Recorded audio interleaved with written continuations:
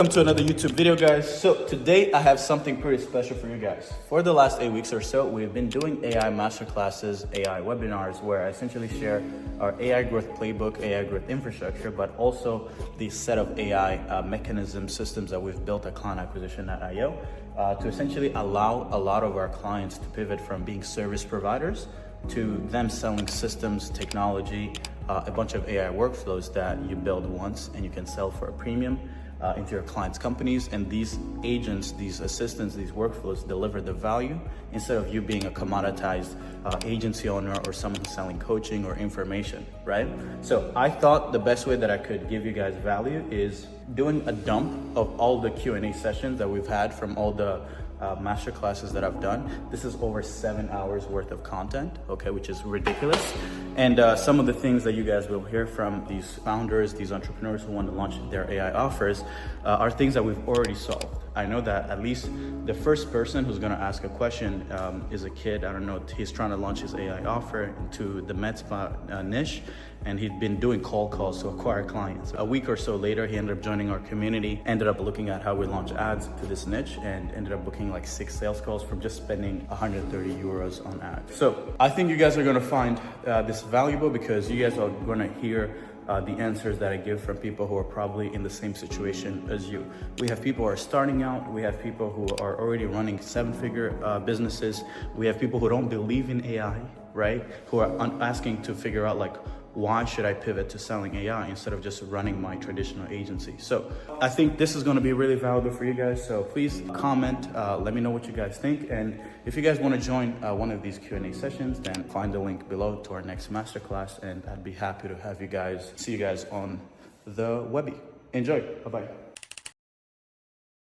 All right, cool, perfect. So we're gonna be doing this call for everyone who kind of like joined, who had the VIP ticket, and also for NBL. So the goal of today's session is one, to answer all the lack of clarity for anyone who's on this call, right?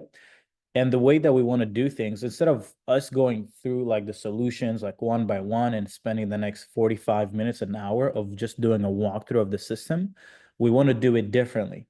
We want to have the initial kind of like indicator be your question, and then depending on what you're curious about, then we answer that and go more in depth on the system. We have our systems team, success team, so that they can solve any problem, answer any question specific to your situation. So the goal is we want to answer your questions and not necessarily talk about things that you might not even care about and kind of like waste your time.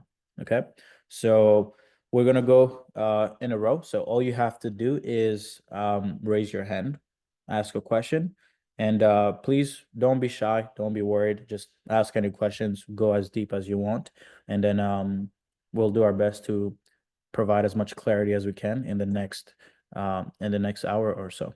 So let's get started. Who want to go first? Raise your hand. D-Way, you want to go first? You can unmute yourself. I think everyone here can unmute themselves. And then raise your hand, guys. So we go in order. Raise it on Zoom. Perfect. Can you guys hear me? Yes, sir. How you doing? Perfect. Okay, so first of all, Serge, big inspiration. Thank you for all the content you do. You're officially the richest person I've ever talked to in my life. That's pretty cool. Yeah, but listen, I recognize the potential of AI. So we basically switched to the business model like 2 weeks ago, 1.5 weeks ago. And I was doing cold calling the other day, ran up like 100 numbers, and I got a guy interested. Yeah. And I'm supposed to close him on a 6K deal. Yeah. That's taking us like 3 hours to fulfill. Because I have a co-founder that does the fulfillment, and it just like blows my mind. Because yeah, I worked minimum wage jobs for 10 euros an hour, and it's like, bro, that's like 300 hours of work, you know?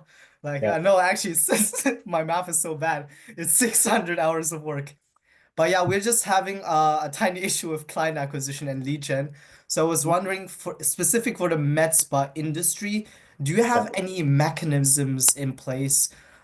Because we were mainly looking at ads, Instagram automations, because everybody in the MedSpa industry is basically on Instagram, and cold emails.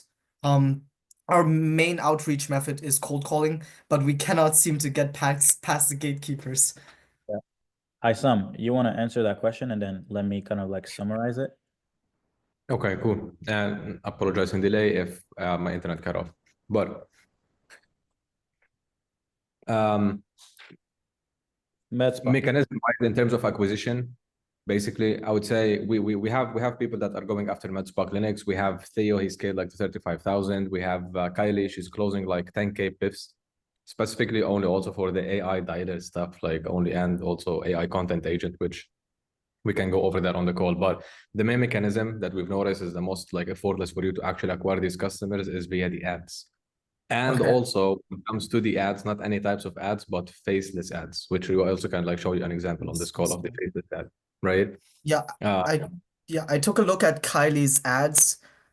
They seem to be very basic, and faceless, but they seem to work well. So it dropped from I think 70, 80 cost. Sorry, it dropped from $100 cost per lead to $7 cost per lead. $7, And motherfucker, and the what? cost, the cost per calls like were yeah approximately like 10 and Okay, right. At same this like point, with the basic that's content, we've crazy. noticed that like actually caring not only for the med spas, also for the contractors, for like any other industry. We're leveraging that a lot now. Even we start leveraging it for client acquisition, right? And usually with ads, you can create cases as this all the time, right? Like you might create 10 ads and you might like only two of them, but all would perform except these two. It's not what we like or what we think is basic or not. It's basically what the market is reacting well to, you know? So our job is to put as many creatives out there in the market, right? See which one actually is performing the best and then doubling down on that.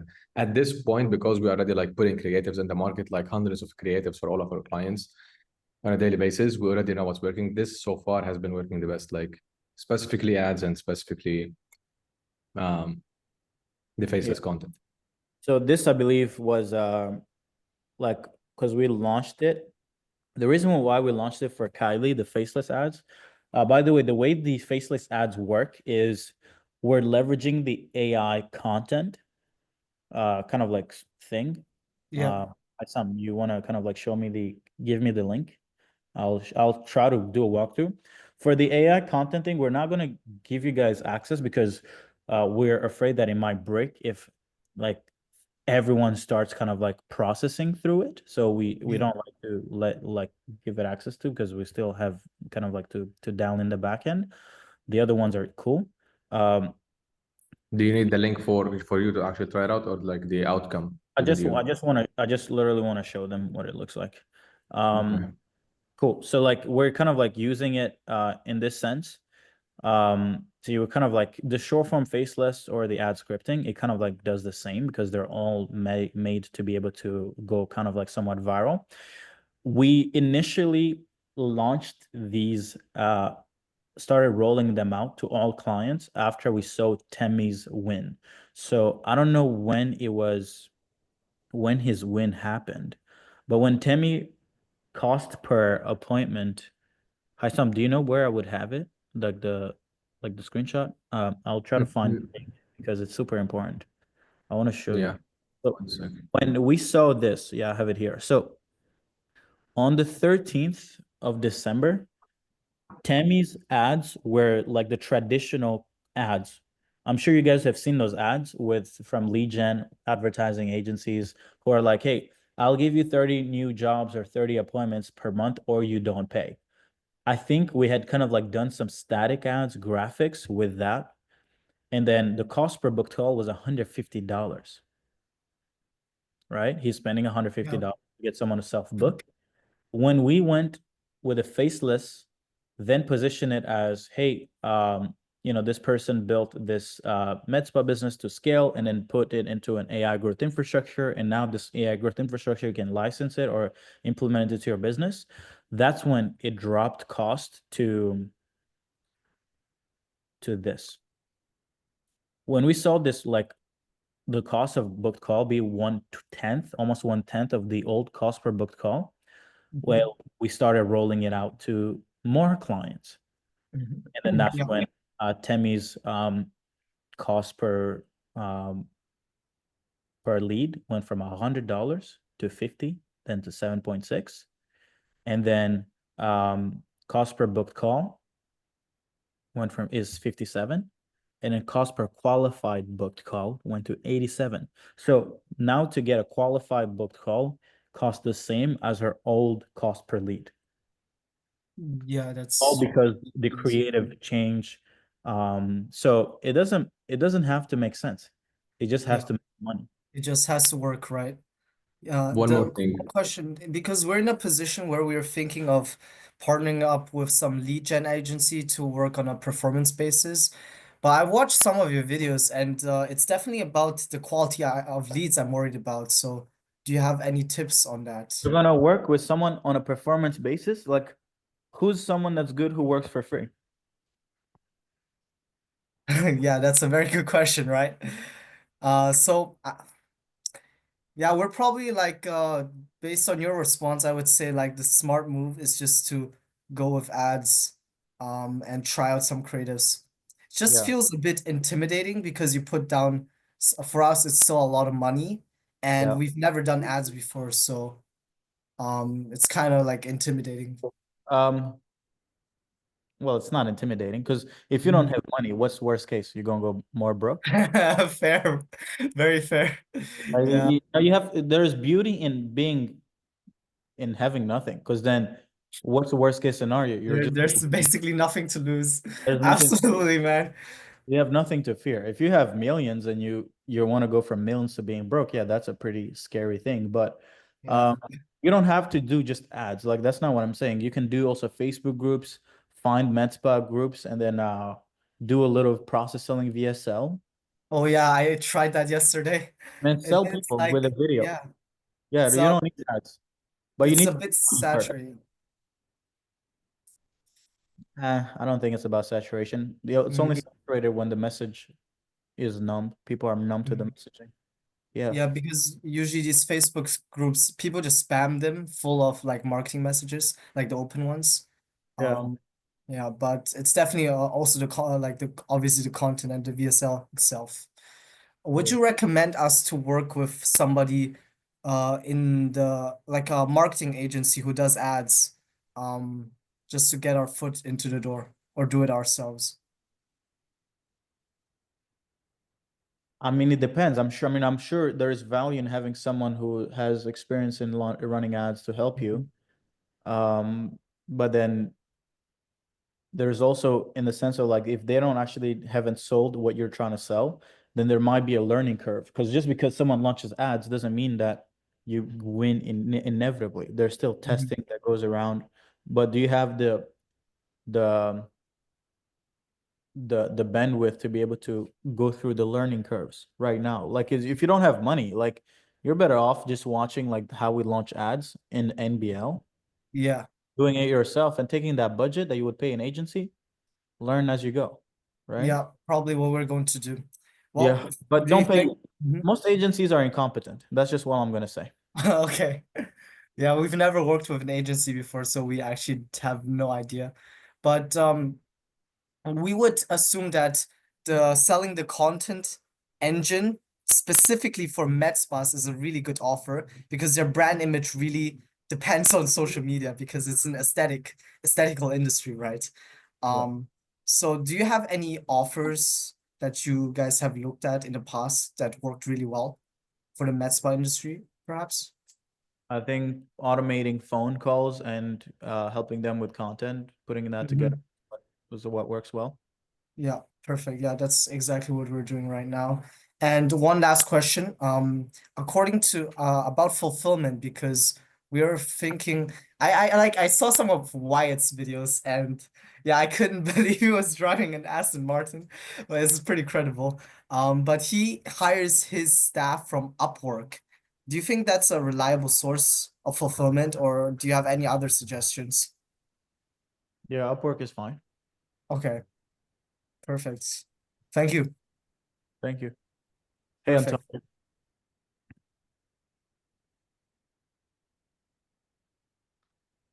Antonio, you're good to go. Audio. You can mute. Yeah.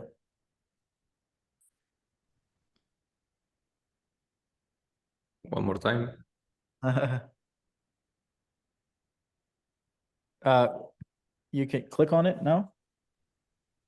Yeah, you're Got good. it. Okay, perfect. Okay, thank you. Thank you very much. So my question is, so we come from obviously from the digital marketing agency environment, right? So we're trying to target pain management clinics, right? So stem cell, regenerative, these guys, I mean, this is a really growing market, right? So we had some clients, some pain management clinics who wanted us to target and get patients for them, right? So we've been doing this for a long time. So one of our main offering that we're trying to put together is target the doctors, targeting the clinics, right? So like offering the services to book the appointments for them. So we have a lot of good business intelligence that we've gathered through the years. So my question is, so should we approach this on hyper targeted outreach based on the specific pain management needs? I mean, or basically just providing educational content to build trust. I mean, because right now, I mean, we've done it directly to the consumer, directly to the patient, trying to, get that, patient to book for the doctor. But if we're Yeah. trying to target doctors or clinics, I mean, what do you think the best approach would be if we're using AI agents for this? So I still do believe this is kind of like one of the biggest issue or the conversation that I have with my team, the one that's kind of like helping with the go-to market for clients. It's, do we go direct response or do we kind of like go more educational, like, kind of like how I kind of like, for us, how I sell is through education first. I don't necessarily be like, hey, let me help you do this or you don't pay, or direct response. I like, hey, educate you first. But for selling any AI solutions or anything that is in demand, we tend to not want to extend the sales process unnecessarily. So what this means, for the main acquisition, we're going direct response, showcasing the solution and the workflow of how it would work, the model of delivery, how maybe it's going to be a little different from the old way. Because here is something that's important that we've learned. People don't just aren't buying the AI, but they're also attracted by this idea of, I can pay you a lot of money once and you plug and play this thing and then show me and upskill me in a way that, like, or maybe my team, in a way that I don't have to rely on you in order to see results, right? Like, as an example for Hannes, that's kind of like how he's doing it. Not only is he showcasing how the AI agents removes and makes the operations more efficient, he's also going in and be like, hey, here's the gap and the different models of fulfillment. There's done for you on this side, which is you've tried to work with a bunch of agencies. You've been burned a million times.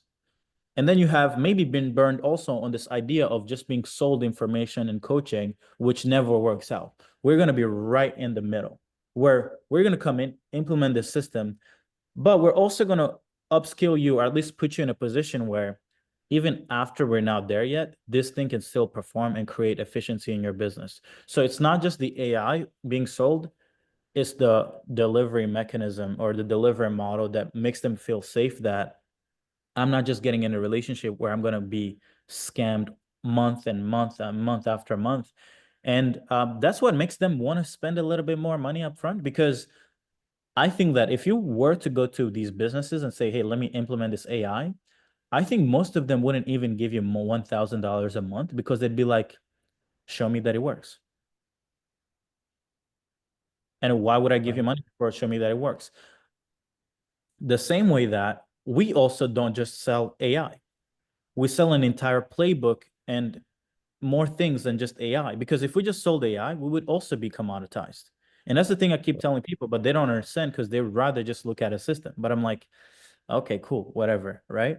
Like OpenAI is a commodity. They're giving you all the knowledge at one enter for $20 a month. What makes you think that an AI dialer won't get commoditized, or like a content agent? So you have to be bringing in other, you have to be bridging knowledge gaps for these businesses, and you have to be delivering something so valuable and do it in a one-off model that makes them feel like it's almost like I'm buying a car, right? Gotcha. So that's kind of like the approach. But we're going direct response. We're not extending the sales cycle by making education. Now, should you not create educational assets? For sure, 100%, right? I don't know if you guys saw when you guys were joining the webinar, if you guys did, the way that I built up the nurturing sequence or even the video series was that here's the thing. The way that it works when you're trying to sell someone, or at least want to turn them into believers, you have the big picture thing, right? But the big picture thing is actually made up of a lot of variables. It's made up of, I talk a lot about, so let me show you guys what I think about when I'm trying to kind of like get everyone to believe into why they should pivot to AI. You can't just tell someone, oh, you should sell AI instead of selling services. They're going to be like, okay, whatever. But then if I start talking about commoditization and I talk about, well, if you're a service provider who sell Facebook ads just like everyone else, then you're going to be competing on price. So then I talk about that. So then I make them aware of something. Then I need to talk about, well, the cost to fulfill. Even if you were to become a successful agency owner or whatever, you're going to have to build a team of contractors. And the more contractors you bring on, the less quality of the service. And not only that, you also lose margins and your clients churn. So you literally just lose on top of losing. Then I need to talk about another variable. Then I need to talk about another variable.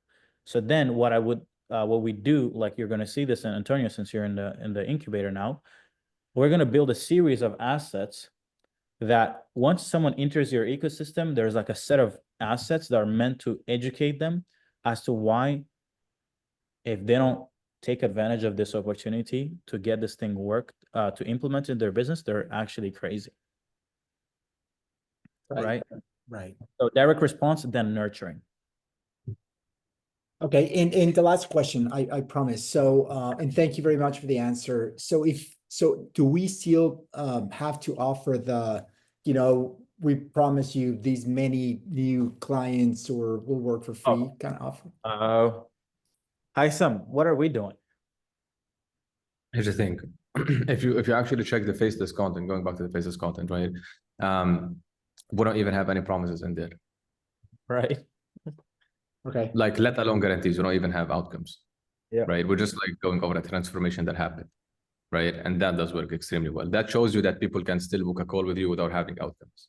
Does that mean that outcomes won't also still sell people? Yes, because the way that you have to think about it, with the ad that you're putting out there, you're not selling people on your service. You're selling people to jump on a call with you, or even to click, to be honest, just on that ad, right? And I'm not sure, I mean, you just recently joined the incubator, but there is an entire like sales process after that, and especially also on the sales call, where you don't have basically to be binded or tied to the actual outcomes that you were talking about in the ad, right? Which I'm gonna discuss with you later on. But here's the thing: if an outcome is needed for you to get as many people as possible on the call with you, so that you can actually let them see the value of what you're offering, then so be it, right? That's how I think about it. As long as we're not misleading people, for sure, right? Everything is like pretty transparent with everyone.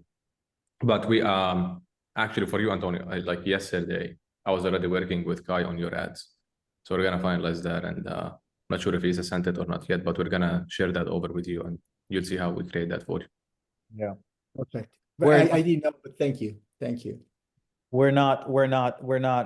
If there's one thing I hate, I would rather go broke than to embrace this trend of I'll do this or you don't pay. Like it's literally, because did you guys see the phases of the market? I'm sorry, I'm gonna just go over in this quick tangent real quick, but phases of the market, stage. I'm gonna show you guys something, right? This is something that I learned. I was listening to this guy who's building Grok. I think, yeah, it's Grok, not Grok like from Elon Musk, but Grok, the guys who are building like language processing units, the thing that makes these AI language models process, think faster, answer faster. And he's talked about the stages of a business, right? And he ended up essentially talking about how there's really only 3 stages of business.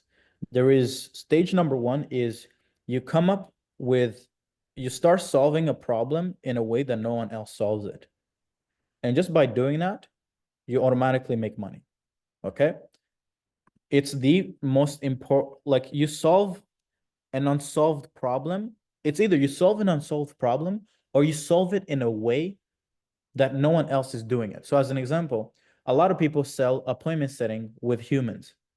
If you go to market, let's say with like a WhatsApp AI, where anyone who has leads can have AI on WhatsApp, have a conversation with them and set their leads and educate their leads without having a human, that alone is just going to make you money.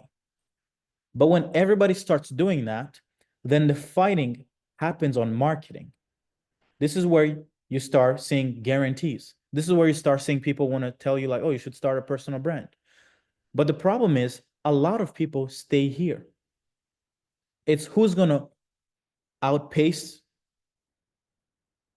create the most boldest claims to try to win the market. What a lot of people in the marketing space don't understand is you don't win here because anyone can copy your ad. Anybody can copy your claim.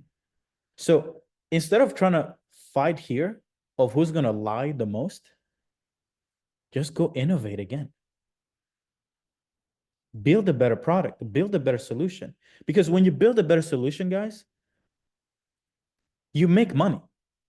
You don't have to yap online. Like even the YouTube, right? Like we acquired like 200 customers from one single YouTube video.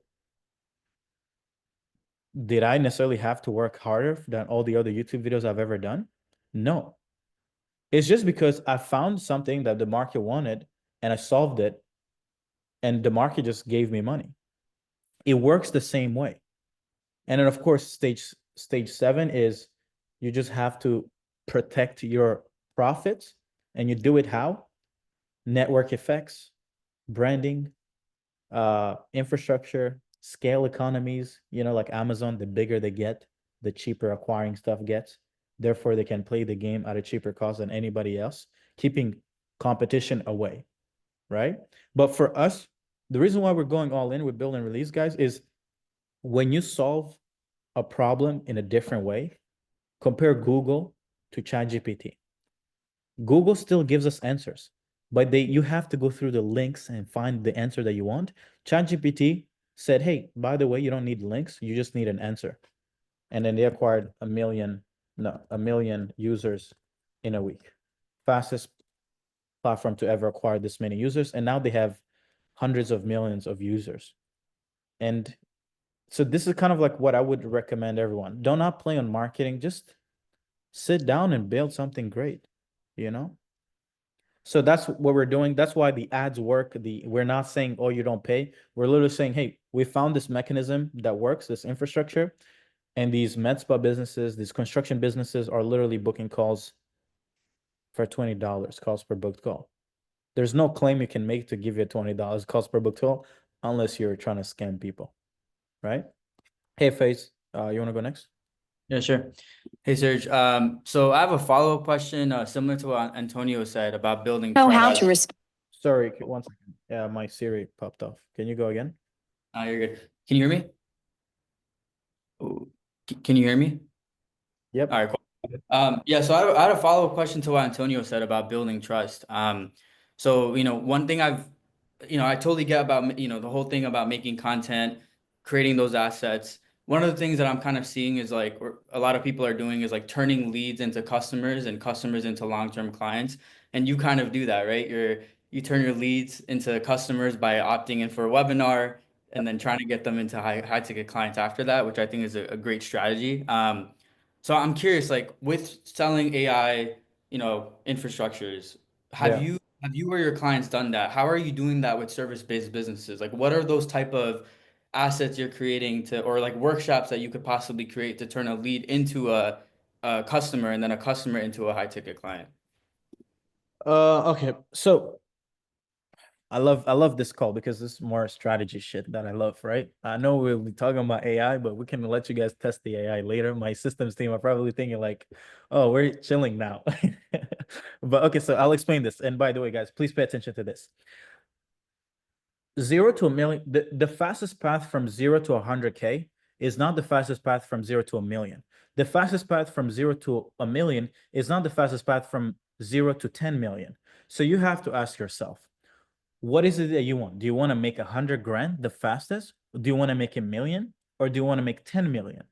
Depending on your goal, strategy will be completely different. So I'll explain.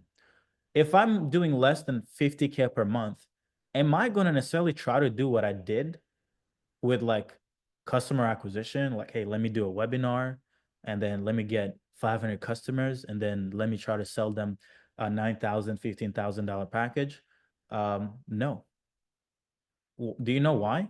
Because the people who worked on the project probably cost me 50 grand in payroll just alone, right?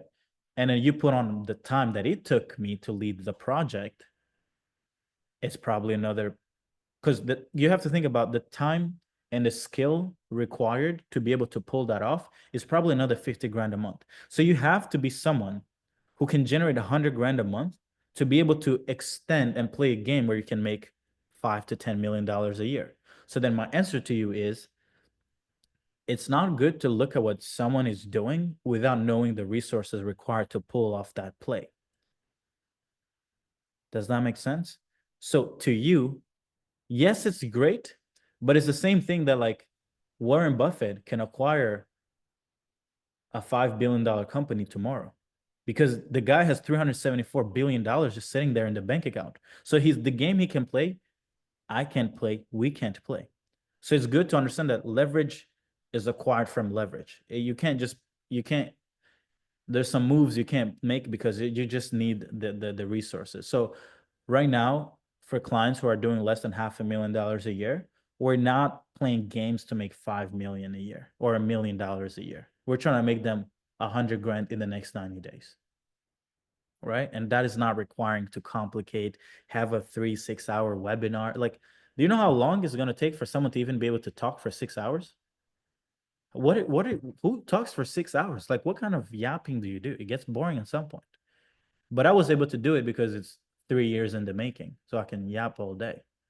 We don't have time to get our clients 3 years worth of information to talk about. Like, it's not scalable. So we keep it simple: VSL, process of VSL, ads, appointment setting systems, sales process, sales assets, so that they can make deals without having to be without having it be a long one, you know?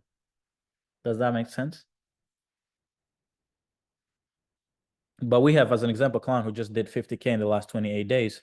For him, I'd be like, hey man, what if we took 15 grand of that and try to turn it into 250 grand a month?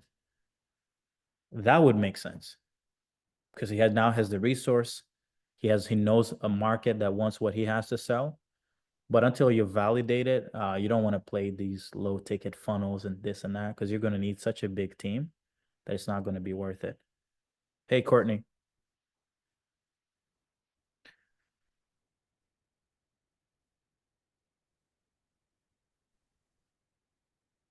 Oh,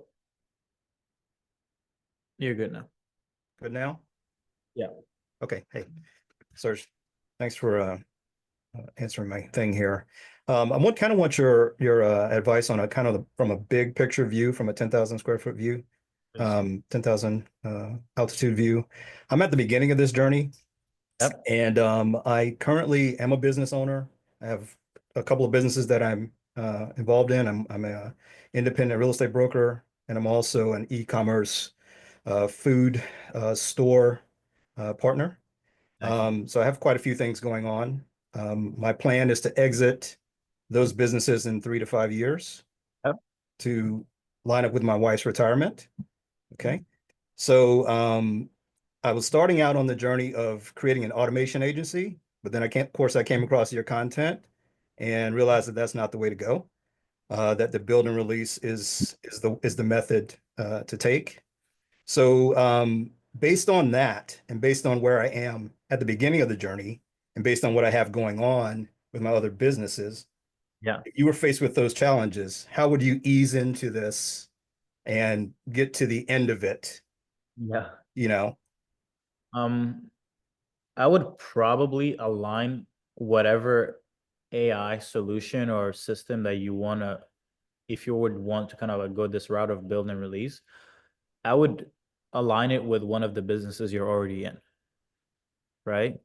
What is a workflow that you can implement into one of the businesses? And then look at the efficiency that it provides for your business. And then from there, go after every single business that has the same workflow internally Okay. and make 5 figures for every single relationship you get into. Because you have to understand, I told this to some of the clients and partners who were on the call earlier. I said that the goal with these systems, because of how fast these AI solutions and systems are going to evolve, there's no point in trying to necessarily be an AI business. The goal is to try to use AI to get in the door of a lot of older businesses so you can then learn to make their business. Let's say I was saying that a cleaning business. If I was to go after the cleaning market, most people are running these 100K, 200K, 300K, maybe at most if they're really good at 50K, 500K a year business. But their profit margins is probably like 20%, primarily because they have someone answering calls to book the calls. They're probably spending a little bit of money on advertising. They're probably scheduling things manually. They have like an assistant that schedules things who's getting paid 30, 50 grand a year. So I would like figure out how can I replace 30, 50% of the admin work, 30, 50% of the ad spend, 30 to 50% of appointment setting with AI content, with AI setting, with AI scheduling, and then go into these businesses and take their profit margins from 20% back to 60%. If I went to a cleaning business owner and tell them that, hey, I can make your appointment setting more valuable. I can help you go viral in the city you're in by making short form content that makes you go viral in that city, right? And then I can also replace your assistant with an admin AI. They'll be like, can you pay me 10 grand? They'll pay you 10 grand. But what you want to do is you can sell like 5, 10, 50 people in the next year or and a half. But eventually what you want to do is you actually want to acquire the businesses. You're going to be like, hey, I want the staff that does cleaning. I'm going to pay you because now you're cash rich, but you're not compounding as much. Because as much as build and release is good, it's a cash rich move. It's not a compounding like generational wealth stacking money for your kids is still going to be here. But Right. the cleaning model, I'm still going to want to have my home cleaned and I don't have time to clean it. Right?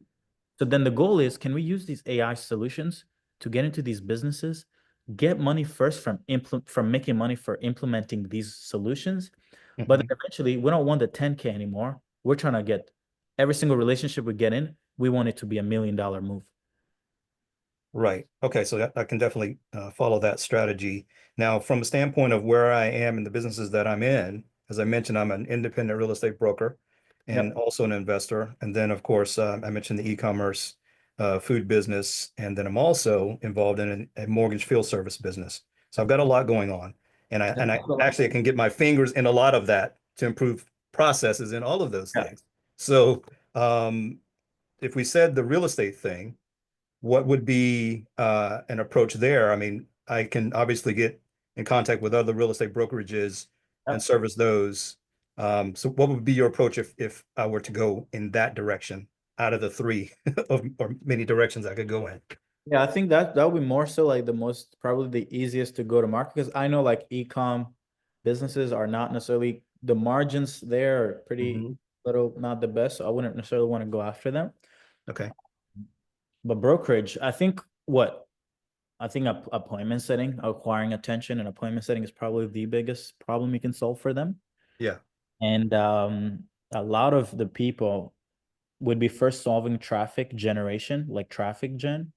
But how can you do it without necessarily telling them? So you have two options. Either you're going to figure out how to leverage AI to create ads at such an efficiency that you drop the cost in half. Let's say you did like we did for Temi, but drop it by like 9/10 of it, right? That would be valuable. Or you could literally just scrape ads and just figure out a way to build a system that does content online so they can get traffic without having to spend much money on advertising. That would be mechanism number one. Mechanism number two is just place an AI setter, whether that be through DMs, And that takes like a few hours to put together if you already have the right protocol, playbook, and appointment setting. And that would be it. Like literally those two things. Let's say maybe they don't want to spend much money. Maybe they give you the lowest we've seen the people sell these for is like $5,000. But $5,000 when the cost to fulfill is like 500, maybe at most $1,000, you're still profiting $4,000 for every single mortgage broker that exists. Right. That's a Right. pretty big market, you know? And that's enough cash stacking to then move to the bigger Exactly. book. Exactly. You sell 10 of them, you collect 50 grand. Maybe cost to acquire 50 grand is maybe 10 grand at most if you're really investing heavily. And then you just repeat, rinse and repeat, cash, go cash heavy. Then you can then decide, okay, what do I want to do? Yeah. Okay. And then you recommend GBL based on what I have going on versus Incubator? It depends. I would suggest, so since we're probably going to need more hands-on so that we can be more and speed to like market, I think I recommend the incubators is the best.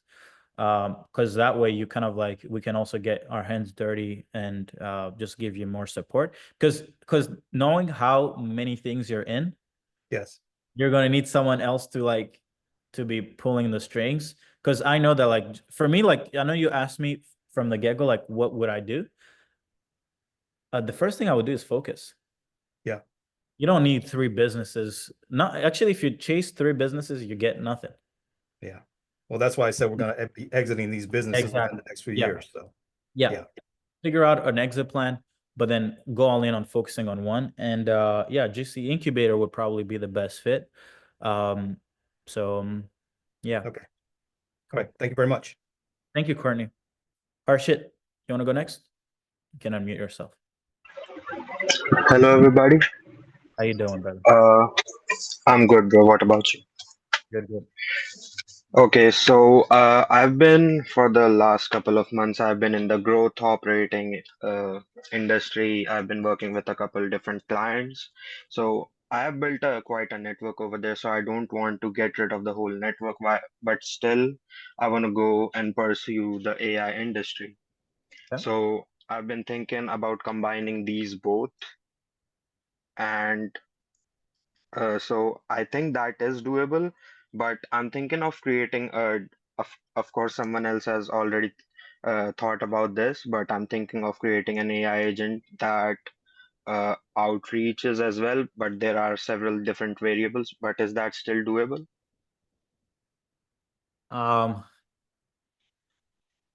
Sell first, make money first, and go build.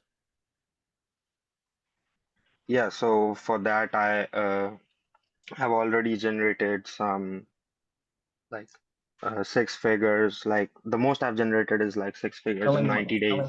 Selling what? The growth operator Wait, like services like build and operating release offers. like what? You're partnering up with creators and helping them build Yes. a cool community and then helping them do launches? Is that what you mean? Yeah, but instead of school communities, I've been building like high ticket offers for them. Okay. Don't change. Just use AI to do the same thing. Okay, Or perfect. you know what? I would be like, yeah, see, this is where things get interesting. Actually, no. What help them go to market, then be like, hey, you don't need setters, just use an AI setter. Then sell them the AI on the back end. That's what I would do. Right? So make 100K on the front end and then make a shit ton more on the back end. But do not try to build, like don't go into a building frenzy where you're like, oh man, let me build this outreach thing and then it's gonna become $1 billion business. It's because it's not. It is not. Someone is gonna release the same tool as you, infinitely better than you, because they have like 50 engineers who are all getting paid $250,000 a year, and you're gonna be like, damn, I could have just stuck to what I was doing. So if you made 100 grand, make 1 million. Yeah, why don't you make 1 million? What's keeping you from making 1 million? All right, shit. You want to unmute yourself and answer that question? Because I want to know why settle for 100 grand? No, that's not really like my point where I want to be. Of course, I want to make $1 million. What I was saying is that I've generated that much money for my clients. So, to be honest, I don't really know how to use leverage. So, I want to study that as well. Okay, so you're probably were commoditized, right? Did you do the thing? Hey, I'll do this and I'll take a percentage of how much money I make you. Yes, Oh man. So that was stupid. you didn't do build and release. You sold your soul. Okay, cool. Yeah, Yeah, and don't sell. Don't help anyone for free. Like respect your time. You don't have much. You have this one life. Like, are you gonna work for free forever? true, Because you know what true. gonna happen to everyone who's watching this? When you do the thing where you help people launch and make money, they're never gonna feel grateful for your service. I've never had Yeah. someone do something for free. Even if I made money after working with them, I've never felt like they were the reason I made money. You have to price for your time for people to respect you. No one will ever, and you know what's funny? When someone pays you, even if you don't help them actually make the money, they're going to be so thankful that you charge them that they're going to think you're responsible for their success. How many people do you see who go through coaching programs and then they praise the coach like, oh my God, this person is so great. No. You did all the work. Has nothing to do with the coach. The coach just guided you and he charged you a bunch of money to tell you something that you could have learned if you just watched a few YouTube videos, right? But pricing, charging is it's value. It gets people to lock in and commit, you know? But if you want to make your own 100 grand, start respecting yourself and don't work for free. Like, what? That's crazy. Hey Soban. Uh, one more, uh, one more question. So I've been targeting like clothing brand owners and online fitness coaches so far, right? But the thing in the clothing brand niche is that during the fulfillment, the profit margin is like so narrow that it gets a bit tricky to, like retain those clients if the profit margins are that low and the charges are like twice as Profit much margin for who? For your clients or for yourself? for the clients, if that makes sense. So let's just say this is a clothing brand owner. He gets a client who wants to make a new clothing brand, launch that. So that specific client for him, that is like the profit margins are pretty low because they're starting a clothing brand. Yeah. So in the e-com space, as usual, the profit margins are low, but we are charging like 6K for the services. So they might think that's a lot. So you guys are essentially building and releasing clothing brands for people who want to start brands. Yes, And your problem is how do we retain these customers? yes. You don't.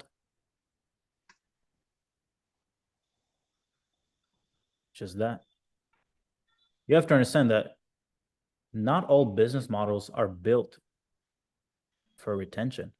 And this is where you see a lot of people in the info space who are like, oh, you should start a subscription community. Start a community. This is the new way to get rich. Really? How many of us have sustained paying even $50 a month in a group? Nobody values information or like help. It's useless. Information is the most commoditized thing ever. So the business model of selling consulting, info, playbooks is charge once, and you better charge a lot of money. And if you want to make more money from that customer, you better build a new product that solves the next problem. You cannot retain people in a coaching info model because why would someone keep paying you for something they learned once? It's like me trying to say, oh, hey guys, I did a Webby last week, but you guys got to keep paying me every week. No, people would be like, are you crazy? So that's kind of like what you guys are trying to do. It's like, how do I retain on one piece of knowledge? No, you better have new, or else you're not going to be So no, so it's a wrong expectation. Maybe build a service behind it. Like if you say, hey, let's source products for people, that could be a service. Reoccurring billing needs reoccurring value. Okay. So think what could be reoccurring. Cool. Take care. Appreciate. Hey, Soban, you can do it. Hello to everyone. Thank you for your presence. Serge, especially to you. Thank you. You've already empowered my mission, and I think you're going to continue to do so. Love it. Thank you. I'm going to Appreciate break out my challenge into 3 steps. it. Okay. What I need Yeah. is that's where I am, and I'll give you all the tools I have to get there. Please. What I need is to master the creation of intelligent infrastructure. Your build and release model aligns with the level of creation I need to be at right now. Mhm. I do not care about making money, so that's not an object. I need to validate my skills through real world creation, so that's why I need the projects. Yeah. Where I am right now is I have used ChatGPT to attain a college degree and to optimize my own life by creating personal assistants. Mhm. What I have to help me is a vision, a spirit, and a global network that spans America, Europe, Middle East, Asia, and Africa. This network includes business owners, influencers, and intelligent creators. Mhm. I feel like I just spawned into the game and I'm at 0 XP. I see that you've built an empire and I appreciate your frequency. Love it. So before I answer your question, I gotta make something clear. There's no universe, there's no building that happens. No one builds anything meaningful without wanting to make money. Like, I mean, unless if I retire, perfect. I think I can help you then. But I haven't yet learned to think in such abundance that I don't need to make money. Like I wouldn't start painting The tomorrow, fact that when making we start music. thinking about money, it becomes a limitation. I don't like limitation to creation. Not really, not really. It doesn't have to be money for yourself. It has to be money for the people you're serving. Because you have to understand, like everything we do is so that we can get out of this rat race and actually start living and being present.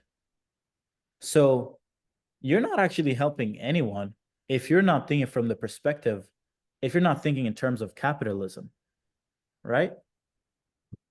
People need to pay for food. People need to take care of their family. People need to give the best things to the people they love. And until they do so, they're living this world of no choices. Do I buy avocados or uh do I buy oranges? If you have to trade, do I buy this car or do I take the subway? Do I do I do I go out and buy this entree, this appetizer, or do we just take the main meal? Do we buy a glass of wine or do we buy the bottle of wine? It's like if your customer is still living in the world of trading, it's like I'm gonna go with this instead of this. We're going on a trip. Oh, guys, we can't bring the kids. We can't bring the loved ones. I don't have enough money for a flight. Like, what? How are you not helping people? You got to help people achieve true freedom to embrace and live life, right? So everything that I think about when I'm building solutions, it's really from the perspective of someone is already on this path, right? Of maybe building, let's say we help business owners specifically. They need to get more attention. They need to get this attention to know what they're selling, and they need to be able to get these people to want to buy as fast as possible. Cool. Out of these 3 layers, what is a solution that I can build from my own expertise and insights that makes the time, that collapses time that they were currently doing or investing resources? That's how I think. So for you, it would be the same way. You said that you use ChatGPT to get, to graduate from college. Cool. There is a market of college students who would probably learn to get more depth into leveraging AI to graduate. And if you build a workflow around delivering a pre-built system or workflow that collapses the time instead of having them learn about ChatGPT and have them prompted the thing and have them learn to use it.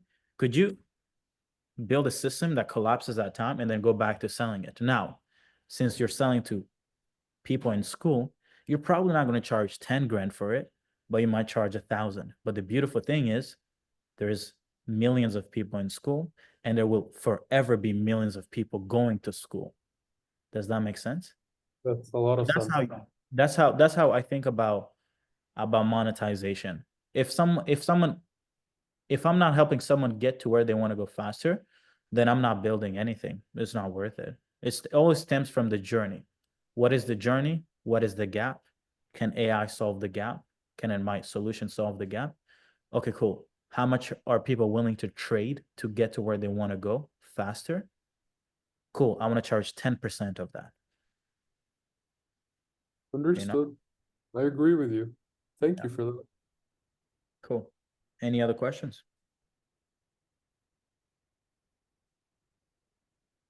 All right. Hey, Shankar, can I unmute yourself? Hey man, how are we doing? Good. Good. You? Good. So I'm completely new to this AI and infrastructure. I'm basically I'm from Dubai. I have my agency as well as I'm a real estate agent working in Dubai.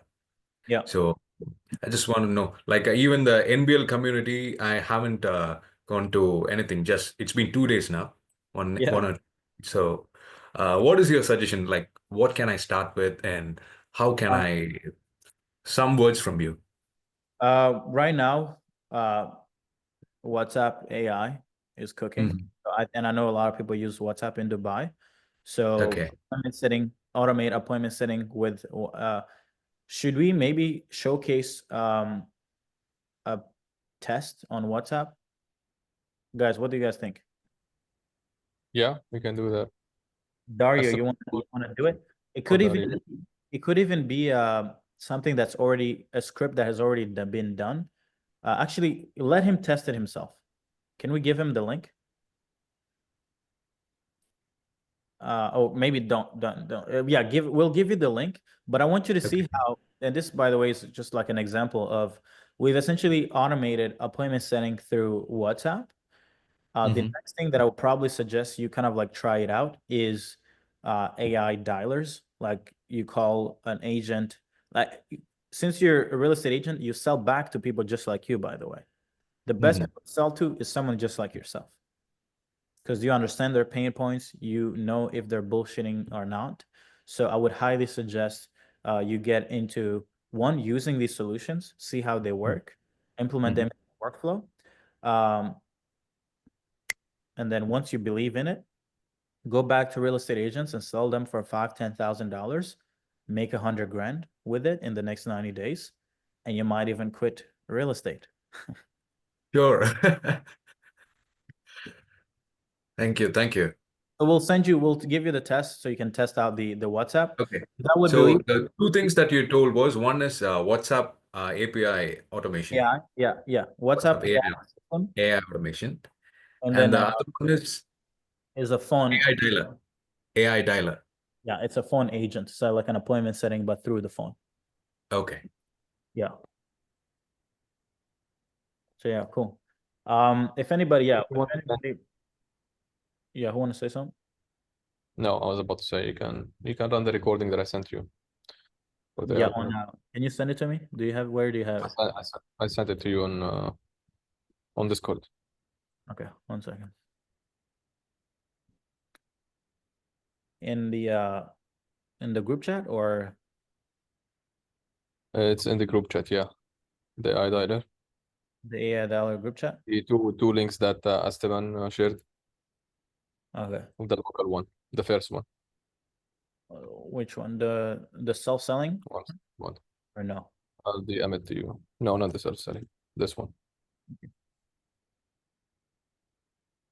Yeah, let me play this so you kind of like get a little bit more context.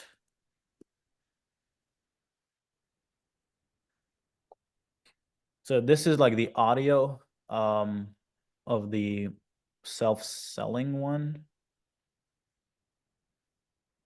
So let's listen to it real quick, then we'll see. Is this Esteban? Yeah, he's speaking. Hi, Esteban. Thanks for taking my call. How's your day going so far?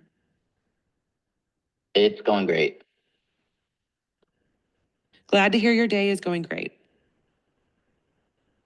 My guess is you're interested to see if AI could potentially help your business.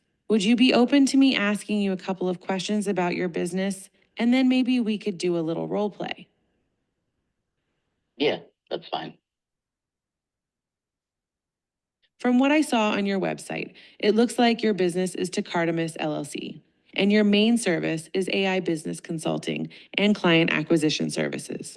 Did I get that right? Yes, you did. Great. Now, this may seem like an odd question, but if you could rub a lamp, just like the classic genie story. And then let's just go through it real quick because these calls do last long. Perfect, Esteban Lopez. I have your email as estebanitacardamus.com. Is that the best email to use for the appointment? Yes, that's the best email. Got it. What time zone are you in, Esteban? Eastern. Thanks for confirming your details, Esteban. Do you have a specific day and time in mind for the appointment, or should I check for the next available slots?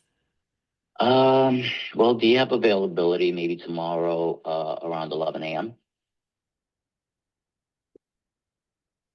Let me check availability for tomorrow at 11 a.m. Eastern. One moment.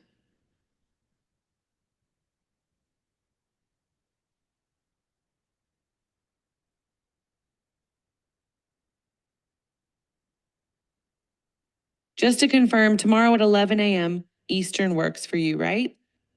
Yeah.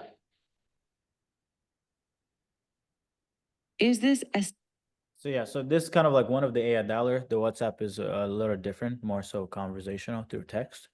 But this, I saw one of the reels even in Dubai was kind of like already going viral. So yeah, things like this would be good. Cool.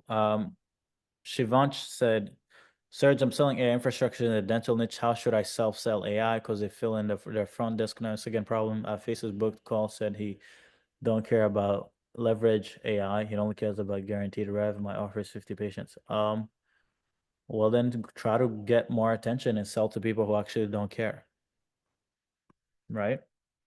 Or maybe you just sold it differently. Like you didn't necessarily provide the level of conviction to actually, because he sold you on what he wants. You didn't actually sell him on what you can provide or what you think. You have to be able to shift the beliefs of prospects. Otherwise, they're going to sell you into their world and you're never going to sell them if they've sold you. Because it's almost like, how is someone who's like wanting something better and can give, almost like they know what they want and they know how they can have it, you're not going to make any money from them, right? So I highly recommend you guys train on really communicating, changing beliefs, really being good at marketing, because it's the only way you get to deal with prospects like these. Because this is like an objection. Like it's not about AI. It has nothing to do with your offer. It's just it's all to do with sales. So it's frame better and make sure you can control the conversation. Don't let the prospects control you, right? Cool. Any other questions? Oh yeah, Regan. You go next. Can unmute yourself. Hey, Serge. Thanks again for taking the time today. Just to I have a couple questions, but I'll try to make it as short as possible. So I worked in the digital marketing space for the last 3 years with a commodity company. They sell marketing, etc. So we parted ways not too long ago.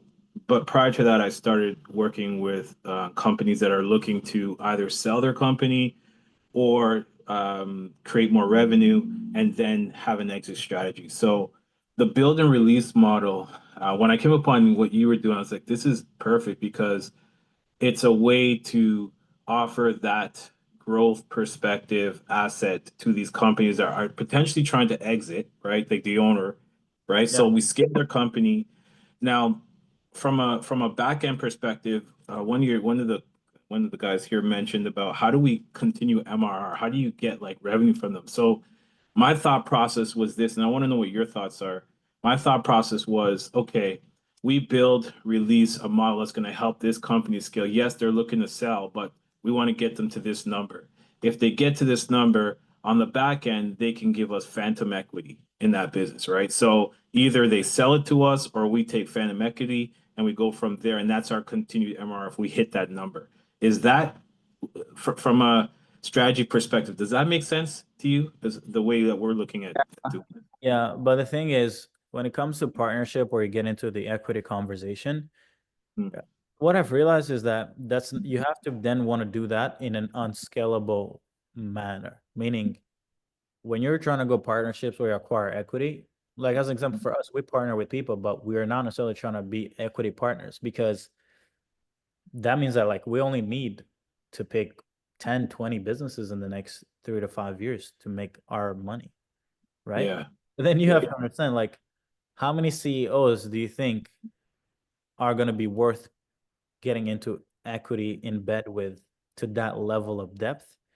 There's Mhm. not that many founders who are dialed in to a degree where I would rather commit to them. You know, it's not like it's like getting married, right? You're gonna have to pick the person that you're willing to die with. Well, in business, most founders are incompetent. Yeah. Yeah. So you have to choose. What do you want? Do you want to put your risk on a bunch of incompetent founders, or do you want to put a risk on you and bet on yourself? And by betting on yourself, it means you have to get all the cash up front, as much of it as you can, and it has to be for the service. And Yeah. once you've served enough businesses and you're like, holy shit, these top 3 guys and girls that we've implemented the system for are legends, then you can entertain the conversation of wanting to actually talk the equity, more long-term partnership idea, even potentially getting into acquiring them, because you have to realize that when you're in a business like this, where you're building and releasing solutions to in a market where there's thousands of businesses that you could do it for, you can make a lot of money really fast. So you can actually get cash rich faster than most of the businesses you're serving, which means you can go back to them and be like, hey, I have $500,000. I want to buy up 50% of the business. Right. Right. Then you can then let them operate while you just sit back, relax, then your asset grows over time. So it's build and release, get a shit ton of cash, capital, then find the top 10 businesses that you've ever worked with in the last 5 years, acquire their businesses, and let them operate. Keep up. That's Keep kind of up. right. And then when you do go to the equity model, you're probably going to stop the implementation business. Yeah. Well, yeah, in one at retrospect, because our angle was we don't necessarily want controlling equity. We just want profit equity. So when there's profit, they pay us out. Even if they have controlling equity, they change the business, whatever, we still got to get paid out. So either way, we don't necessarily own the business. We just Yeah, have but the thing is, no, man, I ain't giving no one profit if they're not, dropping blood and sweat of no, I get it. No, no, that's what I'm saying. So our implementation is to drive revenue, and if their revenue has increased directly in metrics to our build and release, and we're Oh, seeing, okay, cool. you know what I'm Okay, saying? I see what you mean. Yeah, for sure. We have had where we implement and then, hey, this is your current baseline. If in the Yeah, next 90 days, 6 months, we grow the baseline, we want 10% of whatever is above your that's last 90 days. Yeah, oh, for sure. that's what, We've been doing that. We do that. okay. That's Yeah. what I meant by recurring MRR, right? Yeah, So yeah. monthly revenue is because of we hit that goal, we hit that revenue spot, and now they're like, okay, they're paying us a percentage because we did the work. We went in and did that work. That's what I meant, right? Yeah, okay, that works. That works. Second, On, second question. Sorry, go ahead. Go ahead. Sorry. oh, no, you're good. No, my second question was now I'm trying to build a team here. So it's just me and my business partner. But when I'm thinking about a build and release model and building a team, from a strategy, you said you pay out like 50K in payroll. I'm thinking, damn, like that's impressive. So but at the same time, just starting out, like I don't have that capital to pay out 50 grand. So how would you recommend building to build a team to really ramp up and get to that level? I mean, to be honest, you don't need that big of a team. Like just for context, when we were, and I said the 50K mainly on the webinar strategy, right? That's not the entire payroll. But when we were building and releasing like the appointment setting and the VAs, right? Like a year and a half ago, we still do it, but it's not our main acquisition channel. But I had a team of 5 to 7 people fulfilling, and it was one growth consultant, an account manager, one sourcing specialist for the VA, so sourcing talent, one specialist training the talent, and one specialist taking care of placing people. So let's say like 5 people or so, but they were fulfilling on almost 600 grand a month. Wow. Okay, that's impressive. Yeah. But I wanted to give you that example because I wanted to show you the level of efficiency that can happen when you build something once and you just release it, you productize it and you release it into multiple businesses, because the businesses we're going after were the same. So the process, the talent training was the same. So we could just it's like, we're just running through people, the conveyor belt, and just like, The right? scalability is there, essentially. The scalability. Right? So to be honest, you don't even need to hire anyone to get started. Okay. Okay. I could just contract. Extra person, one person is going to be in the trenches because founders tend to be lazy. So maybe like one integrator, someone's actually going to be more so in the systems, because systems does like you need to be a certain type of person to be really comfortable with systems. So that's one of the hire that I would recommend, like a systems integrator who's really good, and then you guys handle marketing, sales, and you still be in fulfillment. Then that would be it. Okay, no, because I'm thinking bottom line and starting out, I don't have that huge capital yet. I will get there, but that's brilliant. No. You don't need nothing. I mean, I started the client acquisition.io with Reg. She's from the Philippines, and we built up a 30K a month business together. Like we were rolling, right? And then I brought in Haisam, and I brought in a closer. Then I brought in, and us four, we got to 50K per month, to 70K per month, and then we hit 100K per month. And then 100K per month, I was like, fuck, we need a systems integrator. And I brought in a systems integrator. So that allowed us to be more, do more things faster. And that's it. That's history. No, that is like gold for me right now. Thank you for sharing that. I appreciate that. Cool. Awesome.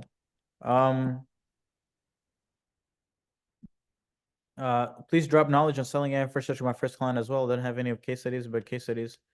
But I don't have case studies, but real case studies and articles that can force their logical brain. I think what you have to, because if you don't know how to sell your first client, I guess you just don't really know how to. So there's this side. It's like, is it that you know how to do it, but you're afraid to actually do it? Or is it that you don't just generally know your first step, right? But if I can summarize, all you really need to do is put together an offer. Like, what is it that you're going to implement? What is the gap that you're going to bridge for them? Put it in a video. Either do outreach to share that video or run ads to share that video. Gauge if there is interest. If you're doing outreach, reach out to 100 people plus per day. If you're doing ads, spend $25, $50 a day on ads. Do it for a few days. You should see if it's working or not. And then whoever shows you interest, get them on a sales call. If you don't know how to sell, Hormozy has done a lot of videos online in the NBL. You have access to it, right? And by the way, you shouldn't even be asking this question if you have access to NBL, right? You literally have everything. So right now it's just a function of you learning, like just watch a few videos. Like, what are you waiting for? Right? It's very effective to give them companies, SMBs, a platform to all agents, optimizing away the time of all functions. Yeah, but Miles, I feel like you're talking like on some. We don't have either. Most people here are not necessarily tech people, or most people don't have $500,000 to allocate to building a platform. Like no one is going to build a platform. Secondly, when you're selling a platform with multiple agents, it's almost like wanting to sell to everyone, so you end up not really talking to anyone. When we're going to market, we're being really specific. One specific niche, one specific gap at a time, speaking in their language so that they relate to what we're talking about. The reason why a lot of these big AI platforms only charge $50 a month subscription is because their business model is, we have raised millions of dollars, so we're not going to go the service route. We're really going to go the automation route, where we're just selling a software app. And for them, they can afford to do that. But for someone whose goal is to get rich fast, you can't build a software, because the software is not going to get you rich fast. And even on the Webby, I ended up sharing these kids who've built these platforms to $1 million, almost $2 million in MRR every month. But if you guys listen to their story, these kids have already exited a business. So they're not trying to make money, work for money. They're trying to build an asset that makes money for them. So it's really important to not confuse. And this is where, like, it's so important to understand different business models and the different pros and cons to it. Software is great.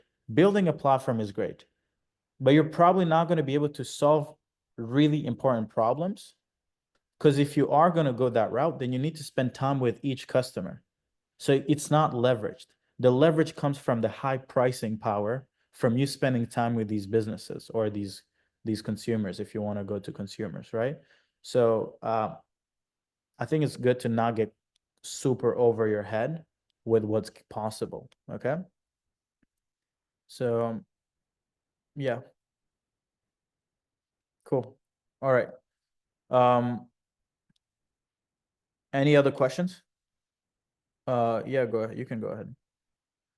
You can unmute yourself. And then Yeah, this is not so much of a technical question, because yeah, it's just like does your life, like how much does money impact your life? You know? Like does it make you happy for a while and then it just creates baseline and you want to chase more, like everybody says? yeah, money. How does money impact you? I don't think making money necessarily makes you happy per se. But taking care of people, giving money away, like helps, right? Like I think that gives you happiness, being able to take care of other people. But it does for sure like solve a lot of the problems that most people deal with. Like I can't remember the last time I've had to choose about what I want, but I'm also not someone who desires a lot of stuff. Like I know what I like, and I just like the things I like. I like my car. I like the place I live in. And that's it. Like, just let me cook. Let me build a business. If you get into business for the sake of money, though, like you're not gonna end up building. Like if you just fall in love with the chase of money and the rush of it, you're gonna almost want to optimize for short-term success all the time, which is where you end up going out of business. So instead of falling in love with the money, you have to fall in love with evolving and having an impact and becoming smarter and better. And I feel like that's more sustainable. It's like an insurance policy to never fail. I see this a lot with the companies that we work with, is the smartest and the people who scale the fastest aren't the people who care about money. It's the people who are generally, yes, they get started with wanting to make money, but then they actually become super excited about what they're doing. And then they spend every day wanting to work on it, regardless if they're getting paid or getting that dopamine hit from making money. Yeah. Like that is the difference. Like it's almost like it's a more sane, more pure way of Yeah. pleasure, which is like when you start getting pleasure from working and doing hard things, Bro, reminds me of Hormozy so badly. Like, I like his philosophy a lot, you know. no, He just I'm not on the level of Hormozy where it's like I'm Bro, a fucking nihilist. I don't care bro, about you're gonna let's get there though. yeah, no, I'm Yeah, driving, of course. 100%, 100%. He can choose to drive his what is it? He was driving a Toyota making 20 million profit. I'm like, for Yeah. you, bro, but I need a Porsche, Or dude. like, So you have to decide what's gonna be for you, you know? But no, absolutely. okay, speak soon. Bye-bye. All right, amazing. Shall we get started? I know some of you guys are already kind of like in the program, some of you guys are in NBL, so this might be a little mixed. So some of these questions may be a little bit out of order and out of context for some people, but so just want to put that context out there. But shall we get started? And as we get started, maybe everyone introduces themselves. I think that would be good. Context, what are you working on? So that I'm more aware of the background. Jerome, you want to go first? 1 second. 1 second. 1 second. I can't hear you. Is it me that I can't hear you? Or can you guys hear him? Yeah, you can't. Okay, you guys can't hear him either? Okay. I think select your mic, look at Zoom, and choose the right output. Yeah, should be. Now you're good. Now you're good.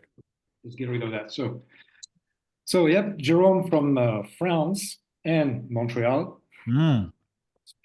Share my time on both Welcome, welcome. sides. Bonjour, bonjour. Actually, I just signed, I logged in and with Gurn, so I will be joining you. Nice. So I'm very happy about that. Yeah. I'm working on the helping consulting firms for now. But we may Nice. have to review that depending on your data. Yeah. But I want to work with people who are selling expertise and helping Yeah. them essentially with the trust issue. Yep. So I want to go in deeper for that for now, but That's perfect. That's perfect. Yeah. I do believe that one of the things that for me, and you know, just a little bit of kind of context, for me, one of the things that I think is a great opportunity is there's a lot of people who are selling expertise, but who don't know how to put that expertise into AI workflows, into AI agents that can actually deliver the work. I think once people figure out a way to work with these platforms to productize their knowledge in a way that clients can go through an agent and not necessarily have to speak with the actual founder, I think that will be something really where there is like a great opportunity to literally sell just the transfer of knowledge into systems, into technology. So that would be something to look into, and I think there's a lot of money to be made there. All right. So yeah, but welcome. Amir, you want to go next? Hey, how you doing, Serge? All good? Good. Yeah. Well, right now, I am automation specialist. I'm on the world like 1 year ago. I started, and right now I'm transitioning to have my own agency, okay? And aiming basically digital marketing agencies because right now I am on the operation manager on a info product business on the Spanish market, doing around 6 figures per month. So we worked also with basically digital marketing agencies and other info products, and I see how they have the problem of the operations, okay? Of, for example, when they try to scale with so many clients around, for example, small agencies with more than 5, 6, 7 clients, they start to have a lot of different problems on the operations, on the fulfillment, and that is why I basically started to build my offer that is the smart agency, the smart engine for agencies that is with 3 parts, okay? One is with Airtable and a control tower, something like that. And the second part is automations.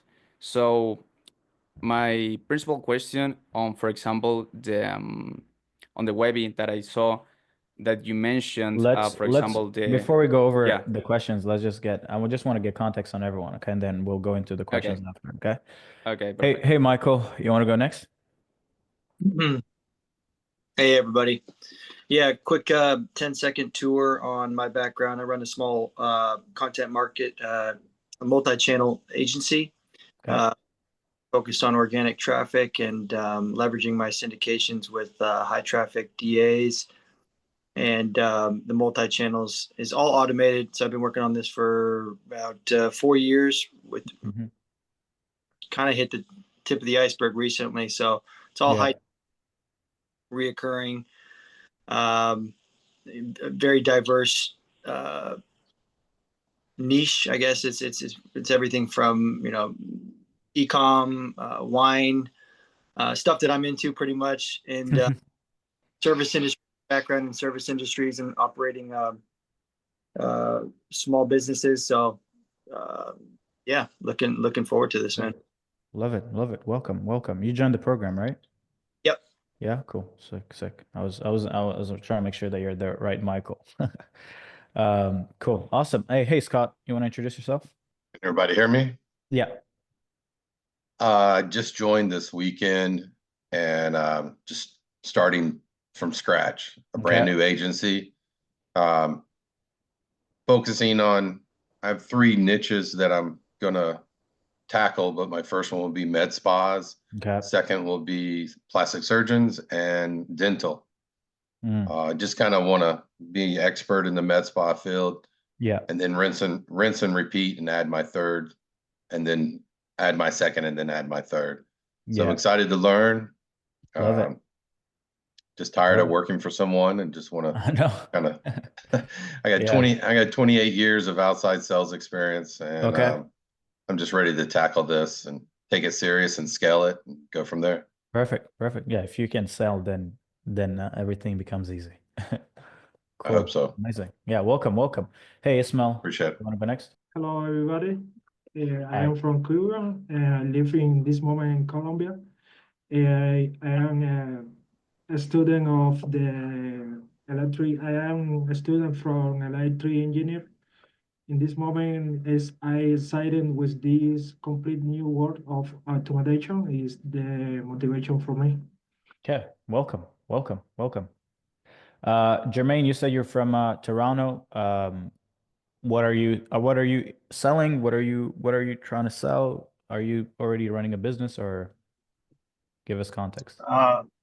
As of right now, I started a business not too long ago in real estate space, trying to, build my offer in the virtual space, virtual reality, and having this type of automation just would be like great for like real estate agents, people who are in the real estate space. So I'm in Toronto, Canada.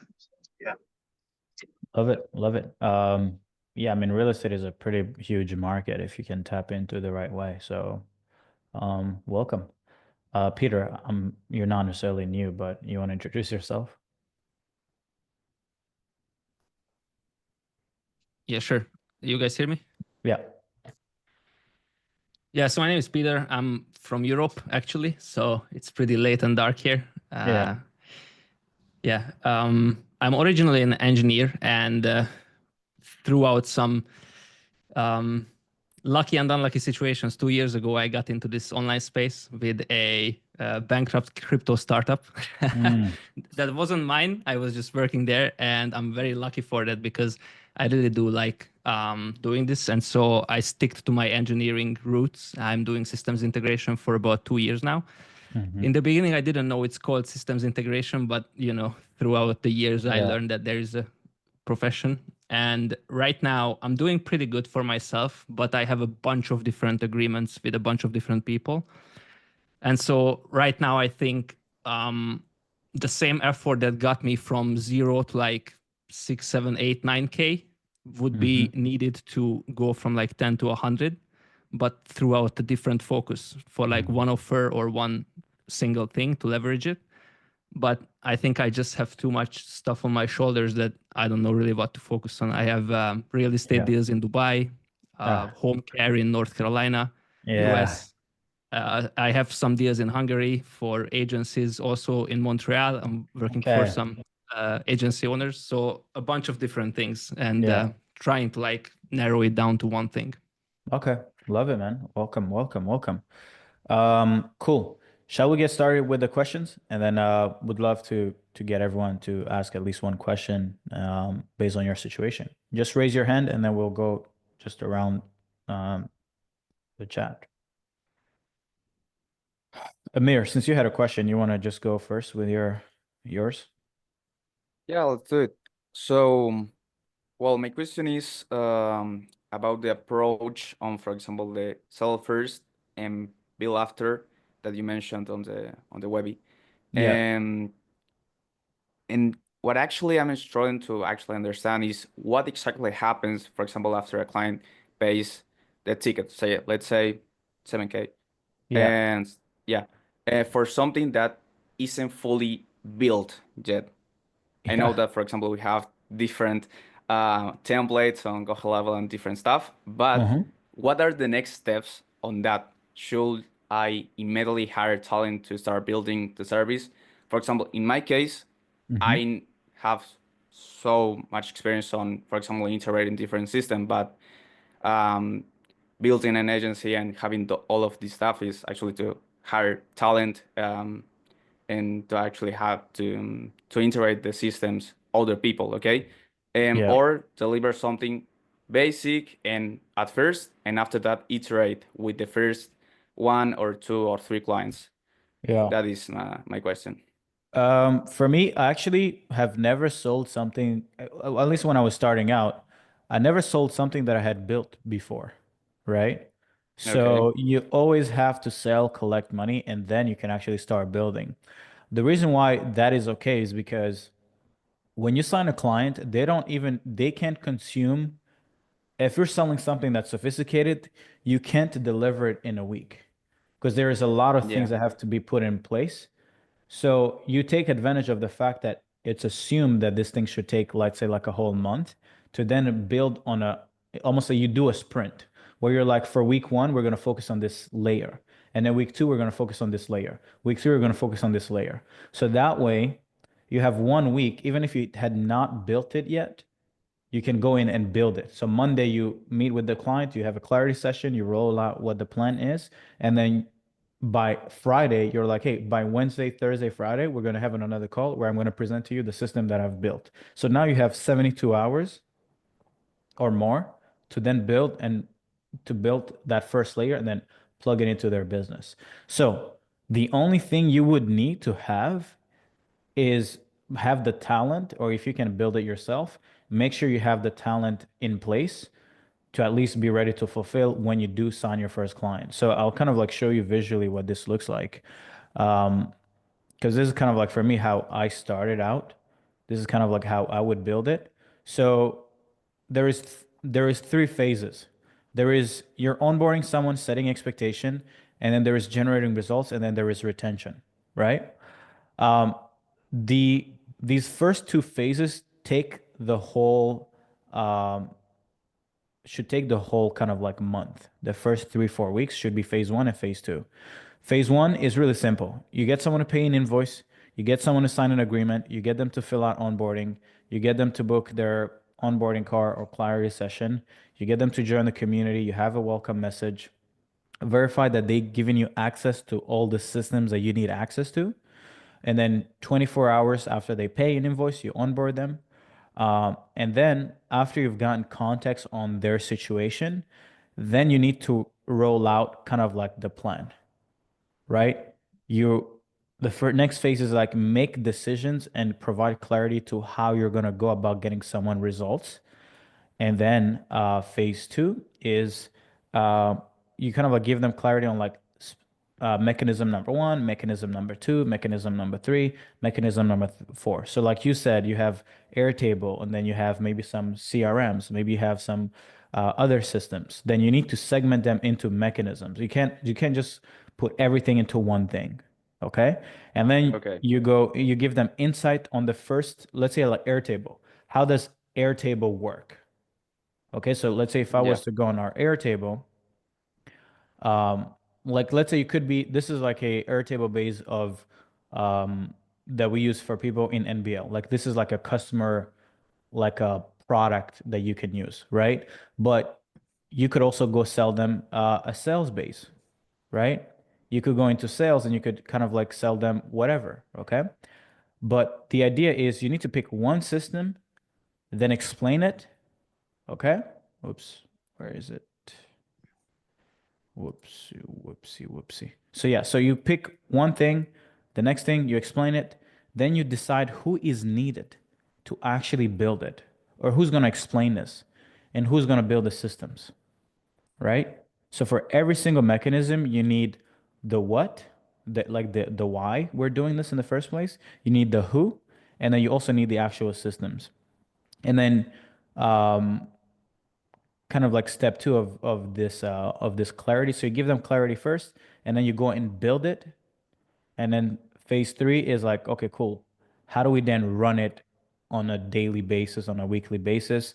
This is where you kind of like show them how to run the system or the AI solution or the team that you essentially place into their business, you know? Okay. Okay. And then, but yeah, if that makes sense. Yeah, super clear. Yeah. Now, for retention though, like one thing I can tell you about an offer that is related to operations or systems is that a lot of people don't actually see value in it. Like they don't know what they don't know, right? So an offer like yours is actually going to be a little harder to sell or scale unless you do a lot of content beforehand. So people kind of like look at content and they decide that, oh, okay, I see it, I see the value, let me buy. But like to go to someone and say, hey, here's 10, it costs 15 grand or 20 grand for this system, they're going to be like, I don't know if that's valuable, you know? Yeah. Yeah, so well, I start to make content. I have a few videos on YouTube talking to the ICP, like agency owners who are on mess operations and want to scale, Yeah. talking about different problems or of that niche. Good. Yeah, just cook content and focus on one system, and you should be fine. Cool. Next question. Who has a question?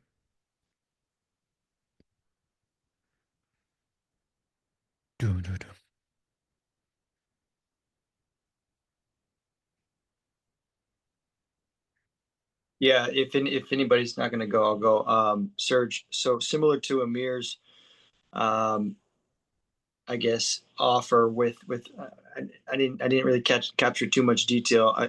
The scenario I'm dealing with is a lot of I'm a very high referral based agency, and so when I loading up this content and hooking my wagon to client acquisition IO, Mm-hmm. I'm going to be working with a lot of different ammo when it comes releasing the floodgates on content. So without muddying the waters, I'm already selling a high ticket content, organic traffic, multi-channel distribution service that's anywhere between, it's a large spectrum, but 25K to 2K. I don't go okay. And I'm doing all the closing, and I have all the fulfillment done on the back end. So how do I I had my call with Brandon, and he seems pretty excited, kind of to parlay this offer. Yeah. The infrastructure build out, and now that I kind of understand the context of the time frame, that first, we'll call it 30 days of the build out, this could work pretty well in tandem. I just don't want to muddy the waters with the offer, the overall overarching. I'm going to be targeting the service industry, primarily HVAC, roofers, initially, to kind of get some and to determine the next pivot from there. But I mean, I have a vast, I'm very comfortable talking to different niches. But what's your thoughts on kind of the organic traffic, content creation, multi-channel distribution model in conjunction with something like this from AI infrastructure, Yeah. lead generation, collaboration? So is your question more so like how do you keep doing what you're doing without and also add what we're going to be doing with you and not have it kind of like mix up and kind of like ruin the thing you already have going? Kind of. I mean, if there can be a cohesive messaging, and I Yeah. think that I'm thinking about out loud is, you know, more and more VSLs, more and more information about kind of Mach 10X's, offer is going Yeah. to this compounding. Okay, now I understand, what it is this guy's talking about versus all this crazy, collage of services. It's Yeah. and essentially a pioneer kind of mindset where I got to just push forward and build this ecosystem of information or like an echo, online. Yeah. I think the number one thing you have to optimize for is that the outcome has to be the same for what you're currently selling and the thing you're going to be selling. So the promise has to be the same. I think when you the how can change, but as long as the end outcome that you're trying to provide, like the what that you're selling them doesn't change, then it doesn't matter if today you're talking about like, okay, here's how you get reach through my current service, or here's how you get it through AI. At the end of the day, you're trying to get them to bridge the same gap. So, but now, personally, I would take what you're already doing and figure out ways. So right now, what you're doing, like the service, the actual process around delivering them results, is it not the same kind of like logic that we would that you would eventually try to replicate with AI? Like, is it that different or is it kind of like the same? Yeah, actually, so most of it is with AI. Mm. So yes, to answer your question, it is, but it's not a commodity in a sense where it would be it would be a heavy lift for a contractor, dental clinic, lawyer to put this and assemble this infrastructure. It's currently in a they're all silo based bots. Okay. So it would, and I was pretty transparent with Brandon. I have other bots I've been assembling and working with developers on building, but I don't want to muddy the waters between my first 90 days Yeah, of yeah. acquisition. But ultimately, I see this as a partnership so we can Yeah. ultimately bring, I'm shuffling a different deck of cards and I want to see. Yeah, I think for like if I can give you an advice is you're gonna focus on one person, you're gonna focus on one system but here's the thing. Right now, even if you were to try to scale what you already have, you would have a hard time because you wouldn't know what to focus on. Who do you focus on? What specific thing out of the whole thing that they actually care about? Because what I've realized about scale is that scale is only possible when you delete stuff. So the people who scale to, let's say, one of the reasons why people get stuck between six figures and let's say $500,000 a year is because within that success, it actually only comes from, let's say, like one thing, like the 20% of the things that they're doing actually creates that level of success. So, but since you've never really taken time to look at data and pull back and audit sales calls and audit who spent the most amount of money, who gave it to you the fastest, you end up treating every customer, every segment, every product as equal. You never really end up figuring out that one thing that you send in an email and the click-through rate goes through the roof, or the booked appointment goes through the roof, or the show-up rate goes through the roof. And that when you pitch the thing on a sales call, people are like, yes, this is what I want. Here's my money. So in your situation, I think we need to pull back and be like, what is that one thing? At least that's after we've launched ads and things like that. And then we're going to need to also pull it back on your entire business. Right. Yeah, I completely agree. It's those little things. I mean, I'm a kind of old school closer in the sense where if I find a target online, Yeah, like, you're gonna. um, and so the cold email outreach has been, you know, I have people in my, the 30,000 out, emails per month, and I'm like 1,000, and I just get frustrated with just shooting 12 gauge. I'd rather focus in on, large whales. Yeah. And so yeah, to your point, I agree. It's gonna kind of take my foot off the gas, but refine and look at metrics and data 100%. Model. Because even from telling me what you're doing, I really can't tell what you're doing. So I wouldn't even know how to give you money, you know? So I would love, for me, what I want to know is, hey, we specialize in helping this person solve this exact gap. Here's why, here's what it's costing them. Here is the cost if they don't end up pivoting. And here's someone else who's doing it, who's getting way more returns than you. And then the pitch is just, is just simple, right? People know exactly what you do. So, but that will come once we have data. So right now, I wouldn't be able to tell you like, oh, just focus on this, right? It just right now we need first to get in the trenches with you to try to figure out like, okay, what's going on here, right? But yeah, but if you already have something working, that's wonderful, like that's good. But I would love to, if you can kind of like lay out like maybe a little loom. I don't know if you sent it to the team of what you're currently doing. Besides of what we're trying to do, I would love to kind of like get a bit more context as to what you've been actually delivering to the market. Yeah, because Brandon, I'll definitely, we're gonna work that out where I can send that to him because he said, I mean, initially, quite frankly, my initial thing was I was gonna put this to the side and I was gonna sell infrastructure solutions as the high ticket, and then I was going to take the bar down, and sell, $3 to $5, $8,000 content media packages as a monthly, reoccurring service. And then he said, I think you should do this together. And I was like, I think that would be really cool to do, but I think it would also muddy the waters as far as, what's going on here. For sure, 100%. But the way that it needs to, so here's also another thing I've learned recently. It's that people stop buying from you when you don't have anything else to sell them, right? So a lot of people who have churn problems, they're like, oh man, clients are churning. But it's like, okay, what else, what other solution have you offered them? And they have nothing else to sell. So like you have to understand that like right now, the goal is not to necessarily like think of it as like, oh, I need to sell the whole entire thing together, but like space it out.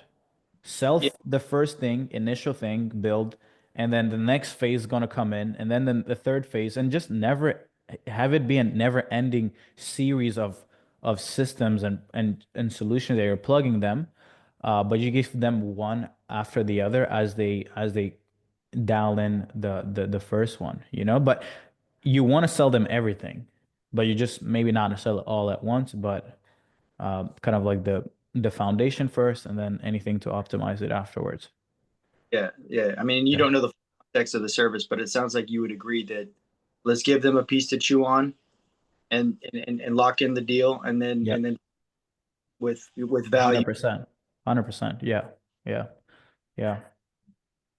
Cool. Or you can just give them a almost like a taste of everything, but at a much smaller scale. So as an example, right now, let's say for clients who are in the incubator, we could go over ads, we could go over kind of like sales systems, we could go over talent, we could go over these AI solutions, but there is levels to every single function. Like the way that I run acquisition is not the same way that you guys run client acquisition. So there's always a degree. It's not like we're not helping you guys with acquisition, but we're not helping you guys with acquisition on how to make, let's say, $500,000 a month. So that's kind of like the logic is you can still solve every single thing, but just solve it in a less heavy, digestible way, if that makes sense. Because here's the thing. If you also don't solve every function, they're going to have it as an objection. Right. Give them that umbrella of capabilities, but micro solutions. Exactly. So I'll give you a context of one of the clients where we have a client who just scaled to like $25,000 a month. They started in like end of February, beginning of March, and they've spent $5,000 on ads. They've made back 25 grand. And one of the things that we were looking at is their close rate is around 14-15% of all the sales calls they jump on, right? And for me, I'm like, you guys are able to convert. I mean, I'll show you guys the stats just so you guys can see it, because I think this is a good exercise for you guys too, as you guys start getting numbers coming into the business. So check this out. So this business, they've spent $5 grand on ads. If you guys can look here, and then their ticket price is $6,000, and their close rate is 15%. But what's interesting is they're closing at 15% when leads are converting into an appointment at 44%. So every lead that comes in, 44% ends up in a sales call. FYI, that is insane. Like, that is amazing. Most are happy with a 10% lead to booked call conversion rate. Okay? So for me, knowing that leads are so interested that they end up in a call 50% of the time, then I'm like, why are you only closing at 15%? That doesn't make any sense. Most people are closing at 20%, even with just 10% of leads that turn into booked appointments. So for me, what I ended up realizing is there is, I mean, of course, some of their follow-up sequences were all messed up. Like, they weren't really nurturing people. They weren't creating the right beliefs to have within their sales process. But another thing that I realized is that they're just selling something that either is not exciting and something where it lacks urgency. So what we decided to do is, I was like, why would someone who is excited about your solution enough to click on your ad and book a call 50% of the time, get on a sales call and not want to buy? And I feel like it's because they lack something new about what they're selling, okay? Or there is an objection that they're not seeing that's making the prospect feel like there is risk to working with them. Therefore, they don't have urgency. So their close rate is bad, and the velocity of sales every month is also super low. But our goal is to try to get them to $50,000 in cash collected every month. But that's not possible because I cannot just tell them like, oh, spend $8 grand a month on ads this month. Because if they were to spend $8 grand a month on ads, this model here of their business will eventually break and they won't be making much money afterwards because their return on ad spend is around 2.9 ROAS right now. And for you to be able to like aggressively scale, you need to be experiencing above 3x return. So what we decided to do is, if we get show rate from 56% to 70%, if we get your closing rate from 15% to 25%, we can end up experiencing a 6.6K return on ad spend. And that's when we go aggressive. Okay? But one of the things that we ended up doing, at least I suggested them, is we're going to be launching an offer where we're going to increase price a little bit, but we're going to be telling them that, hey, for the first 30 days, we're going to spend money on ads for you. And they didn't have anything related to ads. So we're also going to add in AI creatives. What that means is now prospects, when they jump on a sales call, what excuse do they have? What reason do they have not to buy? Not only are you building the system, but you're also spending money on ads to give them the leads and the appointments that they need to make money. So now the offer becomes, do you actually want the results or not? But if you just sell them the system and they still think, oh, I have to spend money on ads, I have to do this, then they have a reason to say no, right? So that's kind of like how we engineer these offers to try to, because you could increase the price. They could go from charging 6K to 10 grand and actually make more money by just simply saying we're going to spend money on ads for you for the first 30 days. Because what that does is it's a better offer. So people are always willing to spend more money, but they're not willing to buy.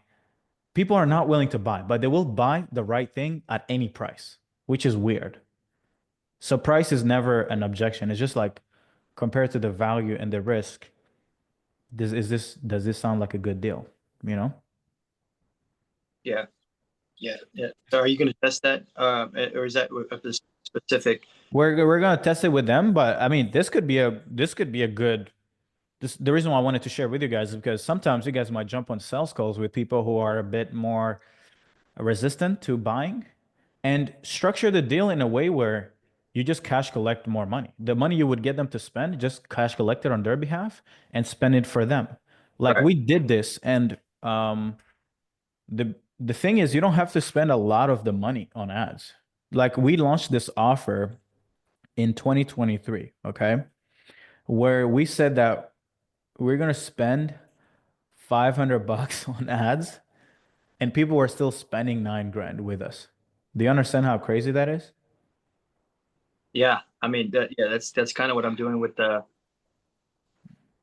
fingers crossed. I'm talking with a guy next month to close a 25K month, and my ad spend is going to be somewhere between in two grand. Yeah, yeah. So just make the thing look amazing. Make the thing look like effortless. Like you just pay and we get to work. Yeah. Right. Yeah, Serge, if the bottleneck was around the sales call, right? If it's 14 to 15%, which is not terrible, right? Yeah, no, it's not Granted, terrible. Yeah.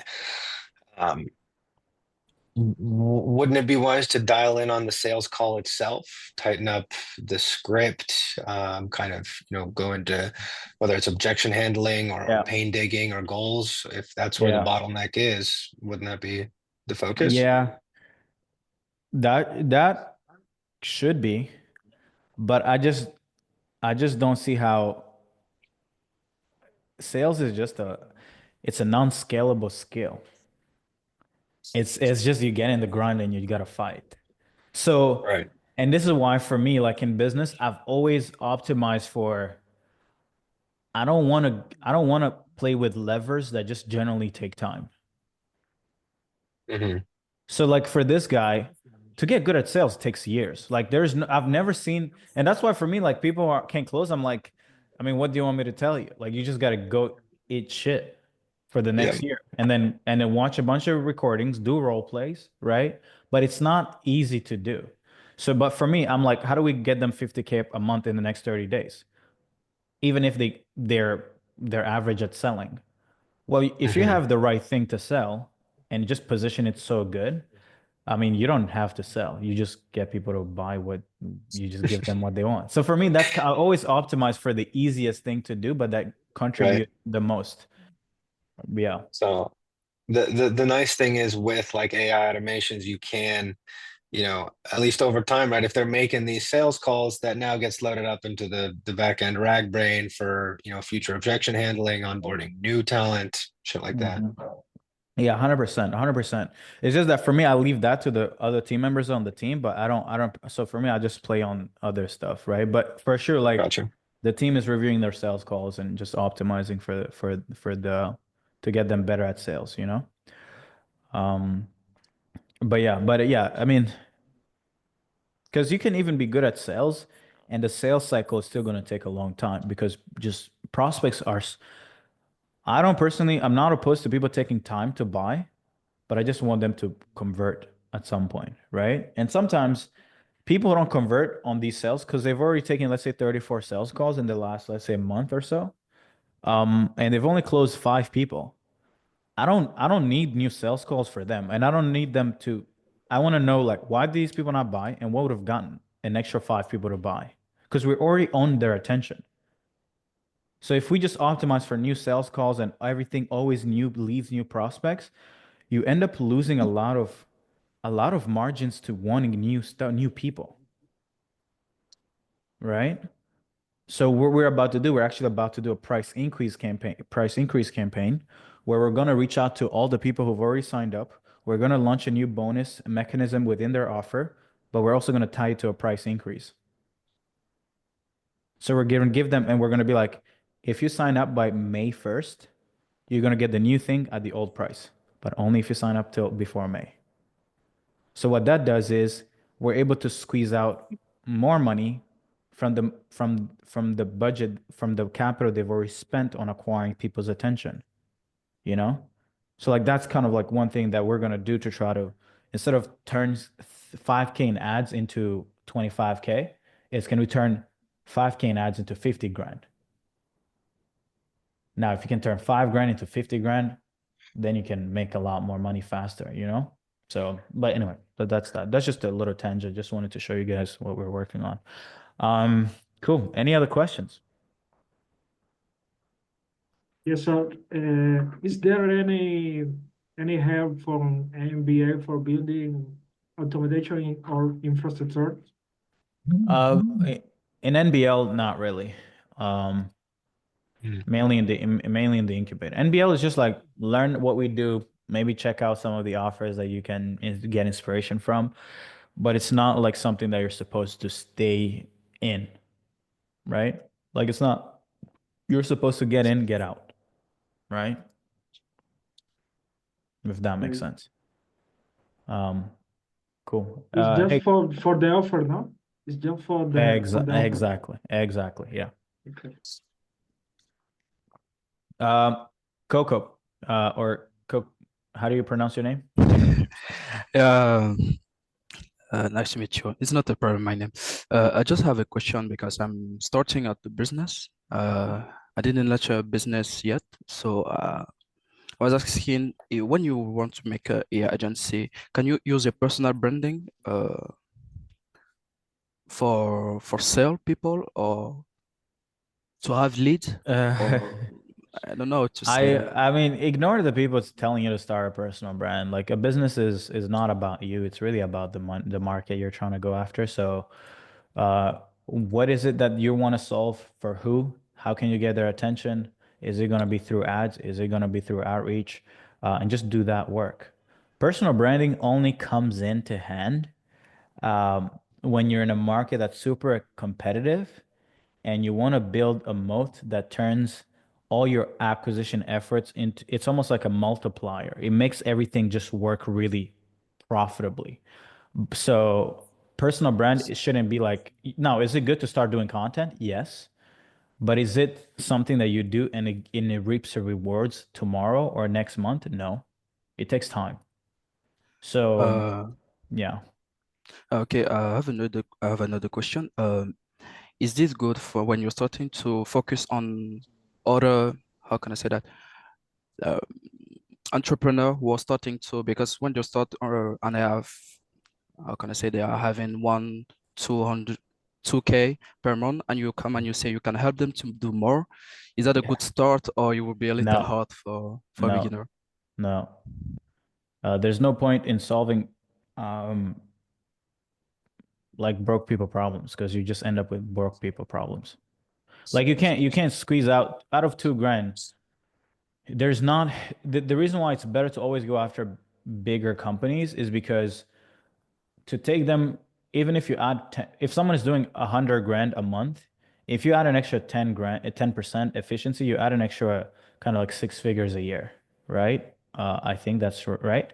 And to add an extra 10% out of business that's already doing 1 million can be as simple as make sure that every lead that opts in or that books a call, that you create a group chat with the closer that they're going to sell, that they're going to be speaking with.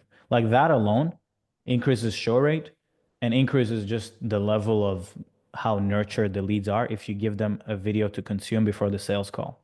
And those two, like the bigger the business, the little efforts it takes to grow them.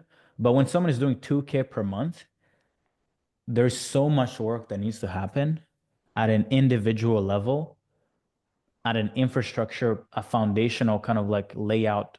They need to find who to sell. They need to find how they're going to sell. They need to find how are they going to fulfill. They need to find systems. They need to understand sales. They need to learn marketing. They need to learn. So are you equipped to solve all those problems for someone? Yeah, I don't think I don't think I can do that. So yeah, no. Optimize find someone, learn how to solve a problem at a bigger scale, like gain an insight into how to do something better than them, right? As an example, like for me, my business, I don't necessarily do things anymore, like implement AI. So if you go learn how to implement AI, I would be willing to give you $5,000 because you had time to go learn something that I couldn't afford to learn because the time spent learning that would just cost me more. So when you're starting out, the thing you have over people who are making more money is time. It's time to learn the things that they won't learn, right? Right. It's time to be in these calls, in these communities, see things that other people are doing, and then be like, oh, wow, this is a great insight. But people who aren't in here in our ecosystem, people aren't watching specific YouTube content, specific podcasts, they're not learning the same things that you are. So you take your time invested in learning, and then you build a business around insights and things that people at the top don't have time, to spend on doing. And then you go charge for your time. Okay. But when you decide to learn, how can you have someone who know how to do that? Because at the beginning, I don't have money to pay him for the time he will spend to learn how to build an AI agency. So how can Why do you feel like you have to pay someone? Because if I decide to have the time to learn how to how to sell the AI agency, so if I don't want to spend time for learning how to build it, I need to ask to someone who knows. So okay, so what is it that you can't find? Like, is it the building? Like, what is it that you can't learn for free or find how to solve for free today? Give me an example. I don't know how to have qualified lead. I don't know. Have you tried looking that up on YouTube?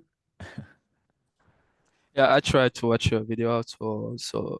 Actually, the first thing I did is how to build is what I'm doing actually. So I don't really learn how to have leads or how to manage an agency.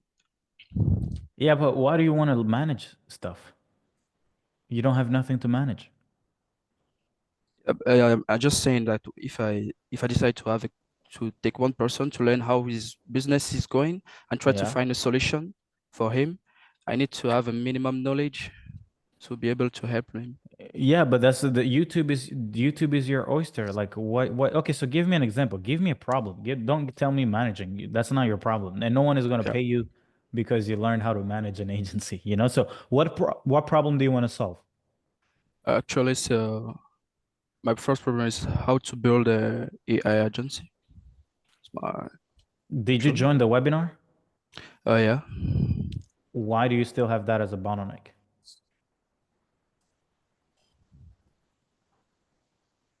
Like what point did I not cover? Is it finding how to build an AI agency? Which part is hard? What do you lack context on? The prompting, how to prompt ChatGPT to be able to do exactly all the stuff I did. Why is prompting what is prompting solve? Who's gonna pay you because you know how to prompt? I want my AI to be able to work well. I don't know how to say that. To be able to work without have problem. But the prompting is important if I don't want to have mistake. Yeah, but you realize that like that's not how you build a business, right? Like, because the confusion for you is coming from you're not sticking to the framework that I laid out in the webinar, which is so the way you're confusing tactical with strategy, right? You're trying to learn how to build a business by learning how to almost like let's say you're starting a cleaning business, okay? You're like, I want to start a cleaning business, but you're the way you're trying to figure out how to start a cleaning business is like how do I buy a product to clean bathrooms? Like figuring out how to clean bathrooms isn't going to help you build a cleaning business. You know that, right? Yeah. Because even if you were to know that you can go buy the cleaning kind of like tools or whatever products at a store, you're still not going to have a cleaning business, right? Yeah. Yeah. First of all, you need to start like who needs cleaning? Okay. For you right now, you're optimizing for like how do I start an agency, but you're trying to know how to prompt. Like no, there's a lot of people who do prompt engineering who don't have a business, So first of all, use the custom chat GPT that I created. Find a market, find a pain, then you can be like, oh, okay, now I see a problem that I can solve with AI. And if within those set of steps, prompt engineering is needed, then you ask ChatGPT, how do I prompt engineer? and that's it, right? But also there is YouTube stuff all over the place, right? So I was about to look something up, but you don't even know what you're looking for, so that's a problem. You know, but just for context, like it's important for me to kind of like pull you back out of the weeds, because you're going to be your worst enemy, and keep yourself. Here's the thing with people wanting to build businesses.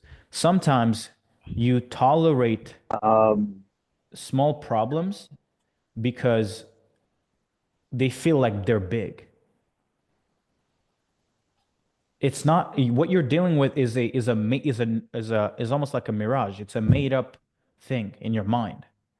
So you're like, I don't understand how to do this. I'm like, no, empower yourself, trust yourself. You were on a 4-hour webinar and you still almost like want to crutch into the lack of clarity you have. You know what you need to do, because you paid for a webinar and it's out there, you have the recording. Why are you not almost like updating your way of thinking from new information, right? Okay. So almost this is more like a limiting belief bottleneck you have than a lack of information, you know? So that would be my advice to you is trust yourself and apply what you're getting access to, instead of kind of like loving the problems you have. Like you got to get over the problems you have, you know, you got to move on, you know? But welcome. Thanks. Appreciate you. Hey, Danny, what's up? Yeah, so I'm curious about your input with, so my persona is remote tech salespeople. Been building a handful of tools primarily around lead gen, lead scoring, but also kind of live on call objection handling, like really in the trenches shit, right? Like I was an SDR for the last year and a half. I just got into a head of lead gen role, so I'm building out the systems and learning to build them. But I've also sold a couple to kind of one-off salespeople, remote tech salespeople. But I'm curious if you would make a separate offer, and the idea is, and it's been going up the chain, right? There's been a couple people that bought the tools, love them, you know, take them, they see their results like pretty quickly because it's AI tools in the sales space. They take it up the chain and then it kind of stalls out, and I don't get looped in at the right time of the process with the next higher up decision maker. So I'm curious what you have to say around that. Is it, you know, a completely kind of different offer at that point? Should I start from the very top and just hunt down the VP of sales? You know, for me, it makes sense to kind of have proof of concept on the ground floor with the actual salespeople. But you know, now that I have that in, you know, 2 or 3 industries, maybe it does make sense to just kind of go straight for the VP of sales with a new offer. Your problem is that like people are loving your product at the bottom, but like you're not figuring out a way to get your hands, get in bigger conversation for the whole like company. Yes. Either the salespeople are like competitive, so it makes, you know, it gives them a cutting edge, and they're like, no, I don't want my team to have this. Um, Yeah. yeah. So we both agree that it's supposed to be hard, right? To sell to enterprise, like it's a long sales cycle, right? So then my question is, do you want to bend the rules of that thing, or do you want to accept it and just play within the length that it takes to sell? Or do you want to just completely avoid the problem in the first place? Like, what do you want to do? Because there are problems that you got to just accept, you know? I mean, we can bend and flex the rules until they break, but I guess I've played that game before too. So are you saying at that point it's, you know, it's a personalized nurture? Is it back to the offer? I just think for me, it's like, what you need to decide. You need to double down on what works and not necessarily try to play a game where you're having problems. So as an example, if I launch a product and I'm selling it this way and people are buying it this way and they're loving buying it that way, I could for sure desire better. But what ends up happening is on the path to trying to change things, you end up ruining the first thing. So from hearing what you're saying is I would try to figure out a way to make my business model aligned with the people who are buying it the most and who are loving it. Because if you acquire enough market share in that first layer of salespeople, you're gonna make noise at the top, so it doesn't matter. So right now, instead of trying to go narrow and get up and or down, like just go horizontal and acquire as many remote tech sales guys who are using it, do content, find people who do content like on YouTube, right? Let's say like for me right now, like if I was you, I would try to figure out like um one second, I'm gonna show you. I want to find people who are potentially already getting the attention from the people that like why you should get in tech sales. Why does this video have 60,000 views, right? And this guy only has 10,000 subscribers. So it's not like he's a famous guy. So then what I want to do is can I get a steal of this and maybe 10% of them are actual people in tech, right? Get them to use my solution and turn them into affiliates, right? But but it's like I want to go where the people are going. Like where's the attention going? Like how can I get in front of people? Because once you have enough of these people, uh, this guy makes $250,000 a year in tech sales. Um, a quarter of a million views. Let's look at the comments. Well, it's not loading.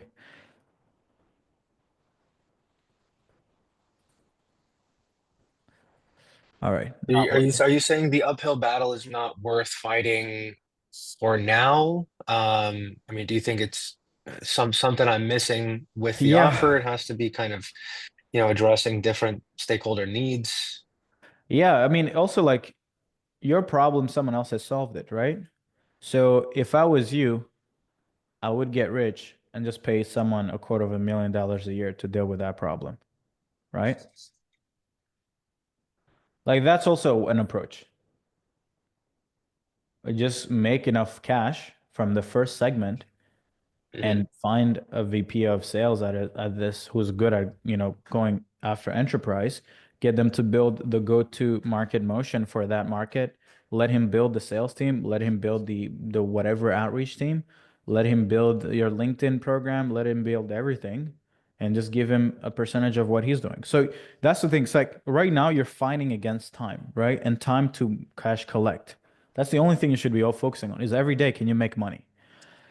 And because even if you were to figure out, right, how to sell to enterprise and you do sell a big deal, let's say like a 7-figure deal or above, one that's probably going to take you a minute to do it. In the meantime, how are you making money? How are you putting food on the table? How are you paying the team? Because even that $1 million deal, you still need to be able to kind of like fulfill. So for me, I always optimize, I think more so of like a capital allocator. My goal is to make money. Because once I have it, I can do anything. You know? So that's why for me, I'm like, if you're making, maybe change the way you structure the software. Instead of selling the tech, sell the tech and help the people get jobs and help people get people into tech jobs, remote sales jobs. So actually build a more expensive premium thing so that you're solving the problem for them in a more sophisticated way, make more money from that market, then make a few $1 millions a year from there, then take those few millions and then invest it into how to actually now go straight to the big fish. Like that would be for me, like one of the beauty of our online businesses is that as we get to our end outcome, we can make ridiculous amounts of money. There's no other business model where you can find the market and then even if they're not the most ideal clients, you can still then realize like, okay, what other problems are these, smaller fish dealing with? solve all of these layers for them in a product, in a information based, in systems, maybe help them build a pool of companies they could apply to, things like that. Just aggregate a bunch of solutions for them, sell it for 7,000, 10,000, sell 10 people a month, make 6 figures a month, then take a good budget of that and then reinvest it into ads, reinvest it into a bunch of reps who can then go and get you in front of the clients you need, because you need a big team. Like I was listening to a good podcast from this guy who's like he scaled a few companies. I forgot which one it was, but they solely rely on selling to enterprise company, like multiple 7 figure deals. And one of the things he said is like, this thing just takes time, you know? Um, so yes, but like if he has a lot of money, you can do anything. You can bend reality, but it takes a lot of resources to do so. Cool. Thank you, man. Yeah. Thank you. Hey, Peter. So my question is, I think about offer and niching. Last December, you had a Webby around Christmas or New Year's. I don't know Yeah. exactly, but back then I had a question about like the solar industry and such. And I'm like, okay, let's start niching down to something. And then I picked the solar niche. I didn't have any experience. And you told me to hire someone who spent on ads on the solar niche, and I hired someone as a consultant, let's say, a media buyer. And so I started to do cold email outbound. I did that for like 2 or 3 months with zero calls or anything. And I kind of feel like I didn't have a lead issue because, I was able to set up from the tech part. I tried like LinkedIn script list, Google Maps script list, a lot of things. And Yeah. I think it's all about the communication, or the offer. I think that's generally my issue. In the beginning of the call, I said I have a bunch of different deals, and I think it's kind of hard for me to like identify one certain problem because all of them are so different. And I'm also kind of niche and market agnostic. Like I don't have like a deep passion for any specific market, and maybe I'm too much of an engineer, but can I also like niche down in terms of like technology, like voice AI, for example, and I do voice AI solutions without focusing on markets, or I'm shooting myself on the foot because I still don't know whom to communicate to? I do think that like you can for sure niche down on the mechanism or the technology you're trying to sell, but people will always buy from the people that understand them the most, right? The other thing is, I don't know why you did cold outreach on solar. Like, why not run ads to solar people? I think it just seemed like a lower cost lead gen option. How much was it? I mean, buying total everything with like the emails and having instantly for like 3 months was like $600, $700 with the scraping and everything, maybe $8. And but you still spent 3 months. Yeah. So it wasn't that cheap. That's true. Right. So yeah, that's the thing. I think you have to understand, like, well, you could have spent that $600 in a week and just gotten results in a week. Right. So for us, like, that's where like, even regardless of how the budget that our clients have, we don't look at money being expensive the same way that I used to look at it before. I look at it more so like in time. It's like, okay, we can do outreach. I could get you 5 VAs to cold outreach to every single solar company in a specific state. But the problem is result is going to be slow. And the thing with cold outreach is you cannot stop, because the moment you stop, all the previous efforts were useless. Right? But on ads, it's a little different.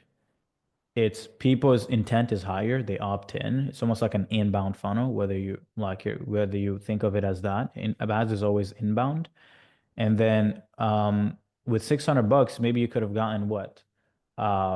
20, 30 leads. And out of 20, 30 people who raise their hand and they want the solution, maybe you convert, I don't know, 15 appointments. And then out of 15 calls, you get one person to give you, I don't know, maybe 5 grand, 6 grand, 7 grand, 8 grand, or more. Because a lot of these businesses are doing more money. They're doing like $1 million a month. So money is not their problem. And then you spend $600, you got 6K back up front, and then you got maybe another 10, 15K on the back end. Like for me, that's how I look at it. So, but you for sure need to call out one person at first. Because if you were to go to paid ads, let's say like, oh, let's implement voice agent, then you're gonna get a little bit of anyone and everyone, but not these people see the value equally. The reason why you niche down is because you niche down on the person who's gonna see the most value from the solution. A voice agent for a person who wants to automate taking call as a receptionist is not going to give you $15,000. But as someone who's using a voice agent to call leads in their sales process and convert leads into money, well, the return is greater. So that's also the logic, why you need to niche down and just have a better messaging.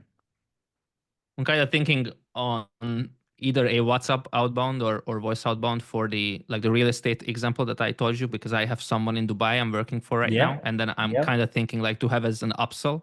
And also Dubai is pretty hot, and also I have some contacts in Indonesia, in Bali. Yeah. So those are pretty hot in the real estate market. So that's kind of like one angle I could go down. 100%. Do you think it makes sense to do like outbound voice drop or text message or anything like that? Because even from the scraped lists, I find that I get 8 times more phone numbers than emails. So I don't know if it makes sense. You can. Which I just don't have a lot of data on that approach. I know people who do. Okay. And I even think there's a client who was doing that as their main business model, but I know it started underperforming, and they're now figuring out ways to just get into other acquisition channels like paid ads or AI, stuff like that. Right? Okay. Yeah. Yeah. But I mean, at the end of the day, paid ads more scalable anyway. So. Yeah. Yeah. And it's just faster. You don't need to go through true. all the pain. Yeah. Thank you. Cool. Awesome. All right, guys. I gotta jump off. Thank you for everyone who showed up today. And yeah, let's get to work. Ciao. Start by getting a little bit more context on you since you just joined the incubator, and maybe answer any of the questions that you may have, right? For sure. Is it okay to unmute myself? Yeah, please drop everything. Let me know where you're coming from, what you've been doing, and what made you make sense of signing up. Yeah, I mean, it's exactly, you spoke into exactly the problem and how to solve it. And the problem being a commoditized agency. Like we run an agency, we've been running it for over a year now in a really niche environment. So we help electromuscle stimulation fitness studios grow their business. So electromuscle stimulation, a whole body electromuscle stimulation. I don't know if you've seen it, but it's like a full body electromuscle suit, and it basically gives you a 4-hour workout in 20 minutes. Wow, interesting. My wife's been in that for over 15 years, so that's the coaching piece. And then the agency side is the part, like I help with the meta ads and with the sales training and kind of like the GHL setup and the operator behind the scenes. Interesting. Okay, nice. Love it. So did you kind of like, was your wife in it and then you kind of like figure out how to scale her and then you wanted to go after other people just like her? Kind of? Yes. So my wife had owned the gyms and she didn't know how to help. Like she didn't know that there was an industry to help other gyms. She had 7 gyms in Dubai, 2 in Germany. She exited in 2019 and then wanted to know like, okay, what's the next step here? And she thought, okay, let's start the gyms again. But then she kind of like the Alex Hormozy story, right? Yeah. Or that's what we were hoping for. Yeah, no, I love it. I think for me, the best companies are built from people who face a problem and then they figure out the right playbook to get out of their problems. And then you turn that into a playbook and a productized kind of like system that you can sell to other people just like you who are just earlier on the journey, right? Like that's the, if they're like, that's where you get insane levels of product market fit.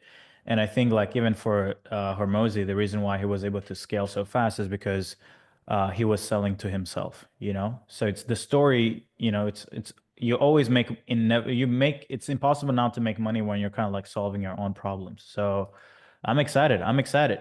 So what do you what has been the bottleneck? Like have you been having kind of like a why did you guys blow up? Why aren't you guys helping every single Great gym question. out there? So most fitness studios are single operators and they're VSBs, very small businesses. Yeah. And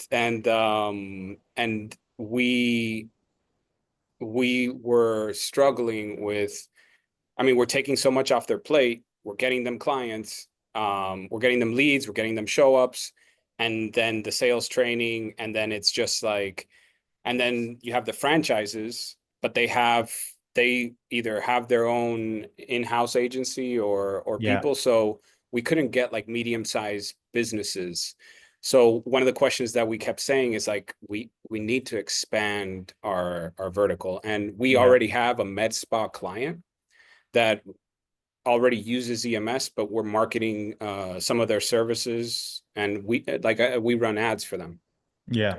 And then, so we've been literally the week that I saw your video. So I was looking up AI. I literally looked up last week AI systems because I wanted like a full package for our agency.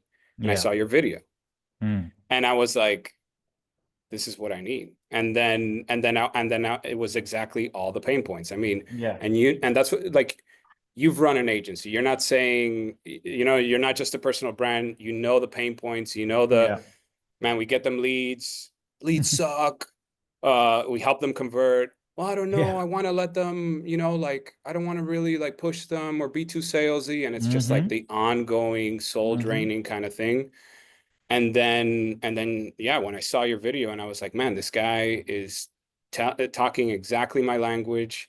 Yeah. And we need to expand our vertical, or I kind of knew that we needed to expand our vertical to just have more target or more availability of market. So, Yeah. and then we said, hey, we already have like 2 MedSpa clients. And then you guys were saying like, hey, LTV in these industries, that we only work with proven industries. And I was like, man, this is speaking exactly to where we need to go. And then I've also heard like Russell Brunson talk about, it's not the who. I mean, it's not the how, it's the who. Yeah. Yeah. And I'll be honest, I went back to like that, where I was like, okay, how to do this. And then you also spoke into that it's like, man, there's so much noise in the AI space, and you need this and you need that. And it's just like, it's exactly what you said. We need something workable that we can implement and let these people have that infrastructure, that business in a box. Yeah. 100%. So yeah, man, Welcome.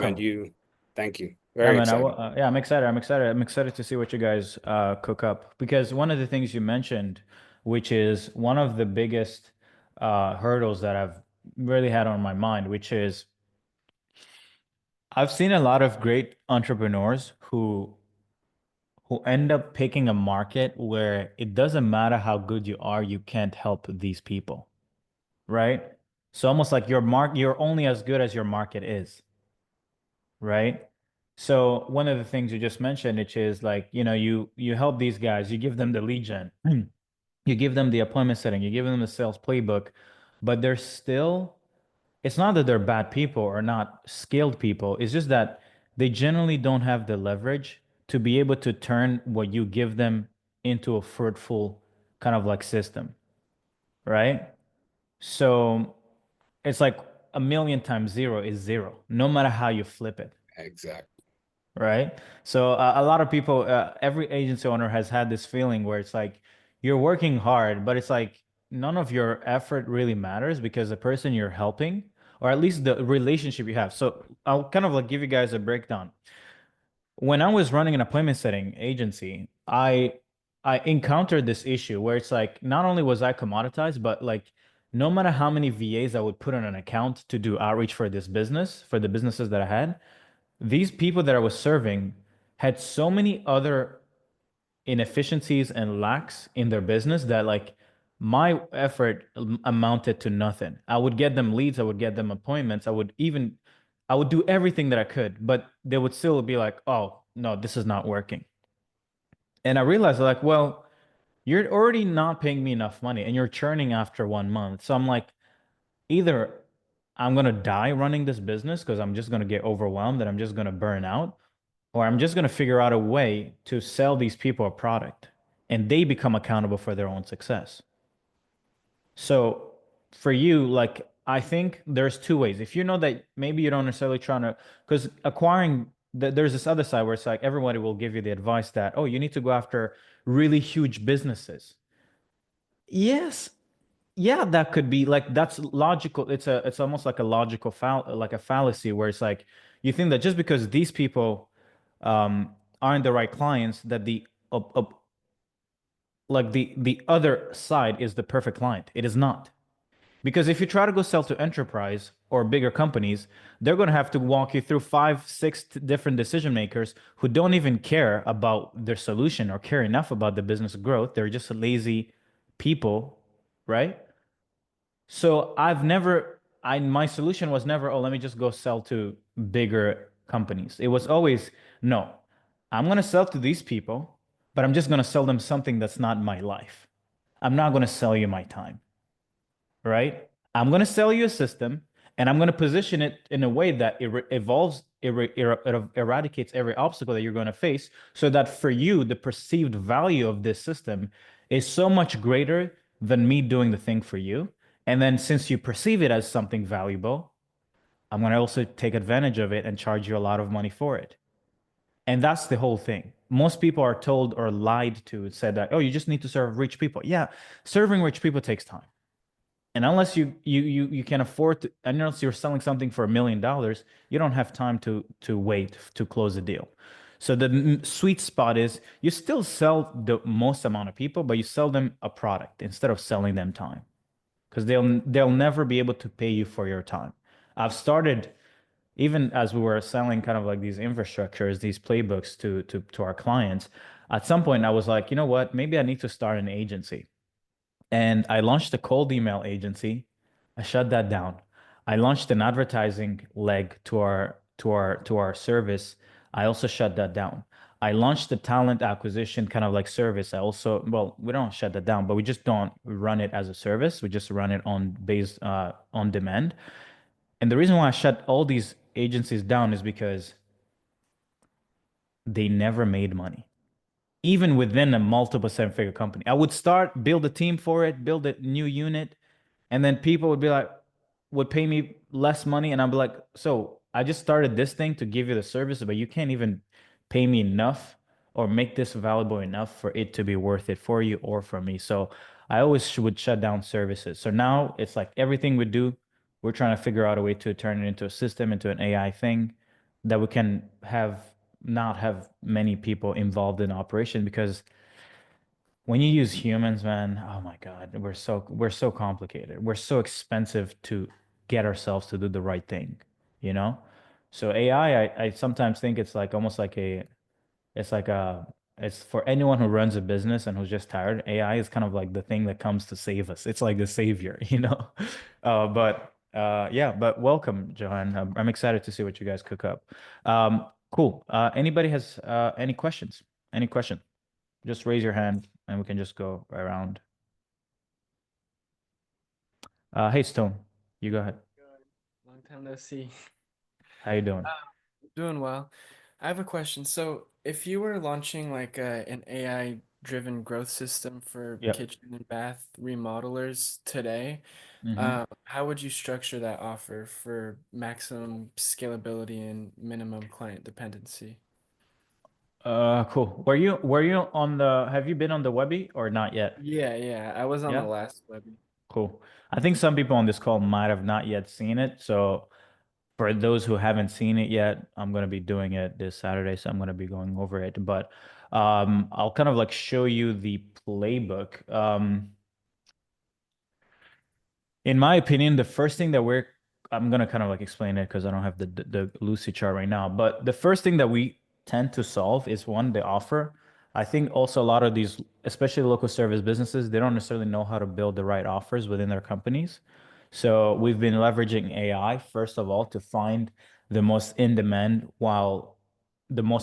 thing, but also making it a premium. So first things first, help them find the one thing that they can sell for a premium. Then you want to for sure leverage AI to create. You have two options. Either you're going to use AI to create faceless ads, or you're going to preferably, I like the idea of creating them almost like a theme page on Instagram or these TikToks or social platforms, where you just post these faceless assets that just acquire attention. Okay, like literally building them a page online that gets a bunch of distribution for free. And then just use ads to push that, retarget everyone behind it, and then just plug and play either an AI voice agent or an AI DM setting agent. I think WhatsApp is good, SMS is good, but I like the combination of the voice agent as well as also like a DM agent, right? Keep it simple. And you think that like faceless AI ads with Meta and IG convert better than the person actually going in there and saying, here's the jobs that I did, or like a case study kind of thing? Well, it's not better, but it's probably, how many people do you know that do that? That get in and actually record what they've done? Well, I don't know any. Yeah, so that's the thing. It's not the reason why we use AI. I mean, like for me, if I can record, of course, if the skill of recording, of being great at content and creating ads is better than using AI. But the truth is, these businesses don't do that. So you're not going to go and tell them, hey, the best thing, do this. You're gonna sell them the thing without them having to do anything, which is why your offer becomes more valuable. Like the reason why we're selling AI is because we're trying to get the remaining of the market, like the 99% who can't get to join the 1%, to achieve the same 1% inputs without having to do it themselves. Does that make sense? Like, how do you allow someone who's good at acquiring attention for free on Instagram? How do you get someone who's would never do that be able to achieve that level of leverage, you know? And then we use AI in every function of the business, you know? Awesome. Thank you. Yeah. So it's really all about friction. How do you remove friction? That's it. You know, to do the thing that allows you to become a 1%er. Cool. Any other questions? Raise your hand. We're good to go. I'm gonna answer questions. You can unmute yourself. Can you hear me now? Yeah, that's perfect. That's Okay, perfect. I'm just gonna stick to this mic. Yeah, please. So, thank you for all of this. I think for me, I'm an executive coach. So I work with women entrepreneurs and C-suite executives to coach them on kind of their next level. I connect the dot between purpose, impact, and profit. Yeah. And so I'm in a space where and I've been using AI since it came out. And I'm in a space where I have a framework that I use to help them create content. Mm-hmm. And so I ended up creating 7 chat bots on ChatGPT, and I actually tried to get a programmer to help me create my own, app, but they couldn't do it. I've invested, it didn't work out. I've just like trashed the project, but I still want to use the bots because for some reason they couldn't isolate each bot. So what I want to ask is, what would be your first? I love the advice on using viral videos and such to attract attention to what I'm selling. So I'm good with that. My challenge now is, what would be your advice in terms of thinking of AI and trying to get this to market? Since it's bots, it's tied to ChatGPT, but I want to charge for it. And so I'm kind of in a position where it's almost like I feel like ChatGPT doesn't have what we need to isolate each bot. And so I kind of need advice on that because I feel like I've tested this in the last month, and literally 100% of all of my clients that have used it are telling me that they want to use it and they want to refer their companies to use this bots that I created because of this framework that I use, and we're actually Yeah. trademarking in the process now. So any advice on how I can do this, or should I just use the chat GPT bot and just hope nobody shares the URL, which is kind of where I am now because No, yeah. I think all you need to do is just you need to have to find someone who can be like build the front end. And it doesn't have to be like complicated too, right? Like I think so here's our way of the way we did it. We actually just all you have to do is just get the GPT, put it into a new user face, build a landing page or an app. It doesn't have to be an app. A lot of people who build apps are just trying to complicate things when you don't need to do it, okay? Okay. And then just build a front end, just brand that as your own, okay? And then the way that it works is you have a few ways to do it. Someone could subscribe per month on literally on think of it as the way we pay for ChatGPT is the same user face that you would need, right? And then the way we think it works is we either subscribe, someone pays to get access to the system, they get a certain amount of tokens, right? Got it. And then every time they run the prompt or run the system, a certain token is used. And then after they're done running what they've been allocated, then they have to buy Pay for more, more. Got it. pay for more, you know? Right. But it's as, I mean, I'll show you something, okay? This can be built, by the way. I would also recommend you play with this a little bit. The on Lovable, you can actually build the website or even the almost like the structure of the thing without having to, before you even look into finding like a developer. One second, I'll show you.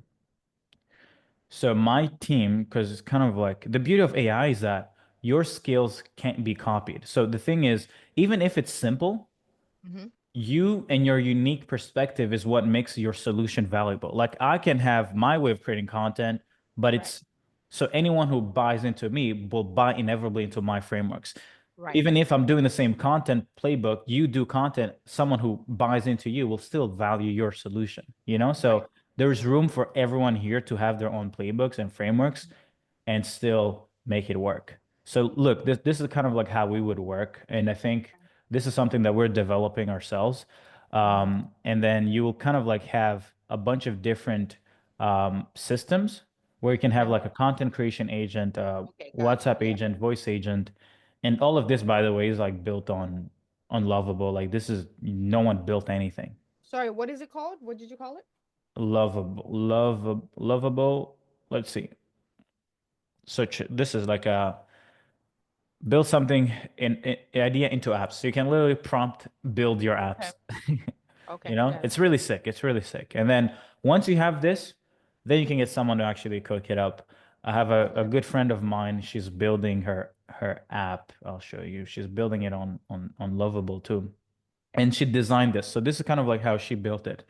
She was she's a pretty good brand builder. She scales a lot of e-com brands, but she's just tired of working with a bunch of brands, and she's just wanting to build something like a side project. And this is almost like a stop being soft, start your arc, your AI strategic advisor, delivering hard truth and real results, no excuses, no compromises. And essentially, she's just trying to validate a way to tap into this idea of people wanting to get better and potentially build an app where she has her frameworks, playbooks running in the background and just building an app that just leverages, you know, intelligence to build. And this, I mean, she probably built it in like 48 hours, like nothing crazy, you know? Well, this is what I need help with. Like if I can do it myself, I've done design for years, so I've already designed my interface. I have that all already. I think it's just making it work on the back end because I really want to get this. So I think that's what I needed your help with. Like, what's the platform? Do you have a resource for somebody that can help? Like, yeah, because that's how no, I want to 100%. leverage AI. Yeah, no, for sure. Yeah, if you already have your frameworks already good and people are using it and finding a value, then yeah, move as fast as you can to put this on Lovable, build your app, build your landing page, and And where would you suggest I find a developer? um My team, the way that we find them, we will source a lot of the time because of my brand. I'll get people coming through, so we kind of like Okay. have a pipeline of integrators and a bunch of builders. But you can use Upwork. Upwork would probably be the best place that I would recommend. It's pretty easy. The other one is Fiverr, but Fiverr is I really used not easy. Fiverr. That's where I had the bad experience. I lost Yeah, my yeah, mind. no. Fiverr, you get a lot of crazy people. Okay, awesome. Thank you. Thank you. Cool. Um, cool. Anybody else? Any questions? I'm new here, so right, I like a lot of things going on. Yeah. Yeah, you're good. I don't know how you pronounce your name, Sergey? Serge. Serge. Yeah. Yeah, thank you. Like, okay, the first thing was when I saw your video, I kind of got into like, okay, this is exactly what I'm building, and but I didn't join the Zoom like last Saturday, and I'm still to watch all the recording. Yeah. But my quick question, like what I need actually, because somebody responded to my WhatsApp and it's like, oh, you guys are not tagged. So because my request, I don't know whether you did read I did send an email or some follow-up with regard to like, I'm building kind of an AI agent, but Yeah. I know the front end, like I could do a lot of these React coding and things like that, but setting up the system of like the back end, like, okay, somebody did this and it should I kind of integrate a lot of like stuff at the back end, like make or like if this, then that, or Yeah. there's a way to do it because you're already into this. I just need help with kind of sorting out how the back end could be set in such a way that it can work smoothly, Yeah. integrating email with like social well, account and all this kind Can of you stuff. be So can you be more specific? What is the function of that system that you want to build?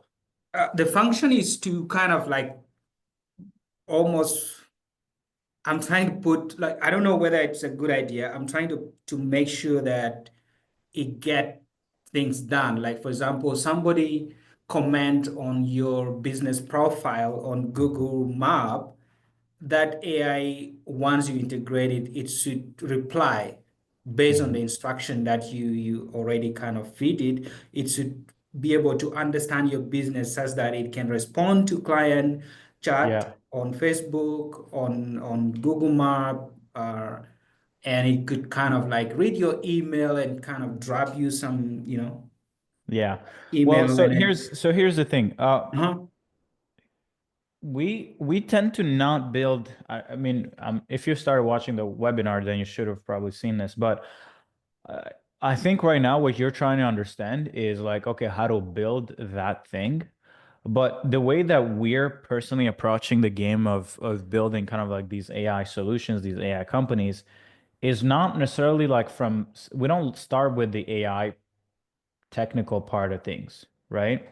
Because what we've realized is that sometimes you may spend time trying to build something that ends up not necessarily being in demand for your market. Like people might not care, right? So for me, what I would personally want you to do is, what if you pick a specific market, speak with these people. What are they struggling with, right? Is it like the speed to customer support? Like, do people need help with customer support? Okay, perfect. If you told me like, I want to be able to handle customers' inquiries and things like that, okay, cool. Then we can focus on that. Because what you're talking about is a mixture of client support, but also client acquisition. Like how do we actually convert attention and people looking for your stuff into appointments and into clients? But like those two things are not built with the same mindset, right? So I'll give you an example. The customer support agent will probably build this way. You'll need to collect the data and a bunch of information from the business, and you'll need to structure it, put it in a vector, right? In a vectorized kind of like database where, because the issue with the way that these AI things work is that you can put a bunch of knowledge and a big knowledge base into this thing, but then when you're using the actual AI, it will have to go through everything every time it answers a question. But when you put it in, when you vectorize it, it allows the AI to go through and find the right answer much faster. There's a bunch of platforms that you can build that knowledge base. So step one is build a knowledge base, put it into whatever, vectorize it or however they call that. And then you want to pick the right platform or the right large language model that you're going to use. Okay. And then you can literally build a chatbot that answers question based on the business's knowledge, right? Now, if you're wanting to build a kind of like a conversion agent that helps turn leads into appointments into clients, then that's different, right? You could do it on Go High Level, which is where we build a lot of our kind of like setting agents, where we have an AI voice agent. You can use a lot of different platforms like Vapi, Synthflow. There's also Assistable. These are all voice agent platforms. We also are building some on WhatsApp, so we use other different platforms. But like that's all you need, right? Like just the right prompt, the right voice platform, and GHL CRM through which the whole conversation can be managed. And so you see, like it's you have to choose. What are you going to solve? Are you going to solve acquisition? Or are you going to solve support and fulfillment? And from there, you can decide which one do you want to focus on. Yeah, thank you for that clarification here. I haven't heard it a lot about. I heard about vector, but I didn't think about like using it or have little knowledge about using that. I don't know if you can share more about that. That would be really awesome. But then I actually like my dream was to have something like Blaze. I don't know if you heard about Blaze. Blaze? Yeah. Is it So Blaze? BLA Blaze.ai? Yeah. So I was actually building something kind of like that, but with a little bit of This? more. Is it this? Yes. Make great content as a team of one. Okay. Yeah, so that was kind of like my wildest dream. And yeah, I already have kind of a structure. I have all the coding and everything. It's actually the site is actually active, but I haven't tested it to see whether it's really working well. And I know a lot of work need to be done at the back end, but I was hoping that you guys are, you have a lot of tech guys that would really help me to kind of figure things out. But based on what you mentioned, yes, if I kind of, the way I'm going to work with client is I already have few clients who want to have a system built to support, like, for example, responding timely to maybe inquiries from their customers. Yeah. They're doing shipment, and there's a lot of kind of lack of maybe centralization. Yeah, centralization, and also like they have small staff, they are small workforce, and then they kind of find it like their clients are not responsive maybe to email. So what I'm trying to kind of pitch to them is I can build for you a system that uses like non-traditional, like maybe not just email, but if we can customize it in such a way that you can reach them using maybe WhatsApp or messaging. Yeah.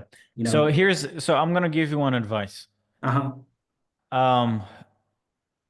If you're gonna become a custom shop, it's gonna be really hard to scale, right?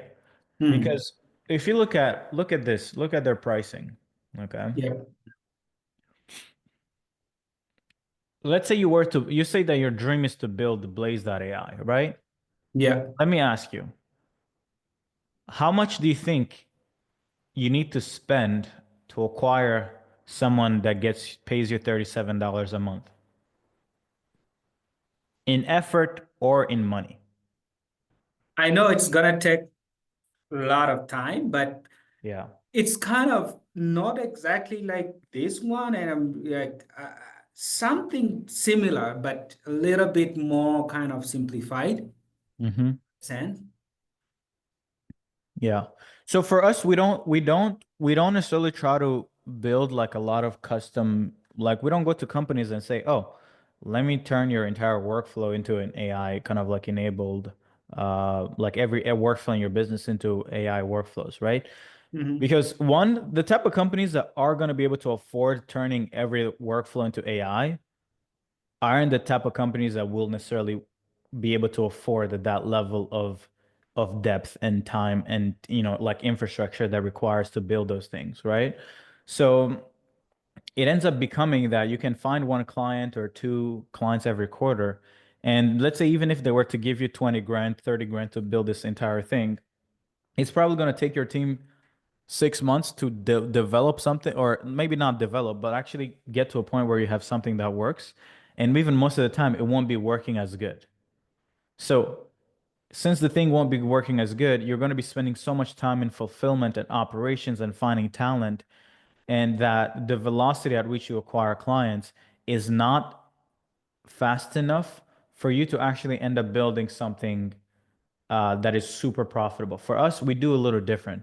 I would love to figure out how I can use Blaze and connect it with other platforms where they've dialed in, they've already raised money, they've already maybe bootstrapped everything, but they've already built something that works. I want to build on top of them. I don't necessarily care to uh, build what's already been built, right?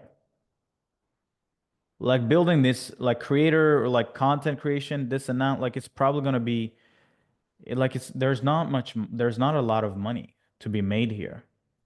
The money is in, okay, figure out how to use this, maybe build a platform on top of it, but turn it into a specific playbook for a specific industry that you can just plug and play and they run the same playbook every time.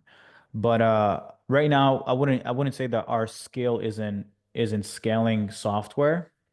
Our skill is in leveraging existing softwares, then personalize it in a specific workflow and playbook that is more valuable than the software itself, if that makes sense. But anyway, check out the whole webinar. You're gonna understand what I mean. Okay. Yeah, I totally understand. Thank you for that. Yeah. My idea, like maybe to answer to Anthony, is like, yes, I'm not. You may be right, but I'm trying to build something based on the current challenges that we, for example, I'm running like one or two businesses, but I'm Yeah. seeing that we are hiring, let's say we are hiring tech guys to create posts, Facebook posts, and like, follow our clients and things like that. Yeah. My idea is to in times get rid of that, like let the system, I call it get it done, do it for us instead of hiring someone to kind of like be paying money for that person to do the job for us, like create content for our for our Facebook or Instagram, and follow up maybe client comments and things like that. I'm building something that I'll test in my business first before kind of pushing it out to other clients. That's my ultimate dream. But again, like in terms of maybe to cut things out, like right now, like based on the current subscription that I have with you guys, like if I have kind of like specific business case that let's say I want to build some kind of platform that solve their pain point, like what kind of support do I have? Is there a kind of a template, or that is something like not yet clear to me in terms of what is in it for me here with you guys? So, where are you at in the webinar? How long? How deep are you into that? Which webinar? The one from Saturday. Oh, I haven't yet even started watching. I Okay. think I'll watch it today then. Yeah, watch it. Then we can, because Okay. I answer every question that you're asking about. Because Okay, sure. yeah, that's because then it would take a long time, right? But yeah, let's not go over that right now. Okay, Watch it, okay, and then. then once you have questions after, please, because all the answers are gonna be answered. You're gonna understand how we're going to Okay. market, I'll how watch we're it then. building, I'll what we're get back to focusing you on. guys. Yeah, thank you. Yeah, perfect. Appreciate you. Hey, Stone, you raise your hand first. Yeah, so if I go and I try to pitch like an AI voice agent to a business, I'll give you an example. I work at a Krav Maga gym. It's like a martial arts gym. And I told my boss about, running ads and an AI voice agent. And what he told me was that people want to talk to people, and that like an AI voice agent was basically like nonsense. Like, how do I kind of I don't know. Like, so basically someone fills out a form on the website, and then what Mm-hmm. happens is we get their email, their phone number, and their name and everything like that. Yeah. And then we have a sales team to basically reach out and text and email these people to get them in the book for a free trial class. Um, how do you think we could streamline that? And then what do you think about like the voice thing, like the AI agent thing? Okay. To what end are you asking? How do you automate it, or are you asking like to for me to talk to answer your objection that you got from the business owner? Just the first thing. I mean, the how to automate it first. Sorry, I kind of went in spirals. Um, Same thing, like it's just voice agent. Just I mean, did you see the webinar how we did it on Yeah, the? yeah. Uh-huh. Yeah. That's it. GHL voice agent, prompt it, structure it, connect it on the back end. So you're saying That's like it. when me as the like when they fill out a form on the website, they put Yeah. in email, their number, then there's a voice agent or like a WhatsApp agent that texts them and like tries to convert them and get them on a call, and Mm-hmm. then the AI voice agent calls them and says, Yeah. "Hey, can you come in tomorrow at 6 p.m. for your free class? Okay, cool. See you there. I'll book you in," kind of thing. Same thing a human would do, the AI would do, right? Like it's just the same. It's just like my boss, he's all like anti-AI because he thinks in that human contact is like important. What would you say to someone like that? I wouldn't work for them, Yeah. hmm right? Because like what's so because here's the thing, like for me, I don't even know why you're even like worried about what he's saying, right? hmm Because this is the thing that will keep most people uh from reaching their dreams, right? How successful is your boss? Um, I mean they got two locations. I wouldn't say they're doing crazy, but I mean, No, how successful? Like is he I have no clue. I don't think he's where anywhere. does it where the you know, how expensive is the home that he lives in? Oh gosh, probably like $1 million. What does he drive? He drives like a Ford Ranger. How much does that cost? Oh God, I don't know. Probably like 60,000.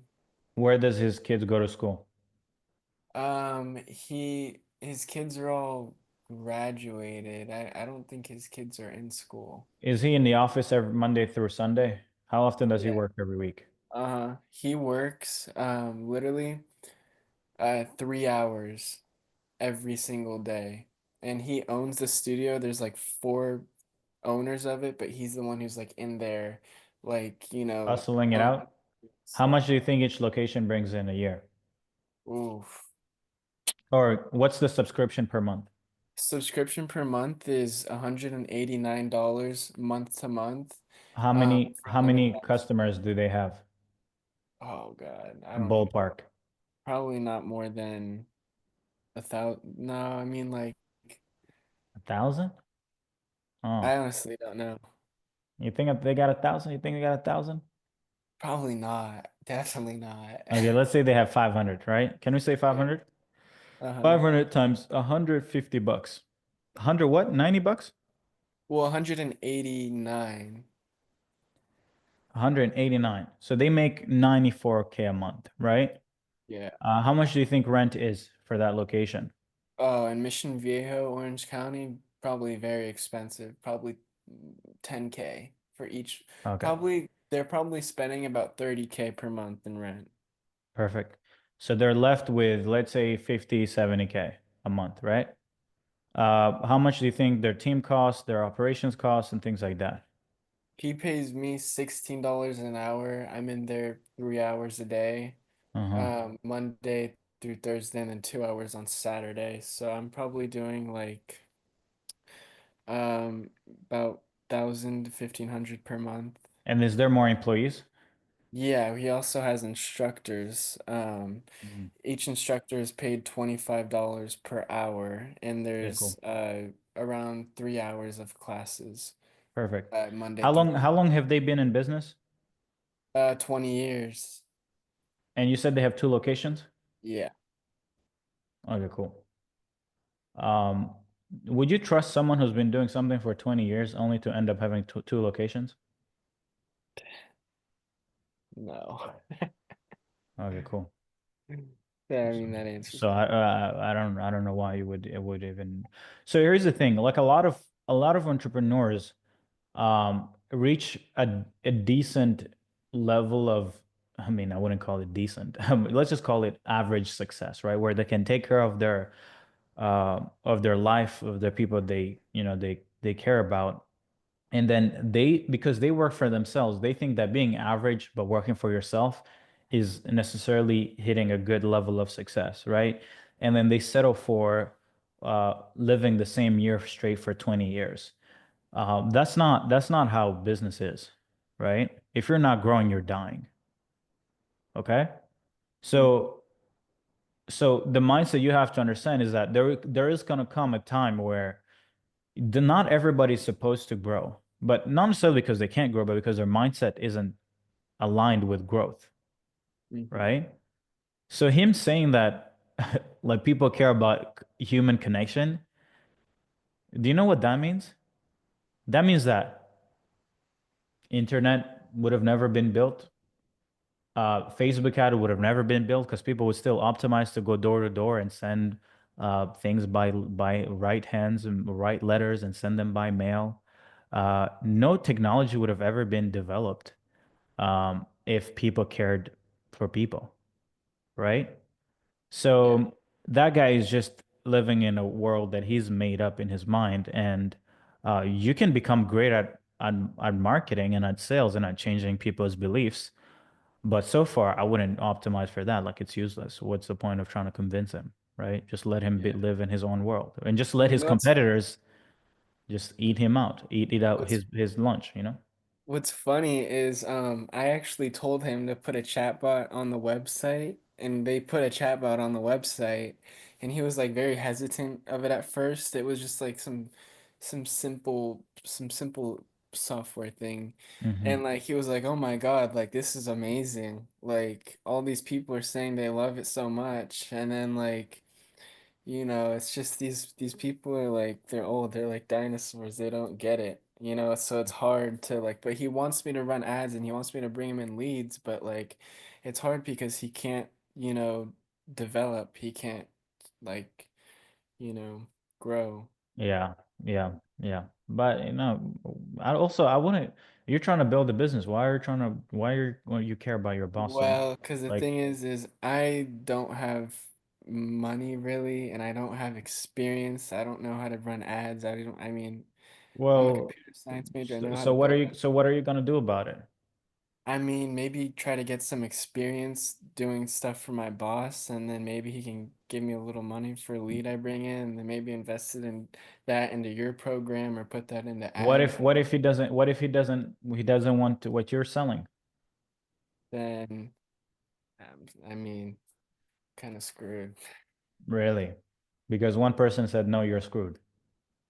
Well, it's not, I wouldn't say it's because like the opportunity. I No, you're right. I'm thinking about that. So what should you do if one person says no?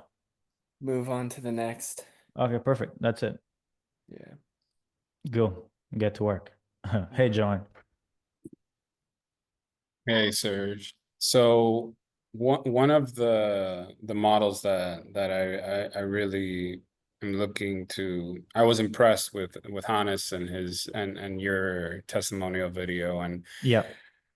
I know so much it has to do with mindset, and I saw that he was kind of like in the wellness space, and then through you guys got into the dental space. Yeah. So I wanted, I guess, what's your best advice on the right mindset to go into the program Yeah. and then just hit it and, like you say, cook. Yeah.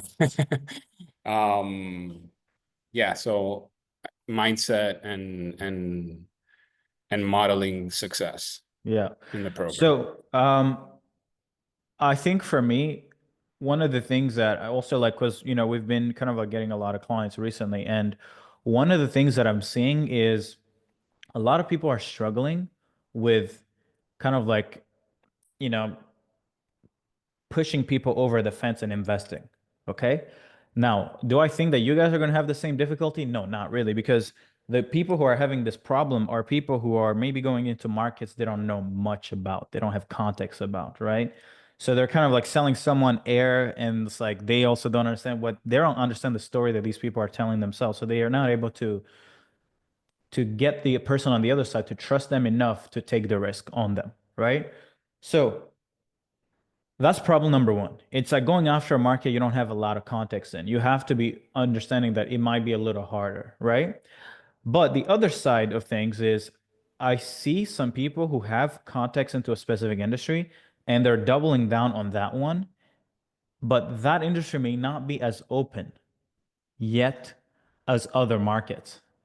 So even if you guys have good experience in what you guys have been doing for the last 5, 10 years, I want you to not care about who wants the thing. I just want you to care to test on ads, go a little broader. Let like almost like like I said on the I think it was this past Webby where it's like put sugar on the floor or put food on the floor and let the ants come find the fucking food. Because I promise you, there's gonna be, you just put out the offer out there and let the market choose you. Do not choose the market. Okay?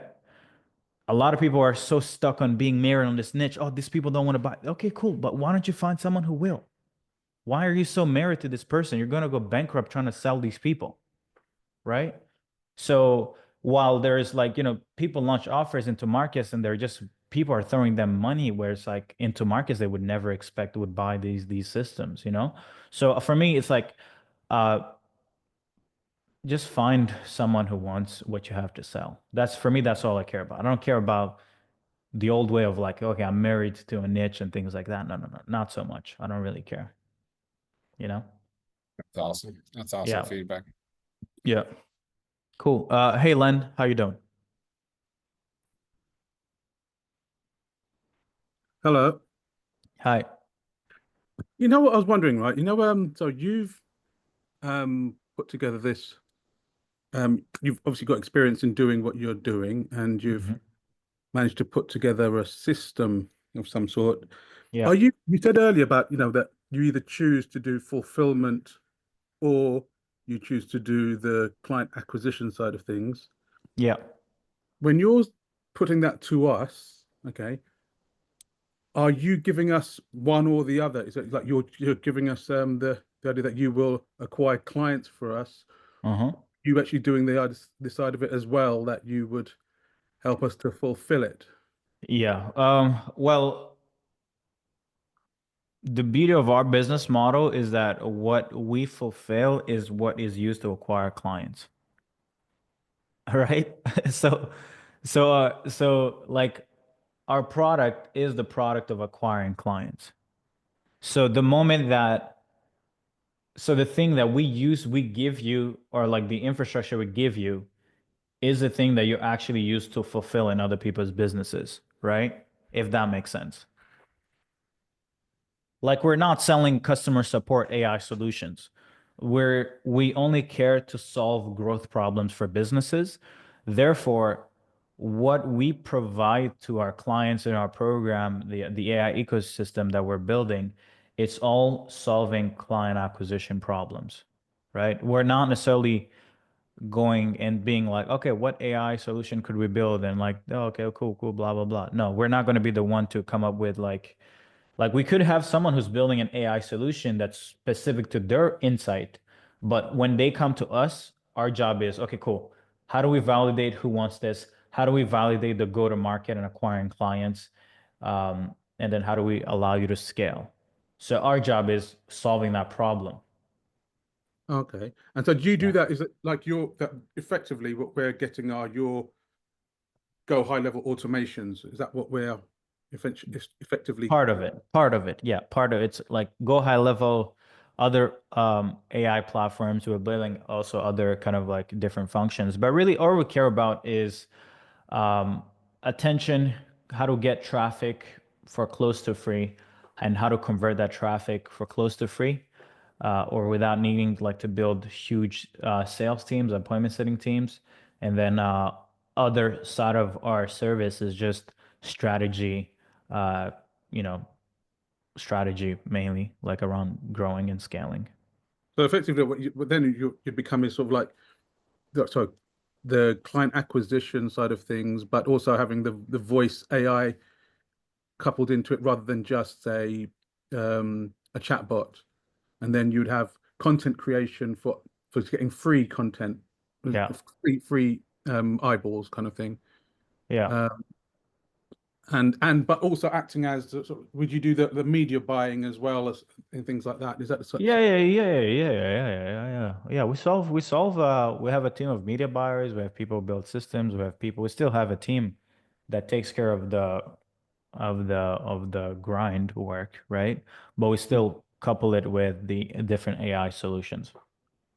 Yeah, so at the end of the day, though, that whole you do the whole package like that, and that's effectively what we'd invest in, and effectively what we would be offering to our future clients. In other words, Yeah. So you would essentially, yeah, exactly. You would kind of like be accessing the whole entire infrastructure, and then from it, you get to decide. We like to sell what we know works, you know? And what we know works is that people always want more growth, but I cannot assure you that people will need, I don't know how to sell a customer support kind of like system, right? Because I don't know how that doesn't change someone's life even once you implement it into a business, you know? So we like to find things that we can charge for a premium, that can truly revolutionize or at least change someone's life, because you can help them remove all the obstacles that they've been dealing with in their businesses. You know, like for example, let's just say somebody was new, right, and they were going into dental practices, okay, and so they came along, they saw your system, and then they invested in it, and then they chose dental practice as a niche, and then from there, they got on a few calls with the dental practices, and then they said, "Oh, sounds really good, but like, could you put me in touch with somebody, a dental practice who's already used your business or something like that, who's had some success, right?" Obviously, haven't done it before. That's obviously quite a, you know, like even if the system is really good and it works, what happens? What would you? Well, you have two options. Either you can't find case studies, you can't find a referral, therefore you deal with that. Or you can just be honest and be like, hey, we don't have case studies with dentists, but you can try the systems and see if you like it, right? Because it's not like you're selling them air, right? Like a lot of these systems, they can try them out before they actually get to buy them, right? So that's just be honest. Just say, hey, we don't have proof of concept, but the proof is in using it. So, hey, use the self-selling, let the AI handle most of your calls, let the AI nurture, let's create a content for you, blah, blah, blah, blah, blah, blah, and let's see if it works. So a lot of people tend to see a no as like, oh, I won't buy. No, it's like only to the degree, it's like to the barrier, right? Like how high is the barrier? Is the barrier meaning like, hey, for us to implement the system, you have to pay us $15,000? Or is it, oh, you just have to pay $1,000 for ads so that leads can go through this system and you can see how it works? No one, at some point, businesses don't really care. There's sometimes where a barrier is so low that anyone will buy it, even if it doesn't have proof. Right? So then the job becomes, okay, good. How are we going to handle these objections, but still make a deal happen? So that's part number one. It's just sales, learning how to lower barrier, how to, do different pilot programs, different deal structures where you have a hybrid approach where they put a deposit down just enough to cover the cost of fulfillment, to liquidate costs to acquire clients on your own, and then you run the system, you get them to increase the inputs and the KPIs within that business.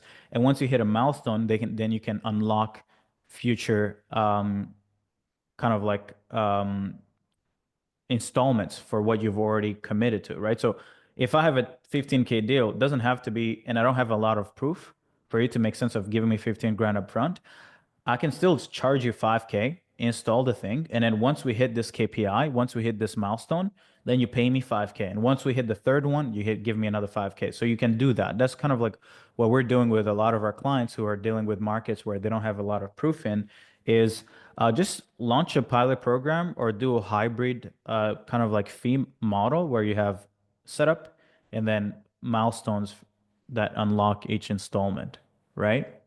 So that's one side of things. And then, but the other side is, the truth is you won't be the first person into the dental clinic space. So there is also possibility to find people who've already done fulfillment in that market, who have proof, who have case studies. What, and you'd be able to borrow from them?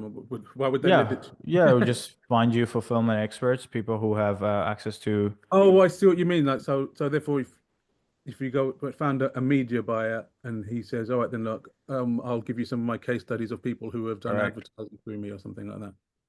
Correct. Mm-hmm. Correct. And when you say that, you're just saying perhaps you charge somebody 15,000, as you were just saying just now, right? Would you charge including the things that it would take to fulfill it? In other words, things like advertising, Facebook costs like that for Facebook ads. Would you include that in there, or do you? Clients pay for the ad spend. The clients pay for the ad spend separately from what you're charging. They pay separately. Yeah. Okay, and that includes us as well. So therefore, when we come to you, there would be additional costs on top of what we would actually have to pay for what we pay to you. Yeah, we have the program fee is separate from what you have to invest into acquiring clients and running the business. Okay, and that includes things like other add-on services, like so for example, if there were things like go high level involved in it, would those costs come on top of what we? No, right now we're still this is actually going to be this is going to be the last cohort where we integrate systems on go high level done for you. Right now it's included in the program fee, so you don't have to pay extra. But next month we're going to be releasing something that doesn't include it. Just because like sometimes a lot of people think that getting everything done for you is necessarily more value. But what that does is it actually avoids you the learnings that happen from doing something or figuring something out yourself, right? So we want to have the ability to, yes, be able to still do it, but not do it for everyone to the point that we remove the learning curve from someone's journey, So sometimes it actually ends up hurting people when we do everything for them. But for us right now, we have different offers that include everything, or that you can also get in without having to get everything done for you. Right. Okay. Yeah. And what other technologies were involved other than go high level, for example, then? Well, even on the stuff built on go high level is not built on go high level per se, right? Go high level is just like where everything comes back down to, just so that we can productize it. It's like the hub for the. Exactly. Like the content stuff is not built there. Even the voice stuff is not built there necessarily. It's just that it integrates with go high level to just make it work within one flow, Yeah. So all of those. So basically, so you don't use like sort of like go high levels in their internal. No. AI. It's shit. That. It's pretty bad. Oh, okay. Yeah. Okay. Yeah, when you try to do everything, you're not really good at anything, So like go high level is good as an everything platform, but when you're actually wanting to make something work well, you actually have to go elsewhere and find other platforms and just connect them, just plug and play all the things like the WhatsApp is not WhatsApp agent is not built on GHL, although it goes through a little bit of GHL, right? And so yeah, so that's kind of like how it works. Oh, right. So you got an external WhatsApp agent, not Go High Level's version of it, and you've got an external voice thing, not Go High Level. Everything. Every AI workflow is all external. It's just that we figure out a way to bring it back to Go High Level. Right. Okay. Yeah. Interesting. Cool. Okay. All right. Any other questions?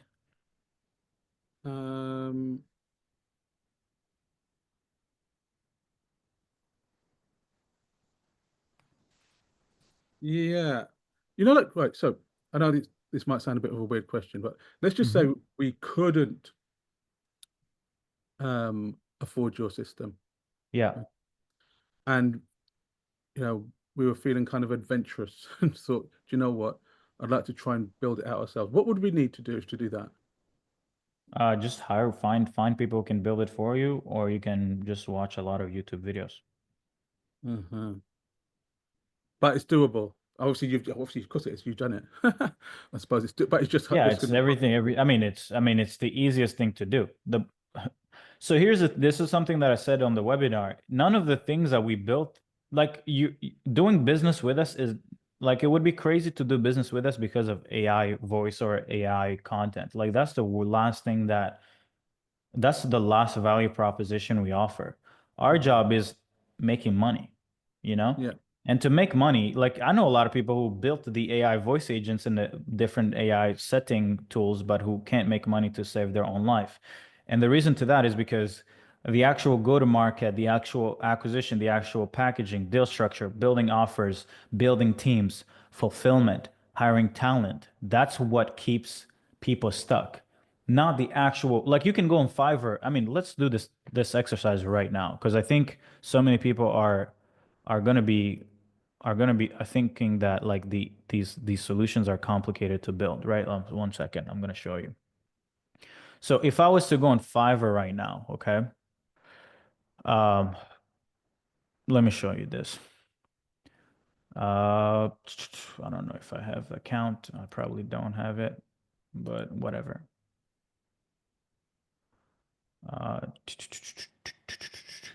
Surge. So you go on Fiverr. This is literally all that it takes. Surge Guitari. Create my account. Please don't. Please. I hope it's not a long process. Skip. Start exploring. Cool. Perfect. So AI voice agent. AI voice calling agent. Beautiful. Look. $300. $131.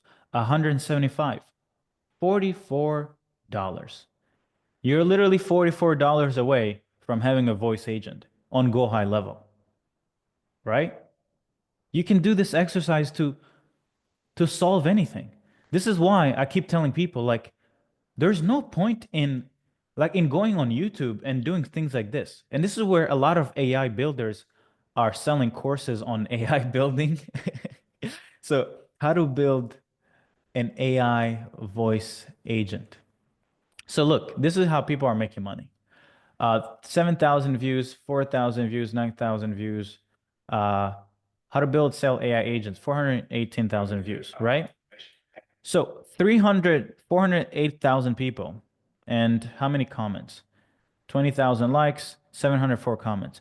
All these people are learning how to do this when all they could have done is gotten a credit card and just hired some talent from a third world country who's going to be willing to build it. Like Oyetola, he's probably somewhere in Africa, and $44 for him is like $40,000, 40,000, right? So for him, this is a great money, right? So, and it works with the same thing. You can do voice agent, you can do content, you can do custom GPTs, everything. The money, the premiumness or the money making is not here. The money made is in knowing who is willing to pay $9,500 for this $43 thing. That is That is where you make money. It's in finding people who wouldn't know that it actually costs $43, right?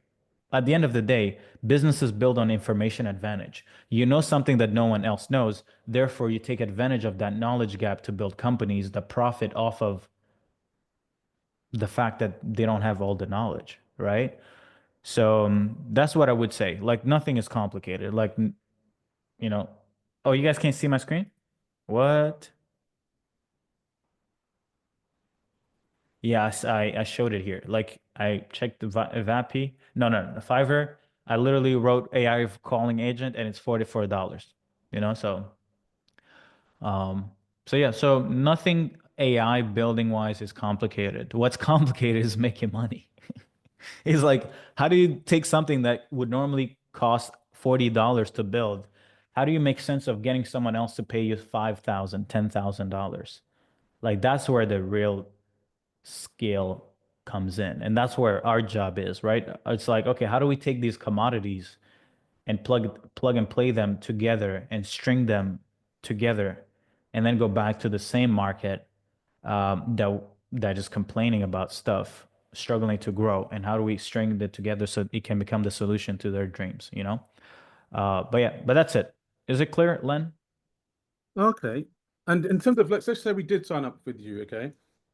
What do we, I mean, you know, when you get all these Hormozy and all these different kind of people and they come up with their grand slam offers and whatever, okay?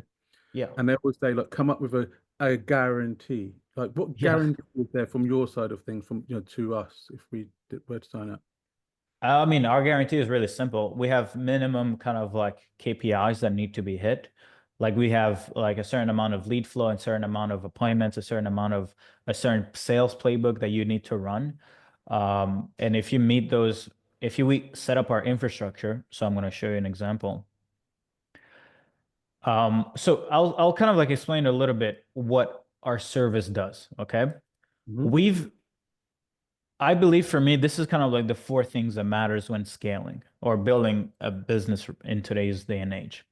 The first things first is we can't sell something that we don't know that the market wants. Okay, so we're not in the market of like, oh, we're going to validate something. We want to start with, okay, what does the market want? Okay, cool. Let's help you go sell it. The next thing that we care about is not necessarily acquisition, sales, or traffic. That comes after. The second most important thing is the thing that you sell cannot be tied back to your time. I've never seen someone who even finds something that the market wants and who ends up kind of like having it tied to their time, who ends up making money. You end up becoming just enslaved by your success, where you're now stuck with 2, 3 clients. We don't want that. So we want to sell systems. We want to sell playbooks, right? We want to sell information systems, something that you can build once and repeatedly sell to as many people as you can without incurring more complexity and more expenses the more clients you get on. So you want to be able to either be able to onboard 5 clients a month comfortably, and if next month you end up getting 50 clients, it's not impossible. In a traditional agency model, you can't go from 5 clients to 50 clients. So that's layer number 2. It's what is the fulfillment model, and can we have a system, a productized solution? Then the next thing is attention. You can have the right thing, the right fulfillment, and the right thing that the market wants, but if you don't have no way to get the attention of the people that want what you have to sell, you're not going to go anywhere. So then we have traffic. We do this through ads, just because it's really fast, and then we also have content as a second leg to doing this, and then conversion. And this here is like, okay, cool. Once you have traffic, how do you actually get all these people to give you the money that you want? And that's where you can plug and play the AI self-selling agent. We don't just rely on AI. We also have, we can build appointment setting teams. We can source closers for clients and things like that. Okay. But our goal is like, how do we bridge the gap? And it's mainly these 4 layers. What to who? Is it productized? Can we scale infinitely? Can we get the attention, and can we convert? Okay. And then at the end of it, it looks something like this. I think I share this on the webinar. at the end, it will look something like this, right? Where you'll have kind of like your offer, your sales assets, you have your systems. So we build the systems on go high level, your communication platform. How are you running your managing your lead, sales, appointment setting, all that good stuff. Then it's traffic. It's okay, cool. Let's launch ads. Let's get you a lead flow. Then it's okay, cool. Let's solve appointments flow and let's solve deal flow. And it's actually convert all of the prior efforts into income, you know? And then from this, it's like, okay, cool. There are KPIs that need to be met. Once you hit these metrics and you don't kind of like get a return after 90 days, cool. Then you have option to either we keep supporting you or you can get, you have the option for a refund. Okay, yeah, but nobody wants a refund, obviously. Everybody wants it to be successful. But I mean, yeah. Right. I mean, I'm just saying, Yeah. like, what I mean, on the positive side of the guarantee, what are you saying right now? We guarantee you blah. Forget about what we'll get back, getting your money back, Yeah. whatever. What is it that you say? This is Oh, what we trying to get you minimum ROI. Minimum, you need to make money, at least the money you invested with us. Like, so here's the thing. We're not in the business of saying, oh, you make 50 grand a month or you don't pay. Nah, fuck that. Like, no one can guarantee you that. I even can't sometimes guarantee it for myself. Now I can, but business is not the world. I've never seen, I see a lot of people who do that where they promise like money. And I'm like, you're telling me that you can take a stranger and print for them money? That doesn't work. And anyone who believes in those type of offers, it's just a nice thing because it allows the buyer to kind of like give themselves an excuse to invest, right? But for me, I'm more of the type of guy who's like, let's be honest. You're taking a risk regardless. So if you're going to take a risk, at least take the risk. Let's take the risk together. Let's understand it and let's go face this monster that is building a business together. Because you're better off doing it with us than without us. But I've never been a type of kind of like company that says to people that it's going to be easy. It's not going to be easy. It's still going to be hard. And since I don't know how you behave as a founder, and at least until we've worked together, I actually can't guarantee. Now, there are clients who I can easily tell that we can print $1 million a year effortlessly, but that's because I know how they execute. I know how they prioritize. I know how fast they go from learning something to executing something. But up until I figure that out, I think success is impossible to guarantee, you know? Mm-hmm. So yeah, and anyway, anybody who does a lot of guarantees, it's like their success is short-lived, you know? Because you make enough promises to enough people where you can kind of like get them deluded into buying, into trusting you.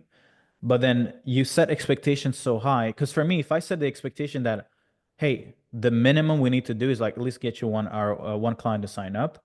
The expectation is, hey, let's get to validate. I'm not saying that I'm not putting the bar like at 100 grand a month, because the truth is, once you've validated one offer, you're not going to stop there. You're going to want to grow the business as far as you can. So for me, I like to set the bar really low because we can exceed it. But then by doing that, it also like lowers your expectations of how big you can take this, right? You can take this to make 10K per month. You can take this to make 50 grand or 100 grand a month, but it's always down to the founder, So effectively, in a sense, what I'm asking is because then we would do the same probably with the clients that we pick up from your Correct. thing, and we would say to them, rather than saying, "Oh, then you're a dentist, we're going to make you 50,000 a month or whatever like that, or your money back," but we'd probably more likely to say to them, "Look, you will make back whatever you've invested." Yeah. Or as long as you've followed everything that we've told you to follow. Yeah. Then you would. Now, so here's something that is important to understand when you're selling something that's tangible. Whether it comes with a promise or not, people still buy it. Which is why we don't have to make promises as much as people who are selling something that is not tangible. So I'll give you an example. I acquired the self-selling system from someone else. I paid a little over 7 grand, right? Whether I used it or not, the thing was worth something.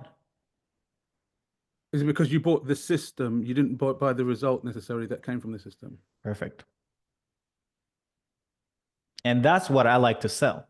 I don't want to have to be there and be like, hey, so you're going to make this and this. No, the truth is, if you don't use it, you don't get nothing from it. But I want to be able to sell something that by itself is worth something.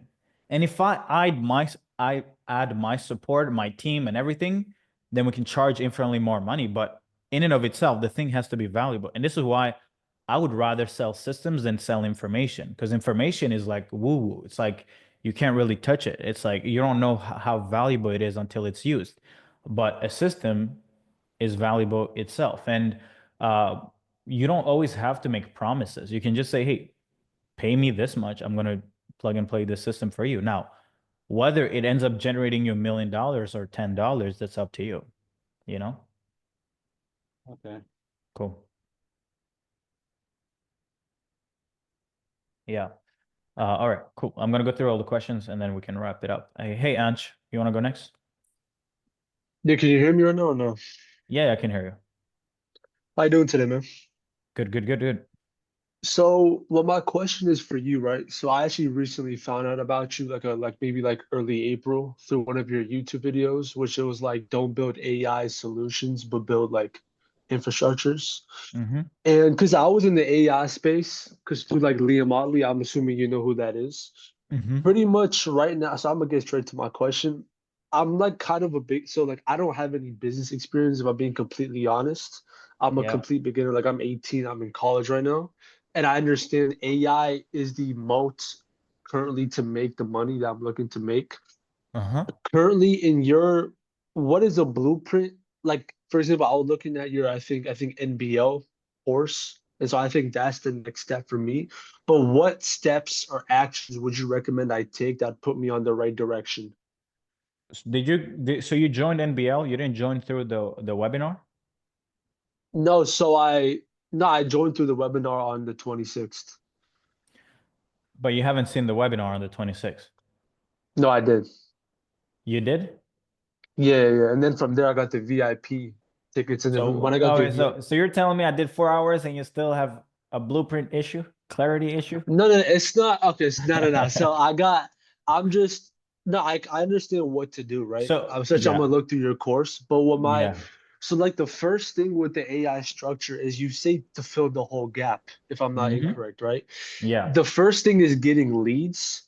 Mhm. For that, would I run ads to start the infrastructure, or is to get the leads? Because you Uh-huh. can set up like appointment setting, but Yeah. if there's no leads coming in, how would I go about dealing with that? What did I say during the webby? Shit. I mean, you were saying, I think, run paid ads, and you were talking about it right now to the guy before me, Yeah. running paid ad. I think you mentioned let's say you charge $10,000, and you said the ad spend is not included, so you would charge more money for the ads, if I'm not incorrect, right? That's for delivering. I think you're confusing for what you just answered something with how to fulfill. Like the answer to what I was answering, if you sign a client, they pay for their Yeah, own ads. But how is that gotcha. related to your question on running your own ads? No, I'm not trying to run my own ads. So what I was saying for the infrastructure, because I Mhm. was gonna initially build like appointment setting one where it's like a kind of based off the WhatsApp agent that you showed. But Yeah. let's say like the leads have to first come to the leads have to come through a form and then they fill it out, then the WhatsApp agent reaches out. Yeah. Would that first step for my agents, would I run ads for my customers? If that's Okay. what I'm asking. So I would do Oh, that, right? yeah. You help them get traffic. Now you don't have to do it, but if you do it, you're solving more problems, which is more valuable. And for the cost for the ads, would that be included in the amount I charge, or would I add more? Like if I charge, You charge extra if they can pay it. if they making your life hard, you can include it in your price structure and just, charge 7K, put 1K of ad spend, give them a 30-day ad spend offer, and then spend money on ads on their behalf, if that's the way to get them over the fence. Okay. And then would I run those ads on a monthly recurrence or no? No, just give them 30 days. The next month they can cover their own spend. Okay. So I charge up front to like start the process pretty much. Like, okay. Yeah. Yeah. Okay, so my next question, I was gonna ask you regarding like building the systems. You said to like go to like Fiverr and Upwork and try to hire Quick AI question. engineers. You've Am been I following correct? Liam Otley. Why haven't you, why aren't you already making money, do you think? What's keeping you from making money? The biggest problem was I didn't know necessarily what niche offer to go after. That was my biggest concern, Okay.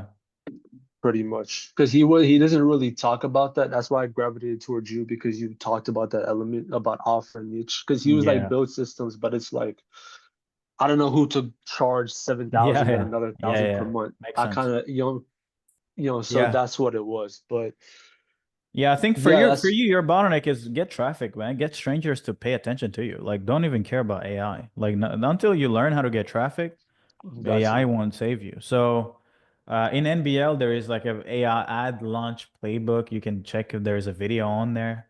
You can launch Yeah. it, and then when you can make sense of when you work and you raise money, if you want us to Yeah. if you want to acquire Yeah. our assets, our playbook, I'd be happy to get my team to give you access to our information on niches that work, ads, our systems, or maybe even our AI ecosystem, right? Gotcha. But yeah, cool. But get Okay. clients, get traffic, get strangers. Don't worry about AI. So I should try to get like like leads and customers before even trying to like look into building it. Yeah, Is that what? yeah.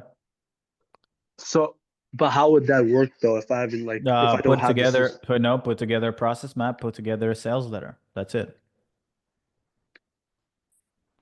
Okay. Okay. So you think the next step is to look into the ads thing and then the sales asset via sales?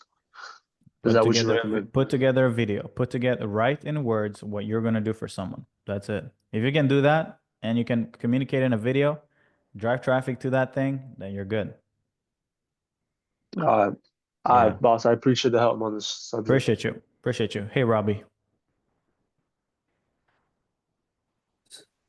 Can you hear me? Yeah. Perfect. So I think I'm gonna throw some stuff at you just so I can get Please. everything out. So my background is I have a degree in marketing with a specialization in digital marketing. I have been living in El Salvador for 4 years now. Been visiting 15. I'll get into that in the end. As well as my business partner and I were both high ticket closers for really big brands, ties program, a bunch of big marketing agencies. So I like closing. I think sales is fun. I love the game you can play. But I got out of high ticket because one, I didn't want to be a slave to them. I wanted to do my own thing. Two, I felt a little bit manipulative trying to like take people's money if I knew it wasn't the right fit. So now I'm trying to build something that's more so helping people. Yeah. So then I got into real estate. I was a real estate broker and agent for a little bit because I like real estate. And then I got into investing with some of my friends. And we have one of my friends owns a big real estate wholesaling company who I was also a wizard for there. And they do a bunch of big stuff. But once again, I felt a little bit manipulative, felt like I was stealing houses from people who didn't have as much knowledge as me, who were going into pre-foreclosure stuff. And I was like, I still don't like Yeah. this. Then after I graduated college, I went over to Europe and worked with financial institutions. So I am a financial trader and I have been doing it full time for a while now. But I was going to start something along those lines about a community or something or a high ticket offer.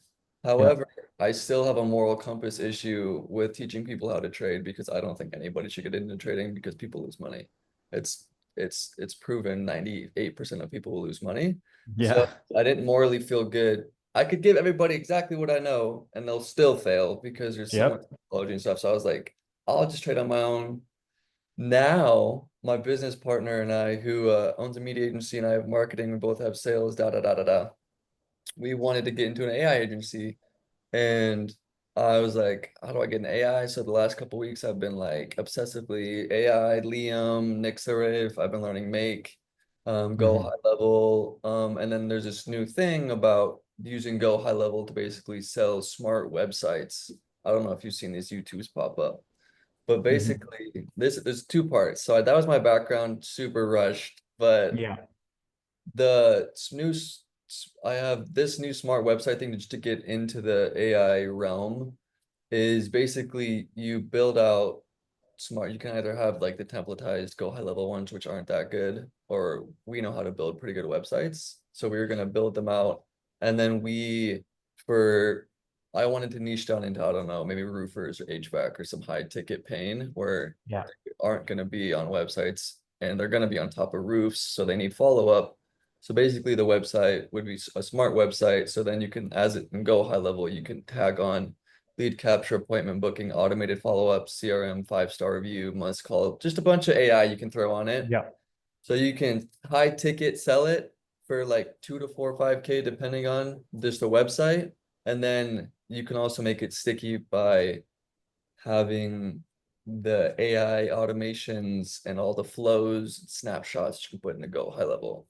So I want to stop there, and I just want, because I wanted to get your opinion on if that's a good route, if or not, because I feel like that's kind of AI infrastructure because you're kind of giving a business a full background, but I was gonna stop there then.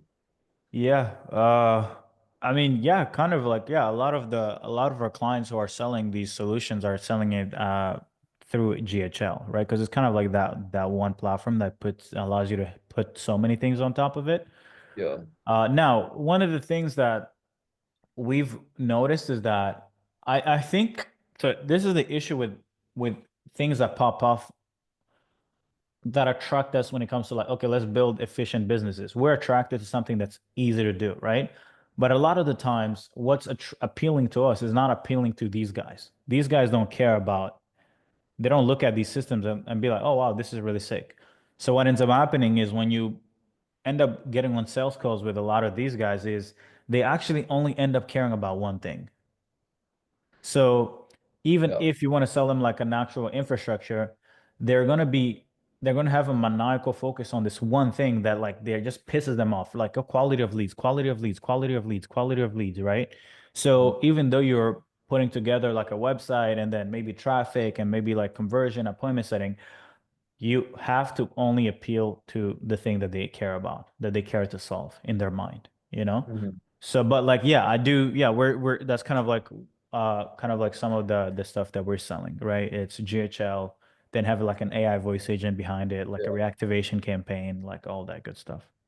Yeah, because there's a lot of pain points there for that you can solve with GHL with all the million things they have, Yeah. which wouldn't want to do everything, but I was just an interesting way to maybe get into the aspect of AI. 100%.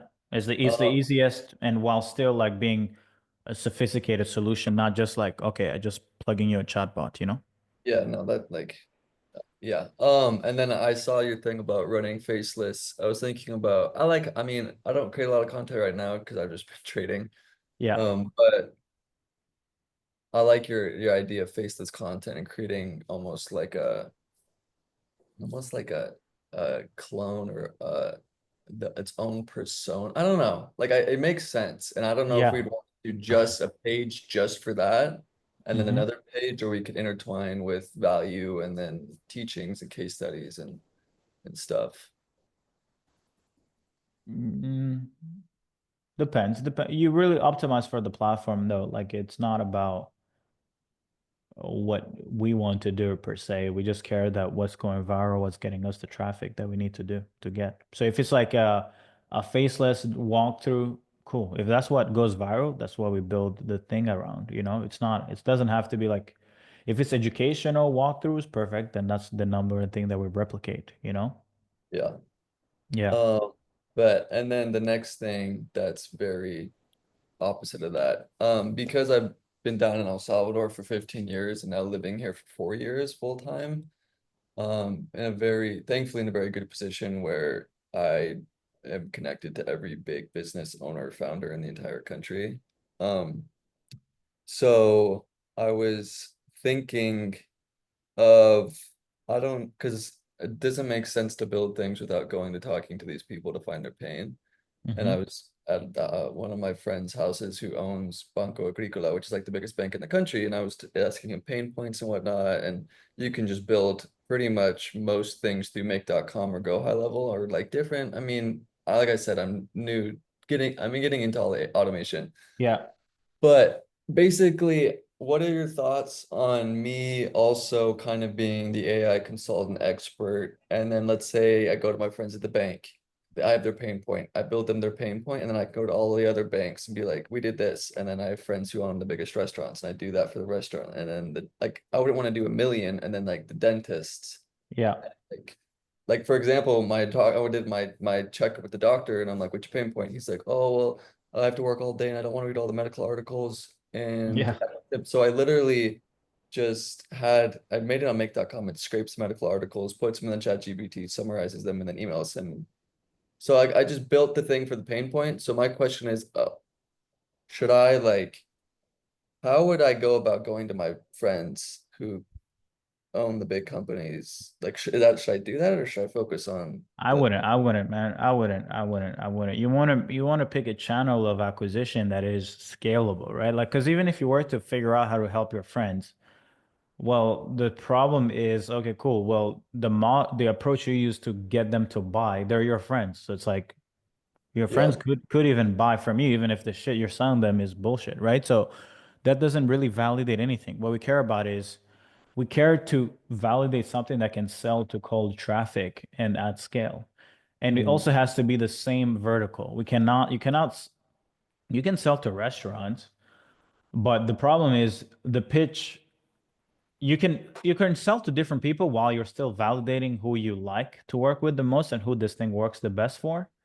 But once you found that vertical, you cancel out everything. You cancel out all the noise, all the fat, and you just go all in on one thing, one video, one ad, one sales process, one script, one offer, one pricing, one fulfillment, one onboarding video, everything. Focus. So what about going to, and I like friends, I say that they would buy anything correct, but then it's like could get case studies from them and then go cold traffic. So let's say I did build something for my friends who have restaurants. What if I just built that, made it work, got case studies, and then I could go and add everything just that in El Salvador? Yeah, that works. Okay. Makes sense. Yeah. Alrighty. That's it. That's my sick. Yeah, but like everything you're trying to do, like it works, right? Like, but the urgency to make it work will come from once you've actually, let's say, maybe put out, an ad out there, a funnel, and actually see like the level of intent that's out there in the market. Like that's going to speed it up. And like I said on the Webby, like the timeline to kind of like milking this opportunity is not necessarily open forever. It's up until everyone starts doing it, then it becomes just another way to just make a living, right? Yeah. That's it. Yeah, cool. Hey DK, how you doing? What's going on, man? I'm doing well. Yourself? Good. All right. So I'm very similar to Robbie in the sense of I have this moral compass that just won't allow me to just make money because I can sell and I can gather people. People trust me. I'm pretty popular here in America. And if I say some shit, or if I say I got the golden ticket to the motherland of milk and honey, people will follow me there. And so I have to be careful with how I use that power, if you will. And so I told you I own a commercial cleaning company. Well, we do residential and commercial. I call it like the hybrid cleaning business model, which is really what I want to sell as a coaching model. The thing is, that moral compass part that I was telling you about is like, one, I don't know, like you were talking to somebody else earlier. I don't know if people want it. But I know that there are hundreds and hundreds and hundreds, thousands of cleaning company owners that are struggling with their cost per acquisition per lead and to just scale and grow their cleaning companies. So I'm like, I know that there's a lot of pains within the industry. So I've been considering pivoting industries if I need to, but I'm like, if I can be the solver of the pain in my industry, then I'll be rich as shit from solving the pain. Only problem is I'm like, how do I solve it? Because I told you I bought Charlie Morgan's Easy Grow. They sold the shit out of me.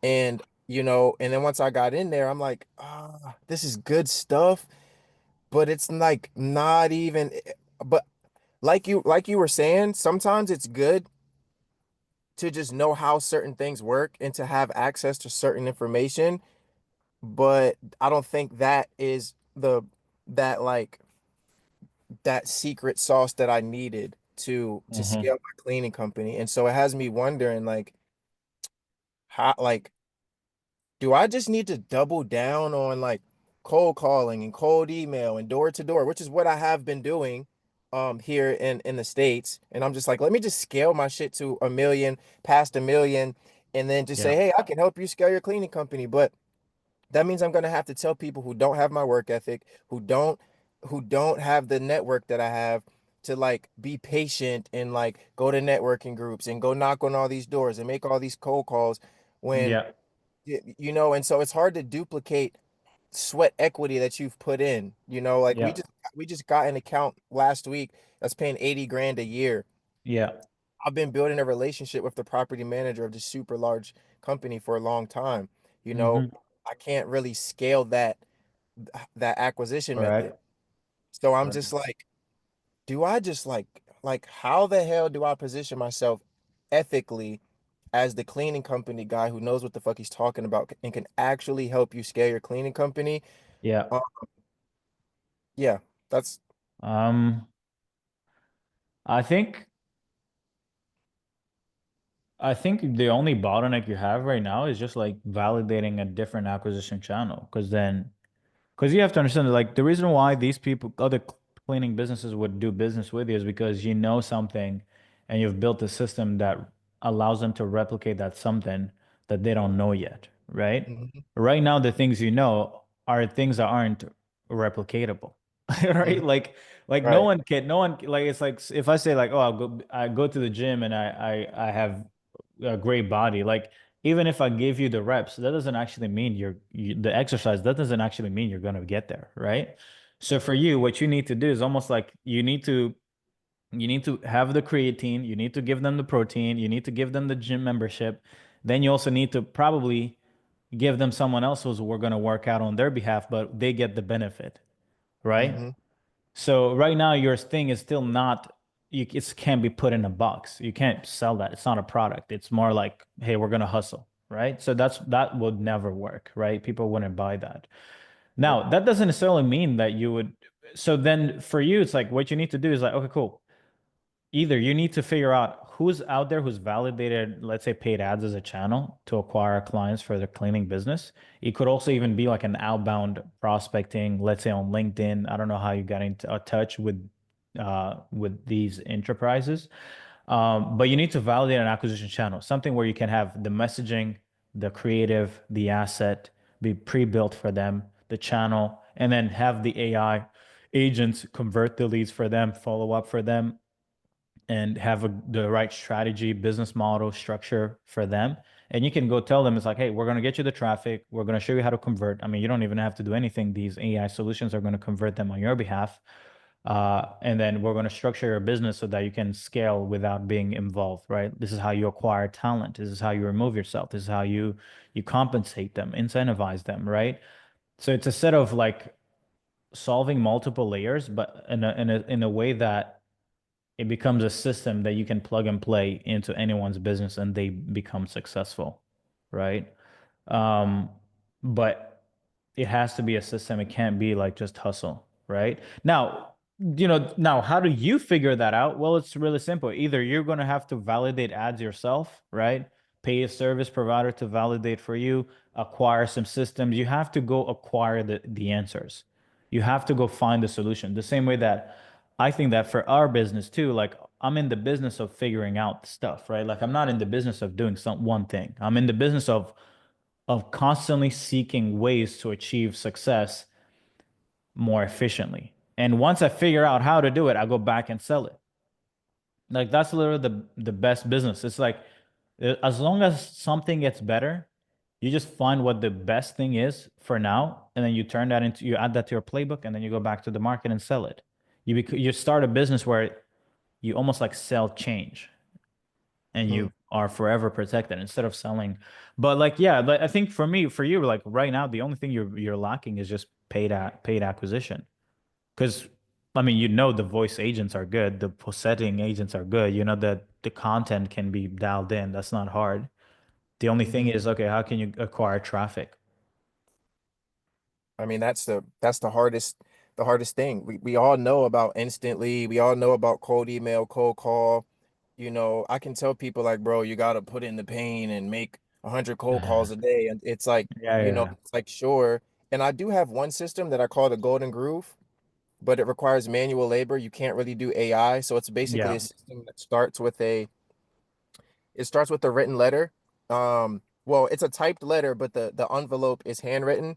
And these are going out to like large commercial enterprises, 3M, Target, Google, like really, Yeah.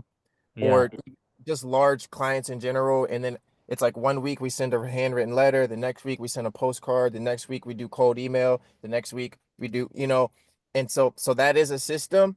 Yeah. It has shown to work, but it's like it's not modern. It's old school, you know. Yeah. And that's pretty hard to scale too, right? Exactly. And you have to hire Yeah. people to do it. Like I have to find girls that I'm messing with or hire somebody to freaking like write these letters and shit. It's like I'm not about to be writing 100 damn letters and No. another system that I'm playing with. Have you heard of Deal Machine, like Prop Stream and those types of softwares for like realtors and people that wholesale? No. So basically there are there's some people in this group that probably know what I'm talking about for sure. Um but basically, there's these softwares, a Deal Machine and PropStream are probably the top two popular ones right now. So basically, if you're a real estate wholesaler, you can buy these softwares. I think PropStream is like 99 a month and DealStream is like 112 a month or some shit like that. Hmm. And you can pay for these monthly subscriptions, and it basically gives you um motivated. It gives you this platform of information. It gives you the home buyers like Yeah. their Yeah. their demographic, their address, their phone number. So I was thinking about putting a system together where I use Deal Machine because you can get their phone number and email from within Deal Machine as well. It's like Apollo on crack, if you will. Yeah. Yeah. Um and I'm like, what if I can extract thousands and thousands of leads from this machine, I mean from this software, use AI to do SMS campaigns or like cold email campaigns, and I'm only paying like 100 something a month for this software, but I'm getting all these freaking leads. Um Hmm. like that's one that I've been thinking about. I'm like, what if I can get recurring residential clients from this system? Like that's one thing that me and my VA are brewing up right now. Hmm. But that's the biggest thing that's stopping me from, because I really, really, like we were talking about the other day, I really want an online business model. Um, but Yeah. my ethical principles won't allow me to sell some shit just because I know I can sell. Like I want to have like something solid, something that I can be completely backed behind and I have complete conviction about. And I'm just not there yet. Mm, I think there's also room to using that as a crutch though, right? Uh, because as an entrepreneur, you set out a vision. You'll never truly like I don't think anyone has ever found something that works really well before they actually sell. Funny enough, I've never built a great product until I've had clients. Like which means that I had to sell before I perfected the thing. So it's also the same thing for you. one of the reasons why you haven't figured it out is because you don't have a gun to your head to make sure that you figure it out. Right? So for me, so like you can run that playbook of, okay, cool. Like, let me figure out, and then I'll start a business where I sell this.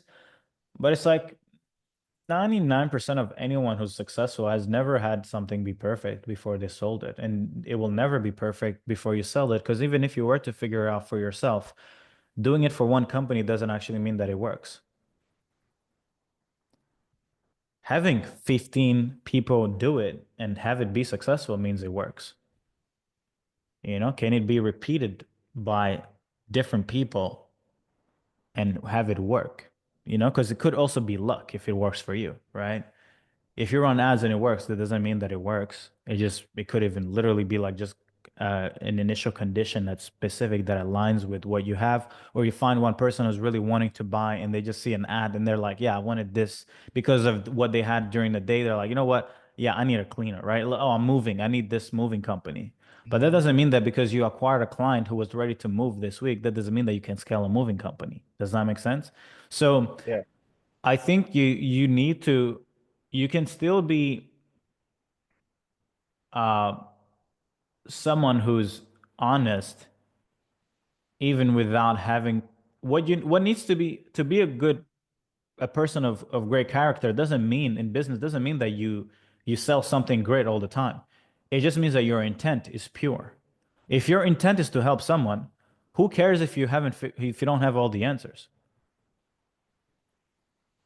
Like that for me, like the same way that when you're hiring someone, when I hire someone, I don't necessarily always hire people with the perfect, like someone who can literally show me that they've done the thing. No, I just care that, hey, are you ready to cook? Like, will you do everything that it takes to actually figure out a solution? And if they can say that they can figure out, I'd rather hire that person than the person who thinks they're too good and isn't willing to change.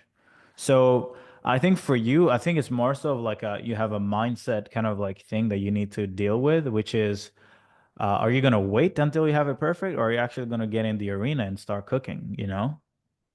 Because I can promise you that I can I don't know how to perfect your thing until we get to work. Like even I don't actually know how to do what you're trying to do. But I do know that if I do commit to doing it, I can do it. Right? Right. Right. I mean, so that's my next question is like, if I were to invest in your program, it's like I'm like, what How solution? like what's the Like, steps? Like what's the next step? What would do we do the next day? yeah, it's like how would that help me move one step closer to being able to create a solution within my marketplace Yeah. that is valuable. And then I'm like, what what am I I mean, for doing? us, then it's like, then you pay for us to care about your problem, right? So then for me, then it becomes cool. You don't know how to get traffic, cool, but who does? So then we go looking for the answers. But the thing you're paying for isn't that we have the answer, it's the fact that you have leverage in how many people now care to find the answers for you. Does that make sense? Like you're contrary to, let's say, maybe like a program like Easy Grow, we're not selling you something that's already validated. We're almost like selling you like a team to go find solutions to your problems. At least right now, strategically, that's the thing you need to solve. The AI things you acquire for sure, that's already pre-built and it's easy to implement.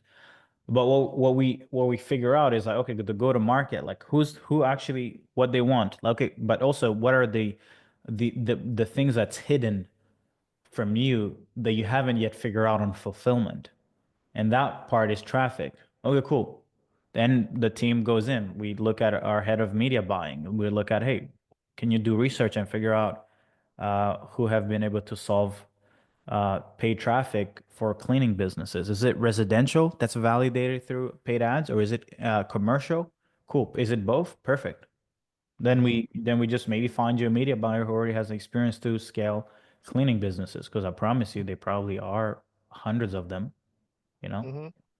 So Yeah. that's kind of like that's the thing. Like but you're not necessarily getting a proven answer as soon as you jump in, you know? Right. Yeah. Right. So so so what I kind of what I've kind of been pre thinking is like I would probably end up building something like an Easy Grow, where it's like a library of tools that you can pull out for the cleaning industry. And it's like, if try this out, try this out, try this out. But we've also got some AI incorporated. We've got cool GHL shit incorporated. We've got cool stuff incorporated, but you've got endless modalities that you can use within your cleaning company. And plus you've got me coaching you, and you've got the mindset and the accountability, and you've got somebody to stay on your shit and make sure that the biggest part of entrepreneurship is knowing how to behave like an entrepreneur. Most people have businesses but behave like they're still an employee, or it's like you wake up at 10 o'clock, smoke a blunt and drink a Mountain Dew, and it's like, what are you doing? You know what I'm saying? So like that's even in my entrepreneurial journey, that's what I learned. It's like you got to learn how to behave like a leader. And I'm sure that's what you're with natural born leader. I'm pretty sure that's probably what you're getting at in that program as well. Like, how are you in your own way, and how are you in your company's way, and how are you in your potential client's way type shit. 100%. Yeah.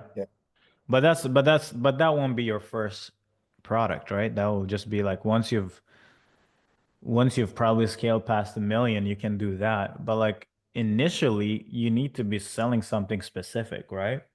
Like Charlie Morgan would have never, what he's selling right now wouldn't make sense. I don't even think that he can sell it through paid ads per se. I think he sells it because he does content and people follow him and like his content, then he can sell a product, but he can't go to sell that B2B. Like his thing is not specific, right? Right. Yeah. So, but now he's successful enough where people buy into his success and then buy anything, like he's a creator, right? So, but for you, you can't do that playbook. That no one is going to buy that shit. And even if you were to sell that, no one is going to see success. What you need to do is sell specific A, B, C, D, E. Cool. A, B, C, D, E. Everybody goes through the same playbook. It's not everything that you could do. It's only the main thing that you can do right now. And it has to be a system. You have to run it the same way. But now, once you acquire so many clients where you have so much insights, then you could build a library, and that could be kind of like your front end offer, something that's more leveraged, something that's infra based, as systems, access, whatever. And then once they actually want to ascend, upgrade to something more specific, then you can help the implementation, things like that, But yeah, but I do think like, cleaning, I think is a great, I mean, I haven't necessarily, I've spoken with someone who was selling a cleaning business as a business opportunity, but we haven't really targeted cleaning businesses. But I do know that it's a good business model to run. It's also easy to delegate if you know how to run and build the business, like it's not complex, but cool. All right. Gotta go through the questions, but yeah, man, whenever you're ready, we get to work, as you know. Hey, Stone. How's it going? Okay, so say I build out a system and I do Facebook ads, I include that, and I do social media like content generators, like giving them content recommendations and using AI to generate content for them. Those two services, the ads and the content generation, that's some kind of like a monthly thing, like that they're gonna have to pay me monthly to do, because like managing their content and managing their social media, like their paid ads, Meta and IG ads, is gonna be like something that I'm gonna need to be in there in the trenches doing with them. I can't just build a system that does both of those things, or am I wrong?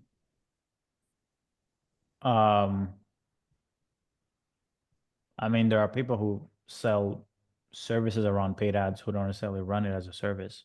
There's people who do content who don't necessarily sell it as it's done for you. You decide, are you going to sell it as a system, or are you going to sell it as a system plus management? It would be easier to sell it as a system, but I can't really see how the back end would work for like a content management like thing. Like with, I don't know. I think right now you're trying. So why is this a bottleneck for you? Like, why are you trying to solve this? Because I'm trying to figure out like, okay, like I I know what to do. Like I can go out there and I can run paid ads and I Yeah. can, start creating content and start, getting my name out there and I can set up a go high level thing to, get appointments and I can get on that call, right? Yeah.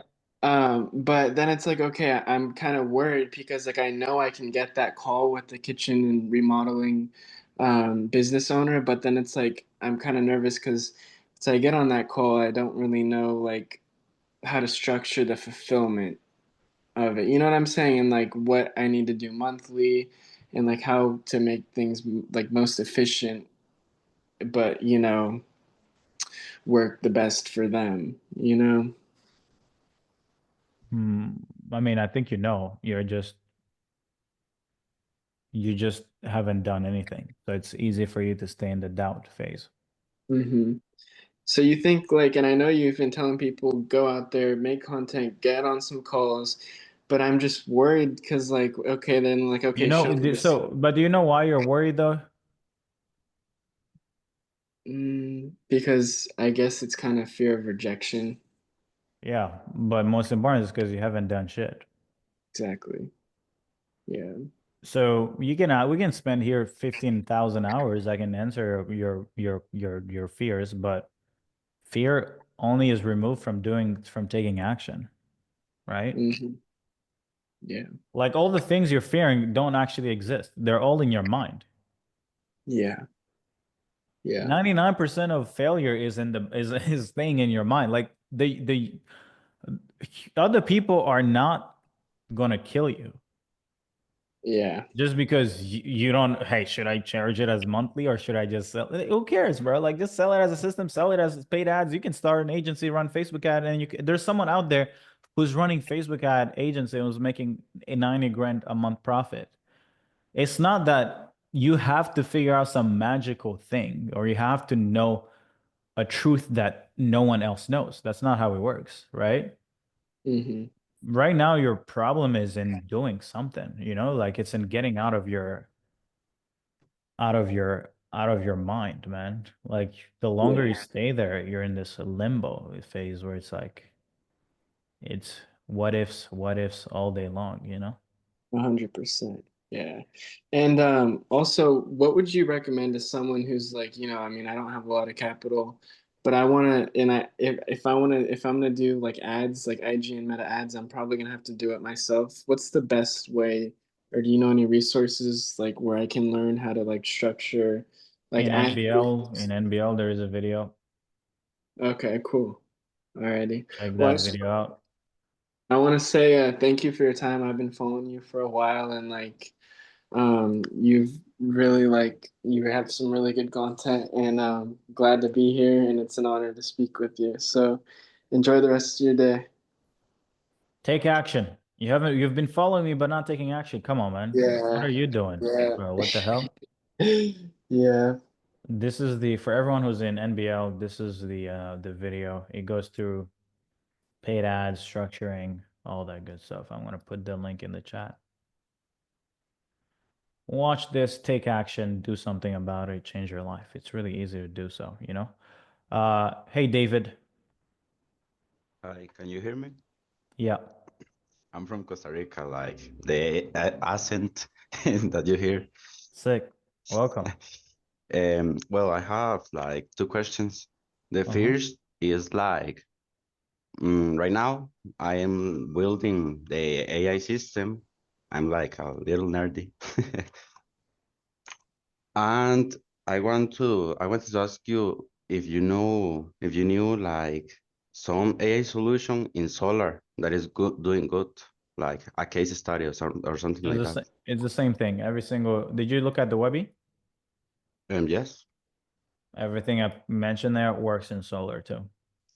Yeah, I know. I just wanted to know if you have like a case study or some system that you knew, because I have been looking like into all, because I'm really into AI. But I wanted to know like a case study or something like that if you have. A case study of what? In solar. Of what? Like a client selling to solar or solar leveraging AI to get a case study? Yeah, in solar using AI. No, what I want to know is our clients going to solar to sell them AI, or a solar company using AI? Your clients, like if someone have used AI and sell it to solar. We've had a few clients who've sold AI, kind of like growth infrastructures in solar. And AI was part of their playbook, but it wasn't as heavy as it is today. Okay. Well, another question is because that question was because I don't know in a scale, like a scale with, for example, right now I'm making with email personalization called outreach with in emails. Yeah. If, for example, move to another city to scale or start another solution. You're looking to know how to scale, like client acquisition? Yes, like if I should, for example, fix another problem and maybe make a bigger solution, or for example, in another city, so more clients, because in email you reach like 1,000 clients a day because of email. We use paid ads. Like, is that the question you're asking me? Like, should you use paid ads? No, like bueno, I could use paid ads, but for example, if I could sell two AI solutions or one AI solution in more places. I'm not sure to understand your question. Like okay, so first, why are you worried about scale before you get your first client? Because I wanted something that align with what I want. Yeah, but that does, like, you won't know how to scale before you validate that first initial thing, though. Okay. So Yeah, I fucked up. So no, because even if I told you how to, even if you knew the answer, like what would that do change for you right now? Yeah, nothing. Like the So last so yeah, right now I think take action. it's like it doesn't matter. Focus on what you need to do. What you need to do is get traffic, get attention, get clients, right? Like until you do those things, you shouldn't pay attention to anything else. And the longer you pay attention to other things, they'll just distract you from doing the what matters, you know? Okay. I Yeah. have like one last question.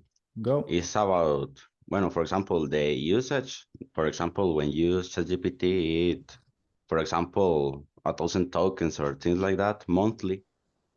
How do you charge that to the people? For example, if they pay upfront, what happens if they use more of that what they pay? Or Charge per usage. For example, connecting, making them to connect like the credit card to the um wait, I forgot the name, to the OpenAI You charge that no, you charge them per how many tokens they use. at the end of the month. I mean, you decide. Because for my question was if if I make the charge like last month, what happened if they don't pay? Then they don't pay. You pay it. Okay. Or you can just limit if they pay per usage. Right? So like they pay for whatever they use before they use it. Okay. Yeah. Thanks. Is it good? Hey, Ange. Yes. Last question, and then we go. Yeah, man. So my last question was, I know you told me to come here, start advertising, put my name out there, right? Get some people.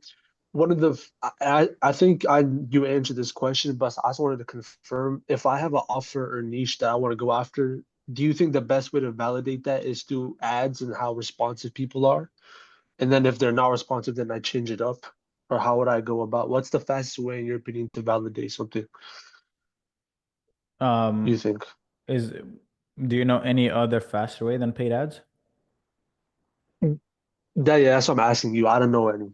That's why I was just curious what you. So how many other paths do you know of no, I mean you know the answer, but it's I just want to know why are you asking? Do you think there is something that you don't know about paid acquisition channels or acquisition channels in general? Yeah, I mean, to be honest, I kind of have the mentality where maybe that's a negative aspect that maybe doesn't allow me to take action, but I feel like maybe I just don't know enough, and maybe that's hindering my progress. So I'm trying to just understand if I'm missing anything, any Yeah. channel, possibly. I mean, you can go door to door. You can Okay. cold outreach. You can use LinkedIn. You can do cold email. You can send letters to the mail through the mail. You can cold call people, or you could do content, or you could do paid ads.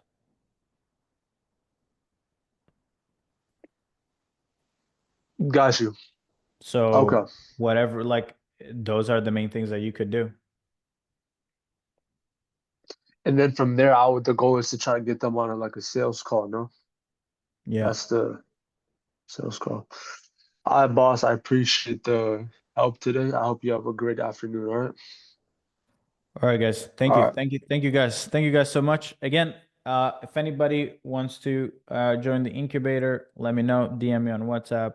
Actually, we pinned the link. You guys can still apply, and then we get to work. But thank you guys so much. Hopefully, spend the last 2 hours answering questions. If you guys still have any questions, check out the webinar if you haven't yet, and then ask any questions whenever you can. Appreciate y'all. Bye-bye. Beautiful.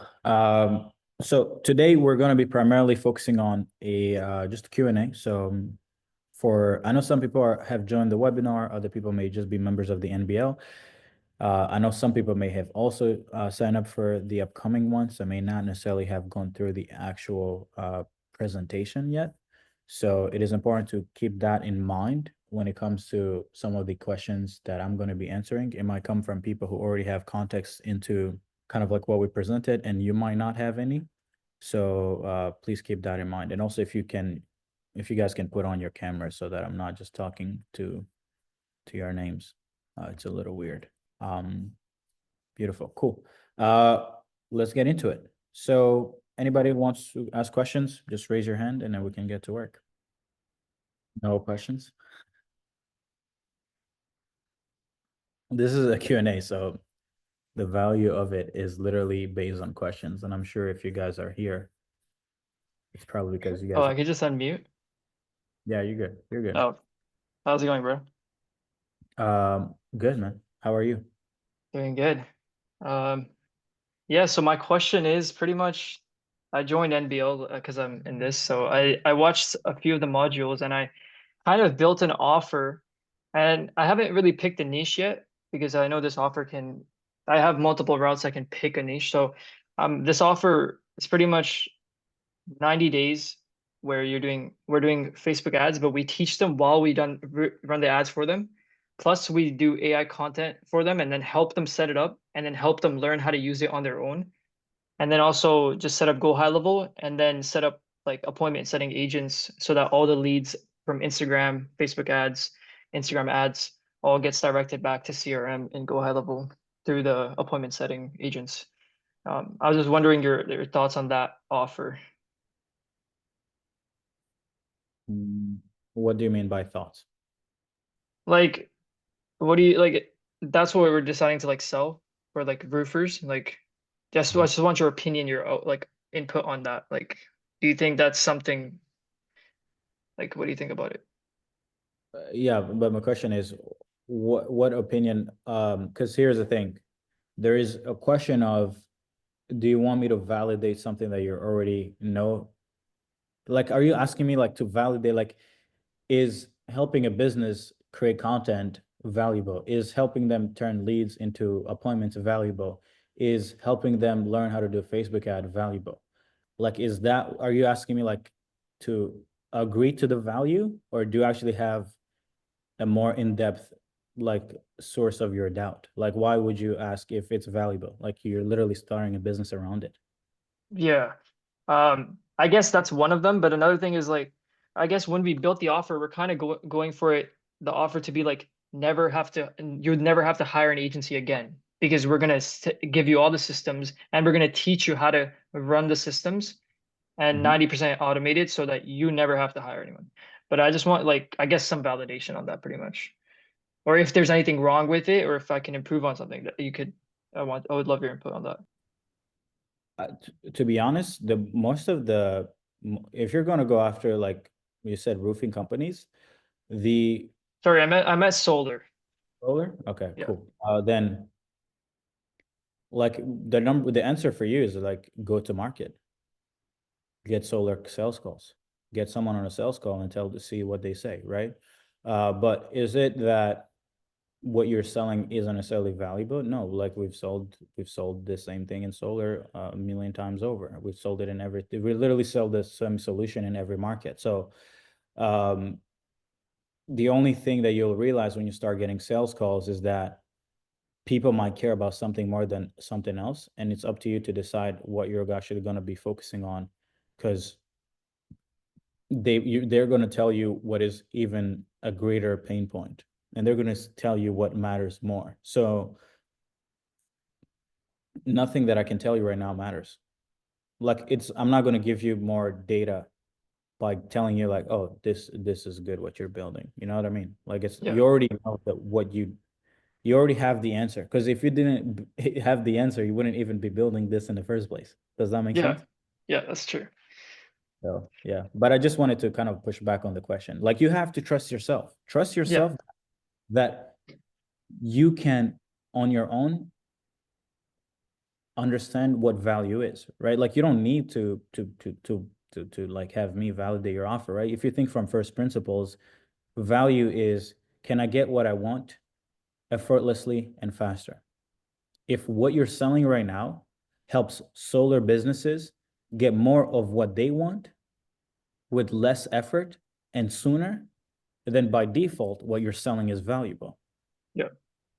So yeah, but yeah, no, cool. Now I don't necessarily know about educating them. I don't see them wanting to get educated about it. Like I don't know how much that's gonna resonate with them, but you can test it out, see how it's gonna perform. Yeah. I mean, my thought around that was like after 90 days, like what happens, right? That's why I was like, if I can have like maybe like a video or two recording how to pretty much set up ad campaigns, how to set up ads, even with helping them like build the creatives. That way, after we stop working with them, they can kind of do the ads and everything on their own.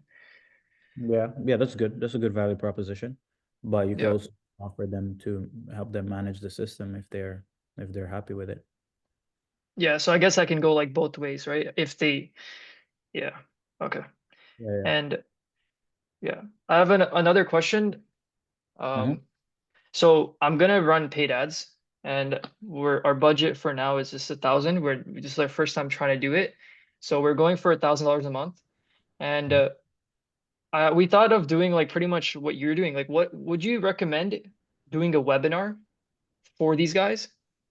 So I'd say, hey, like, we'll build you the system, you'll do this. Kind of what you're doing, this going to roofers with pitching my offer, saying, I will teach you how to set this AI system up, how to run ads. It's a free webinar, you get everything in like 2 hours or something. Or versus it's How are you just gonna- appointment setting. You think you're able to go for 3 hours and educate them on how to scale their businesses? I probably could I haven't planned it, but maybe like 2 hours. I don't know. I can try. And how are you gonna structure it? I don't know. I haven't planned it, but I'd probably like base my entire offer and then kind of structure it accordingly, in order, and then just kind of like talk about it. I don't know though. I haven't really thought about it. I was like, I'm gonna run paid ads. Do I want to just go where it just goes to a VSL and then they can book a call with me and then do one-on-one close, or get as many people on, go on a webinar and then just pitch it at the end? What do you know more? What do you know more of? Like, what is it that what is the lowest friction mechanism? Well, probably just doing one-on-one closing. I've never done a webinar before, so Yeah, because I mean, why would you do a webinar? Like you don't even know if you've never sold the thing you're trying to sell. yeah. Like that would be, right? I mean, plus also like what I'm doing may seem easy on the as you're going through it. It's like, oh, it's a webinar, presenting, training, and then pitching at the end. But have you ever pitched a lot of people at once? How much? No. How much would you have the courage to pitch people? Would you have the courage to ask them for $9,000, a stranger who you've never met, and to have them say, "Hey, this is if you pay in full"? Would you have the courage to do that? I mean, I've done it before, like a month ago, actually. Well, To one person though, yeah, to one person. Yeah. And then how would you feel if you got hundreds of people on a call and they're in the comments coming after you like, hey, Ash, you don't know what the fuck you're talking about. How would you react on the webinar? Would you Yeah. stress out? Or would you be a little bit would you be a little kind of like struggled and be like, oh my God, like would you stress a little bit? Like it's literally like, you know, like definitely. in school when you have to go present in front of this class, would you Yeah. rather that be your sales mechanism, or would you rather just have one conversation, one person at a time? That's true. No, That I is mean, true. I mean, a webinar, like you want to make $1 million, yeah, let's go. But you're trying to get your first 5 clients. Like every conversation, every human is an opportunity to make the most. And the only way you make the most amount of money per customer is if you understand them better than they understand themselves. And you have to tell them, you have to literally tell them back what they just told you. And they have to be like, wow, this person understands me and I have to invest in them. The reason why I can do a webinar is because, I mean, we've had thousands of clients. So I know people better than they know themselves. And I don't need to spend, there's nothing you can tell me right now that I've not dealt with before. So like, I don't need to have a one-on-one session with you to sell you, right? But for you right now, like, your job is like meet with people. Because in solar, what you will understand is these guys are sharks. Like these guys are killers when it comes to, literally, there's no person who will get into solar if they're not just trying to make money. They don't actually care about operations. They care about sales and marketing. Knock on door, lead gen, sales. That's it. So you better be dialed in, or else they're gonna like think you're crazy, right? So, but that's it. But like, yeah, run a little VSL, lead gen to a VSL, then you know, get your appointments. Yeah, I see. Yeah, that makes sense. But good job, Thank you. good work on taking action, man. Like, yeah, it's good to see you kind of like stop taking calls. Cold calling is bullshit. Hey, Dylan. Hey, what's up? Can you hear me? How's it going, man? Good. Yep. Good, man. I just joined the course and everything, the webinar. So it's been a lot of info. When But did you get a ticket? this last webinar. So that was So I you seen the were- recording Monday. perfect. So Okay, beautiful, cool. I've been in the space January, so I'm like new to the whole agency and everything. And then I caught you on YouTube talking about don't sell AI agents. Caught my attention. I was like, he might be onto something. Yeah. So kind of been digging deeper, and I'm like, no, it kind of makes sense everything you talk about. So then I Yeah. just been going through the course and just trying to like make sense of it, I guess, because it makes sense, but I guess a lot of the stuff you talk about seems like it's almost like a later stage, I guess. Because for a lot of people that are just starting out, like from $0, Yeah. it's like one of the videos, it's like the 3 stages. I'm not sure if you remember that video in there. Yeah, I do. So it's like you're basically saying the agency is basically how you should start. And once you get that first, 50K, 100K, then you should kind of start implementing that growth infrastructure. Am I like understanding that right? So of course, when you're starting out, right, like literally have no context, or a lot of you don't have a lot of context. Because even if you listen to my message, the reason why I don't personally my message is rarely aligned with like how to make your first $10,000 a month, because the model that we're telling people to push is a model that allows you to scale something that you were doing that didn't scale before. Right? But let's say your stage is, okay, I'm just trying to validate my first offer. But the problem is you don't even have insights into what to build an offer around, right? Instead of trying to necessarily go straight to like building and releasing these things, try to run a normal service where you understand like, okay, here's how ads work. Here's how setting up the appointment setting process works. Right? And then from there, understand kind of like, when do people buy? What is the journey that they went through? And then once you figure out that variable, well, you will not understand the systems and processes for each single variable to be solved. And that's where you can actually put all of it together and sell it as a package, as an infrastructure. But the process to acquire clients, whether that be for this stage or this stage, is the same. Right. No, Right? like I said, it makes sense. It's just like all the people like on YouTube and everything, they're just like, go sell AI agents, you'll be rich. And it's like, well, I think there's more to it. But Yeah, no, a lot of people are just they're just milking the demand without strategically thinking of the, because as an example, right? I mean, sure, I'm not the only one talking about AI, and I'm probably the smallest fish talking about AI, because AI, I don't really care about AI. I'm just care about making money online, right? A lot of them will position everything as easy because they want every single person who's a little bit ignorant to business struggles to be like, oh my God, I'm going to make $1 billion with this shit. And then you're going to trade money with them. For me, I'm taking a different approach. It's like business building is hard, and we're going to do and build things that are hard so we can protect ourselves from never not making money.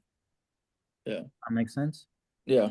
You have to be wary with the YouTubers and this and that. I mean, you have to be wary of me, but at least I'm not necessarily saying like it's easy. It's not easy. It's actually far from easy. At least if you want to make money. If you don't want to make money, then it can be easy. Just sell an AI GHL a snapshot and then try to see if you make money, you know? For sure. So I guess going through it, I guess did like the growth sheet or whatever in the course, but I didn't quite understand it at first. Like I was basically doing it as I was doing the infrastructure, but then I realized that like I'm not there yet. Yeah, you have to start with the variables, failure scenarios. Like what would keep a business from not achieving result at each layer? And then from that, then you have to decide, okay, what would I put in place to avoid this issue from happening? And then putting all that together then becomes your infrastructure. So I guess like how do you like enter, because I was doing like HVAC for like high contracts. So like these Yeah. big HVAC companies, and I was doing a lot of research. I'm like, these companies, like there is actually competitive like markets in there, and their like AI solutions and everything are like way above what I can offer. So and that's when I started to realize that like I'm not there yet. So I need to like take it down a notch. So how can you enter the market at like a much lower barrier, but still, I guess, offer that value? You know what I mean? I mean, there's no, I mean, you have to understand that like a market is not necessarily going to choose the person with the least experience, right? So what you're asking for is how do you how do you how do you how do you get into a market and make money without necessarily being the most valuable option, the best option for that market? Well, the truth is that doesn't work. I mean, unless there's no one in that market. That's the only way you make money. If you're shit in a market, no supplier, you can make money. But in a market where there's options, and in HVAC there is a shit ton of options, it's not like you're going to be the first growth person in there, then the way you build the business actually has to change, which is instead of you trying to figure out how to make money with the lack of skills that you have, well, you have two options. Either are you going to spend the next year becoming skilled? That's just time under tension. Just spend the time, become great. Two is just skip that and just go build a team. Right, right. Which Which seems is like the best part, but yeah, because you're gonna die instead you're gonna die in that market. Like you're gonna you're gonna be competing with sharks, right? So for me, like right now, like when we're launching a lot of our clients, like companies, if we feel like they have the learning curve that they have to go through is too high and they're not able to go to market really fast, then we'll try to find, hey, let's help you find a media buyer. Let's help you find a systems integrator. We'll help you build a team around you. Because if the team is great, it fastens the speed at which you learn. Because if the guy is delivering for your client, then you're seeing how it works. And then they can actually almost like train you, coach you. And if the person is doing the systems, you're like, oh yeah, how does it work? Why does it work like this? So it's like building a company is actually faster than trying to be good. I see. I get it. Because your whole model was like you built this infrastructure, you charge, the 10K or whatever up front, and then you hire that team that you're referring to help you do that. Exactly. Yeah. Yeah. Nothing like 80% of the clients we're getting in our programs or the companies we're launching, we're not getting people to become systems integrators or advertisers. No, what the hell? No, that's actually useless. We're just getting them to build the offer and then the client acquisition, and then they go build a team to fulfill. Mm. Yeah. It makes sense. And that's why I was like, I kind of like the whole thing you have going on here. I guess it's just getting started always is the hardest part. For sure. And it's gonna take time, but just take your time. You don't need to rush anything. All right, cool. I appreciate your advice. I guess anything else that you think would be helpful for me? No, that's it, man. Just learn, go through the content, and when you're ready to work, let us know. All right, appreciate it, man. Thanks. Get you. Hey, Gannon, how you doing? Hey, what's up, Serge? Good. My name is Gannon. I'm Aksha's business partner. I want to thank you for saving us from cold calling and just almost suicide from that. But yeah, so we've been doing this agency for a bit now. We have like a few clients at like $500 a month is pretty crappy. We haven't actually done this model before. It's our first time getting into it. Obviously, it's new. 9K, like $9,000 is a lot of money. Sorry, my dog's barking there. $9,000 is a lot of money. How do you recommend us structuring our price without case studies? Like we have no case studies. How do you recommend us? Should we do a free trial or something like to kind of get some case? Yeah, you could figure out a way to do a deal structure where it's like you do a deposit where it liquidates the cost to acquire that client, and then you're like, hey, if we hit these milestones, you just pay us the full thing.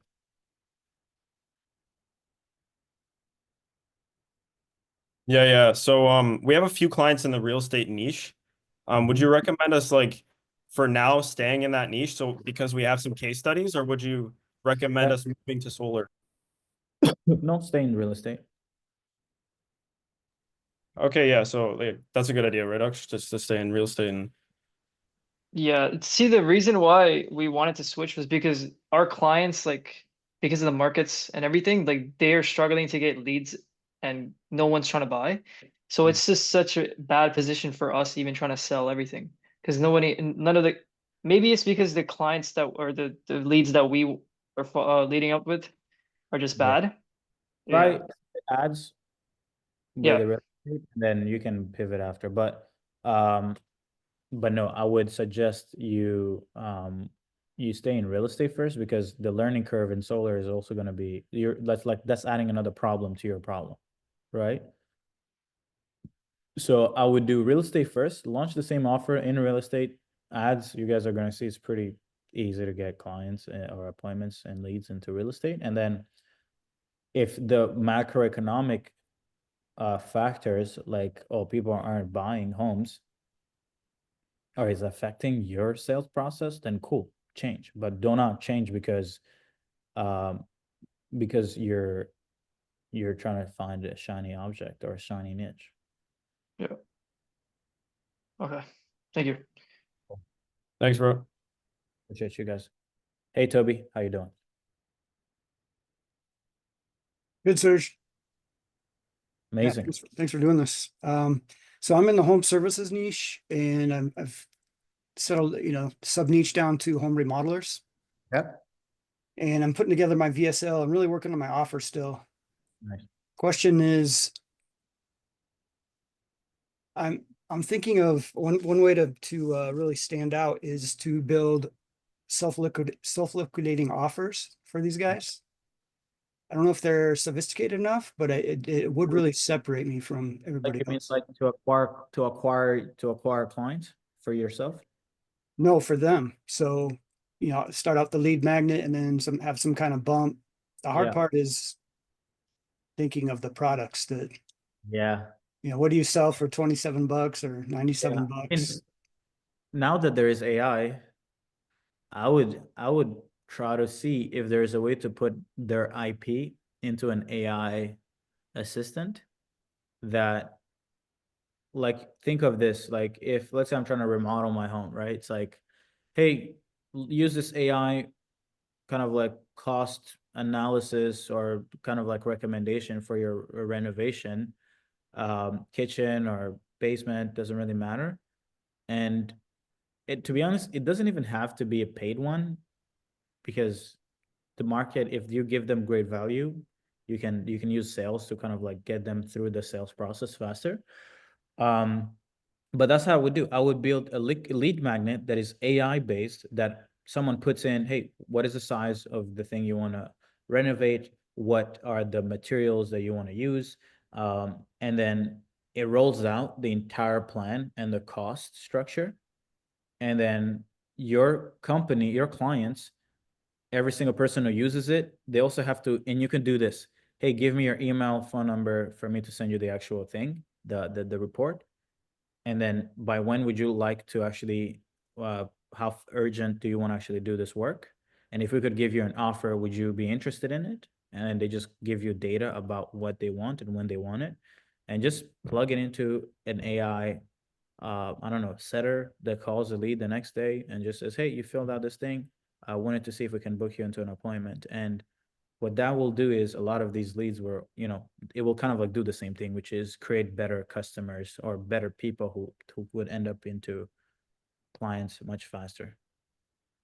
There is things like that online that where they'll send in a picture and AI will do the design right there for you. I don't know if I want to send that to.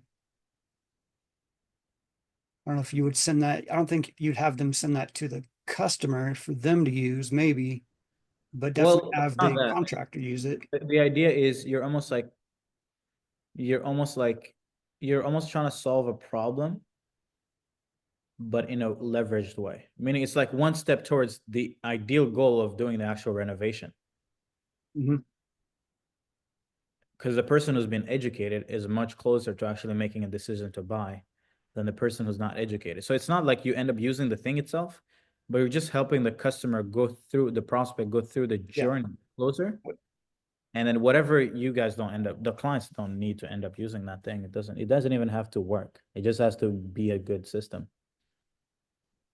Yeah. So what it does is it helps them visualize faster. Yeah. And then it gives your clients data and better quality leads instead of just name, email with someone who they don't even know anything about. Yeah, because it's something they can spit it out pretty quick, and they're pretty inexpensive to use. Like, I mean, it might even be cheap. It might even be free if you're using an LLM like ChatGPT. Like, it could literally be like think of it from the lens of like the custom GPT I built. It could literally be like that, where they speak with the AI and they give an answer, then it gives them they give it an input, it gives them an output, and then at the end it sends out the report. And that GPT, I don't even know. I pay $20 a month on the thing, so I don't pay anything, and I'm sure I could probably sell that for $27 alone. Yeah, so because that'd be more self-service.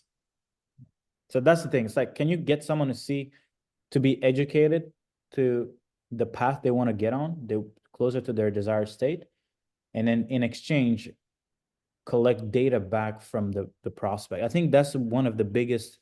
I might actually, this is actually a good idea. I might have to go and build this thing and then maybe roll it out, because if there's one thing I've learned is that in the era that we're in, the way that you beat people on acquiring clients is you have to figure out a way to give more to the prospect before they ever become a client. Yep.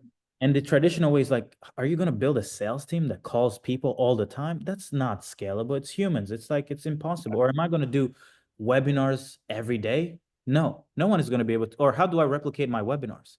Am I going to build a team that can present like me? No, it's impossible. So up until AI, it was impossible to turn your knowledge and scale that. But now it's like, you could give the best value for free, for close to free at least, right? You can give intelligence away for free. So trade that intelligence, the same that someone would do a custom quote, turn that into an AI assistant, and then run that on ads, and then just collect data. And then, I mean, yeah, I would roll this system out to every single company in the home remodeling space. And yeah. But don't charge for it, because if you charge for it, you're adding friction and it's not worth it.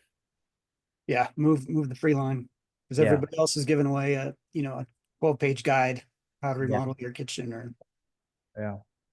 They're already getting too much for free. Now it's just that this lead magnet is going to be way more, it's going to be higher quality, and the value is going to be better. yeah, I can work on that. So on my VSL, I see how you do the customer journey, right? Yep. On like a mind map. My question on that is, I'm just kind of struggling with is, don't you want to sell the vacation, not how to pack and how you're Yeah. gonna go at the airport? Isn't that kind of what you're doing though? So yeah, it is kind of, but like, Seems yeah, counterintuitive. mainly if you're in a sophisticated market, like, so you would have to trial and test, right?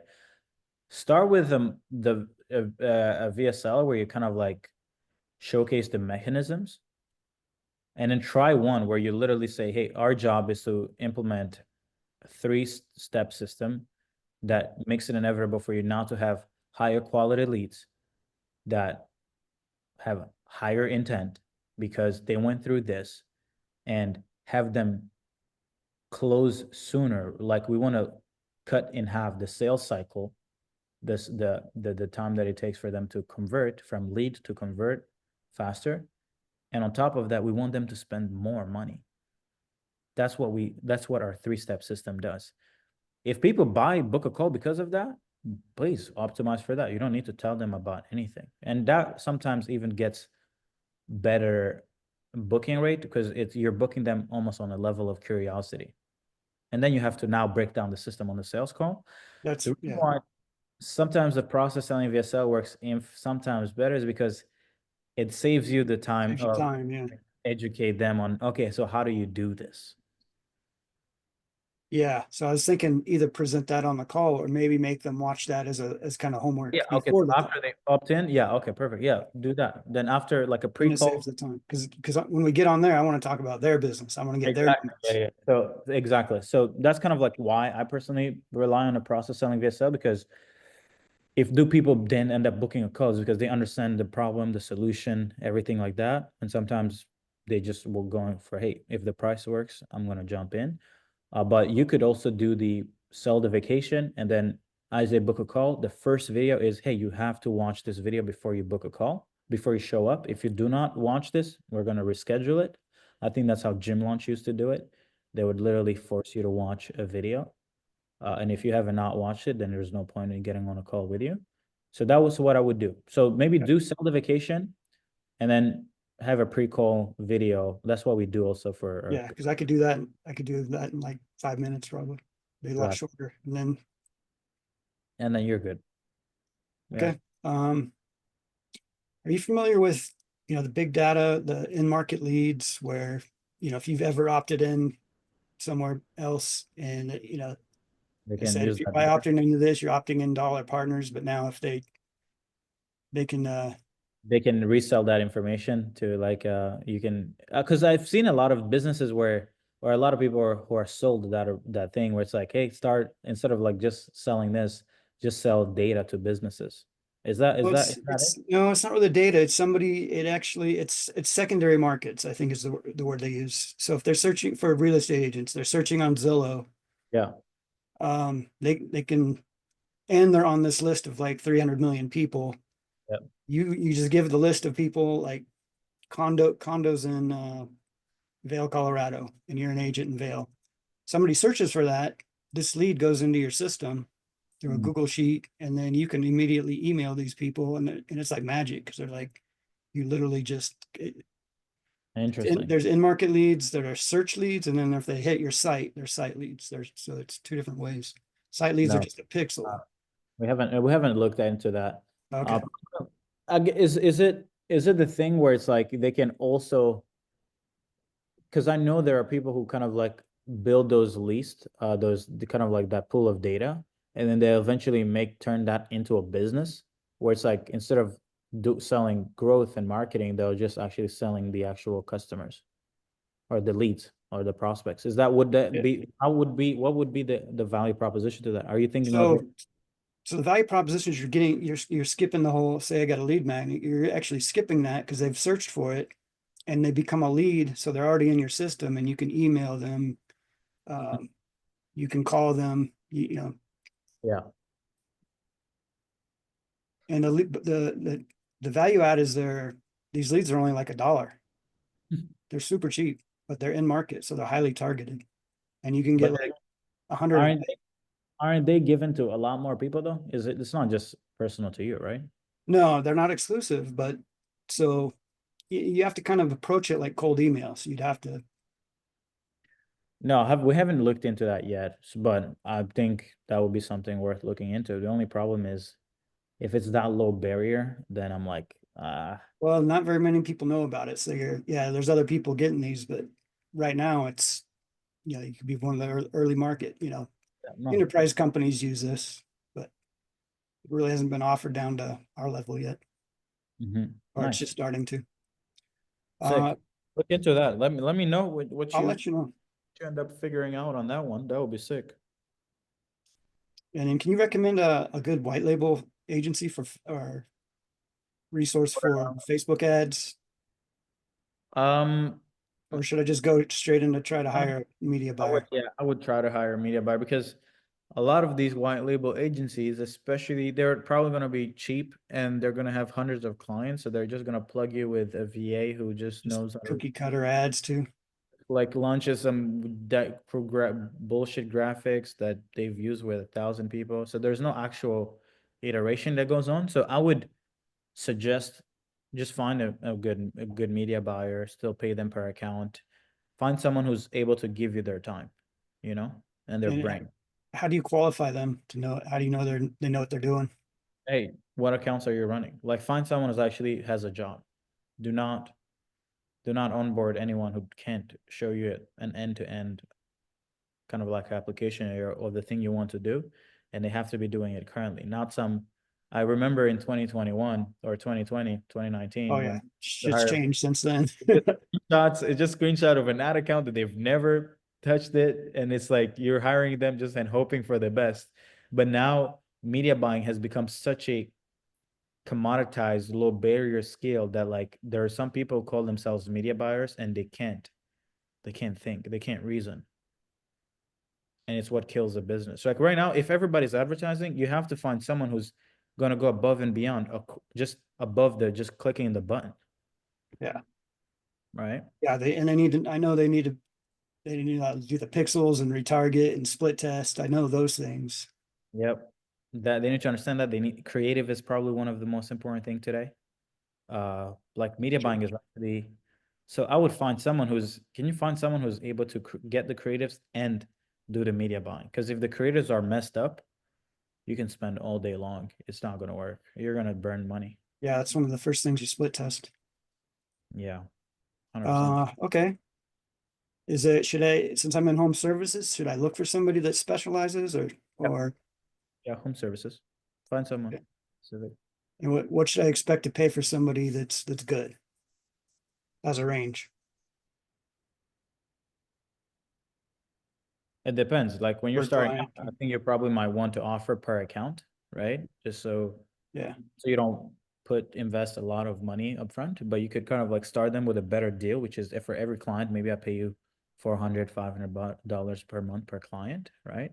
Okay. But eventually a media buyer should be paid, you know, $2,000, 2.5K by for month.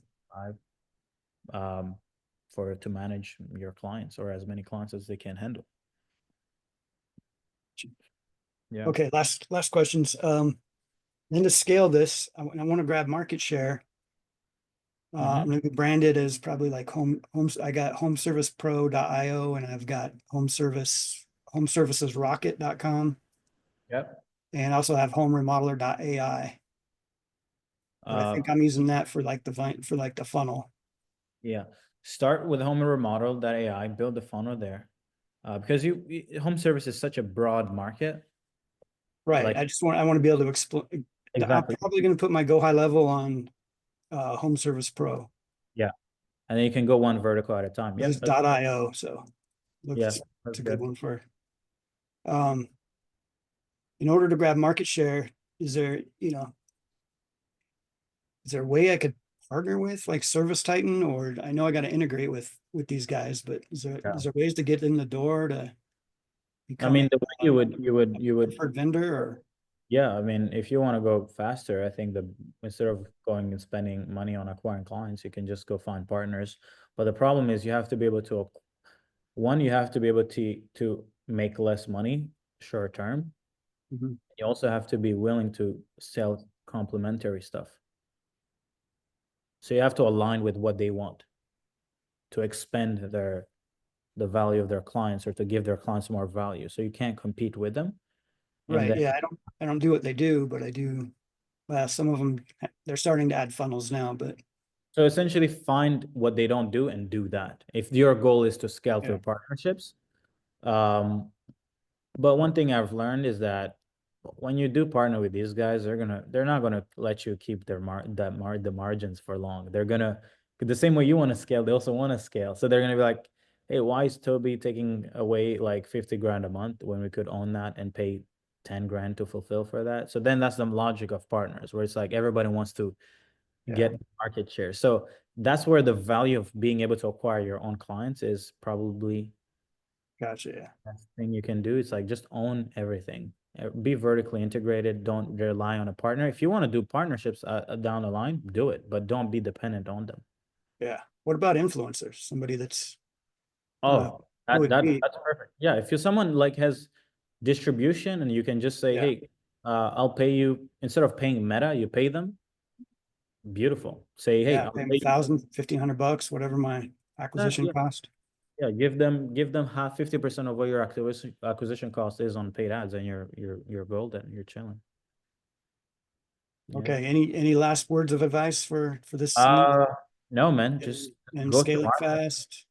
I think, to be honest, like all these markets are ripe for innovation and for taking. So it's like every single person I'm telling is like, just get attention. Like, how fast can we get an offer tomorrow on ads? Like, that's literally it. That's all you need to do. And then once someone trades money with you, take all that money, reinvest it all back into more attention, and never stop until you're the number one go-to person for that market. Yeah, that's key. Reinvest it fast. Yeah, fast. Like just go again. Because your main business, right? Like you're saying, it's like it's the ownership of the market share, not the actual money you make on most people make money on the front end and then they build a lifestyle business. But it's like, if you want, wealth, it's like you have to own the credit cards of 1 million or 1 billion people. Then that's how you really make a lot of money. So go to market, acquire as market share as you can, as fast as possible. Then you can expand the accounts over time, but you first need to own a lot of accounts, right? Yeah. First got to get that offer out the door. Sure. Yep. Cool. Cool, thank you. But yeah, thank you so much. Love the questions. I love it. Cool. Who's next? Ash? Yeah, so my question is, I'm in NBL for the month because of this VIP, and I probably plan on going for another month for that. And so I'm gonna follow the 4 week you guys have, the 4 week plan, taking you from building the offer to the acquisition to running the ads and everything. And so that's what we're gonna do for this month. And then what else is included in NBL? I know you guys have like weekly calls. Like, is there anything after we finish the 4 weeks? Like, what happens after that? Well, NBL is not NBL is kind of like something to give you clarity as to what the future looks like and what the foundation looks like, right? But it's Yep. not designed for you to stay there, Mhm. right?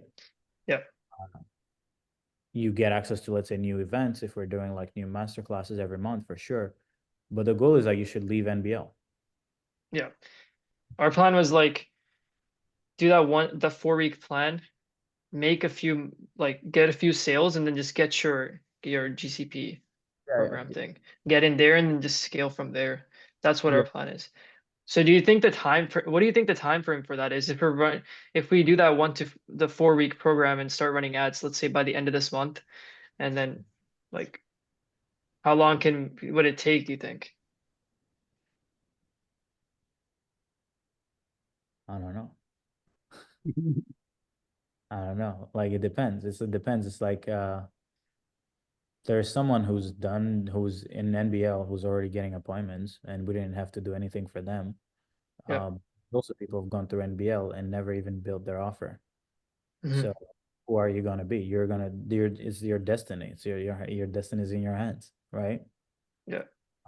So it's really up to you. Like, and now you can't make miracles happen, you know, like and this is where like it's not about what is the timeline. It's like what are you going to make the timeline be? You decide. Like I'm deciding how fast I'm going to make $1 million in the next. Yep. So I've already made that decision and I know what it's going to take for me to get there. For you is instead of asking me what is the average time, I would ask you, what are you going to do today? What have you done today to make sure that you can get there by the end of the month? What are you going to do tomorrow to make sure that you get there by the end of the month? What are you going to do Friday to make sure that you get there by the end of the month? Are you going to rest on the weekend to make sure you're ready for the following week, right? It's all these things that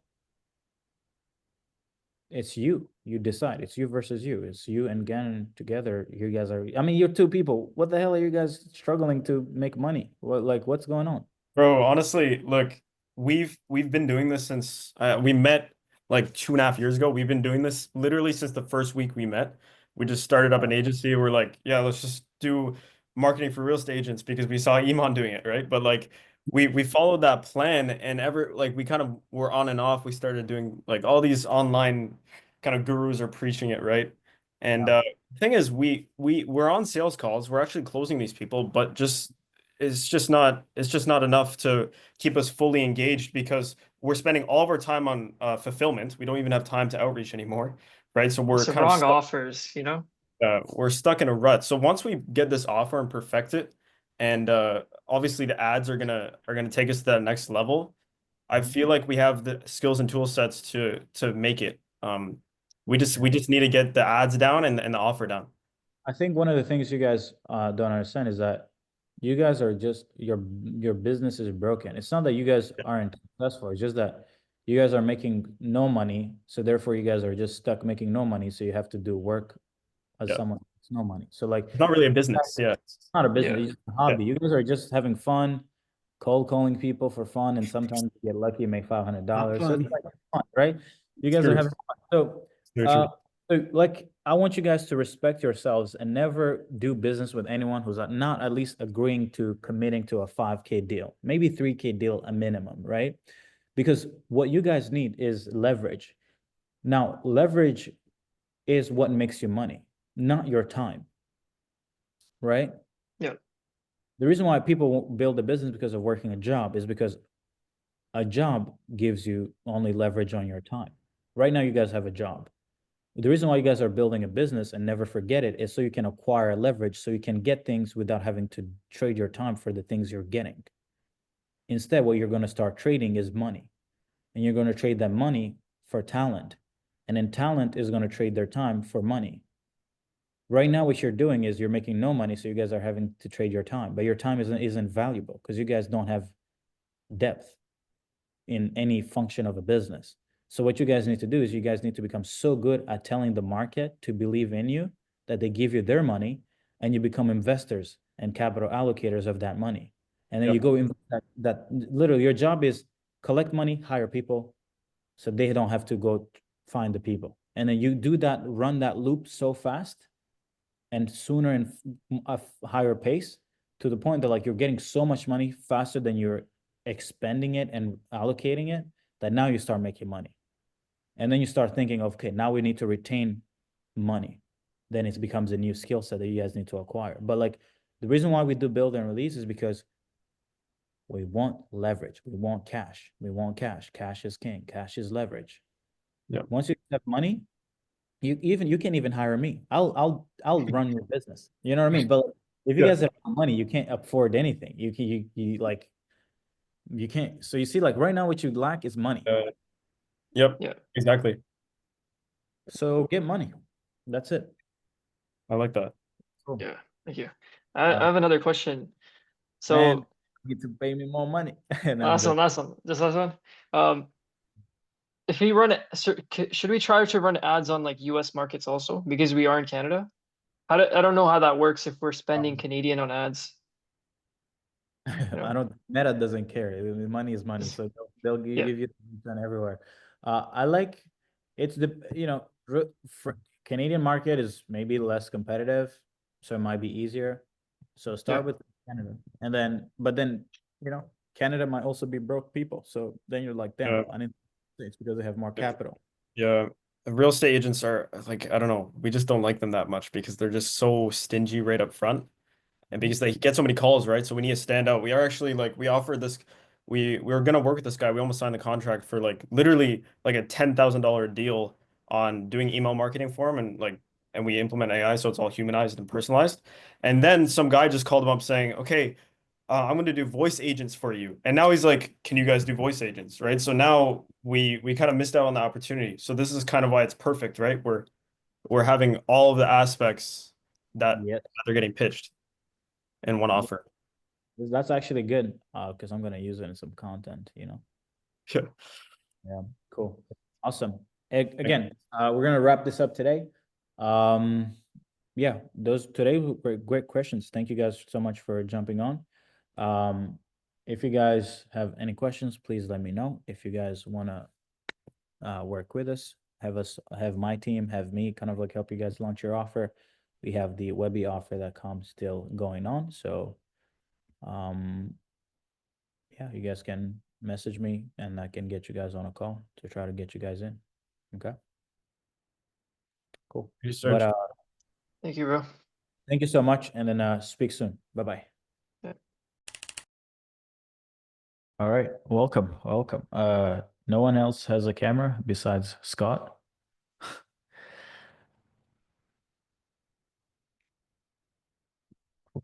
Cool. All right, guys. Let's get straight into it. We can start with questions and then I'm going to be going over other stuff a little later in this call.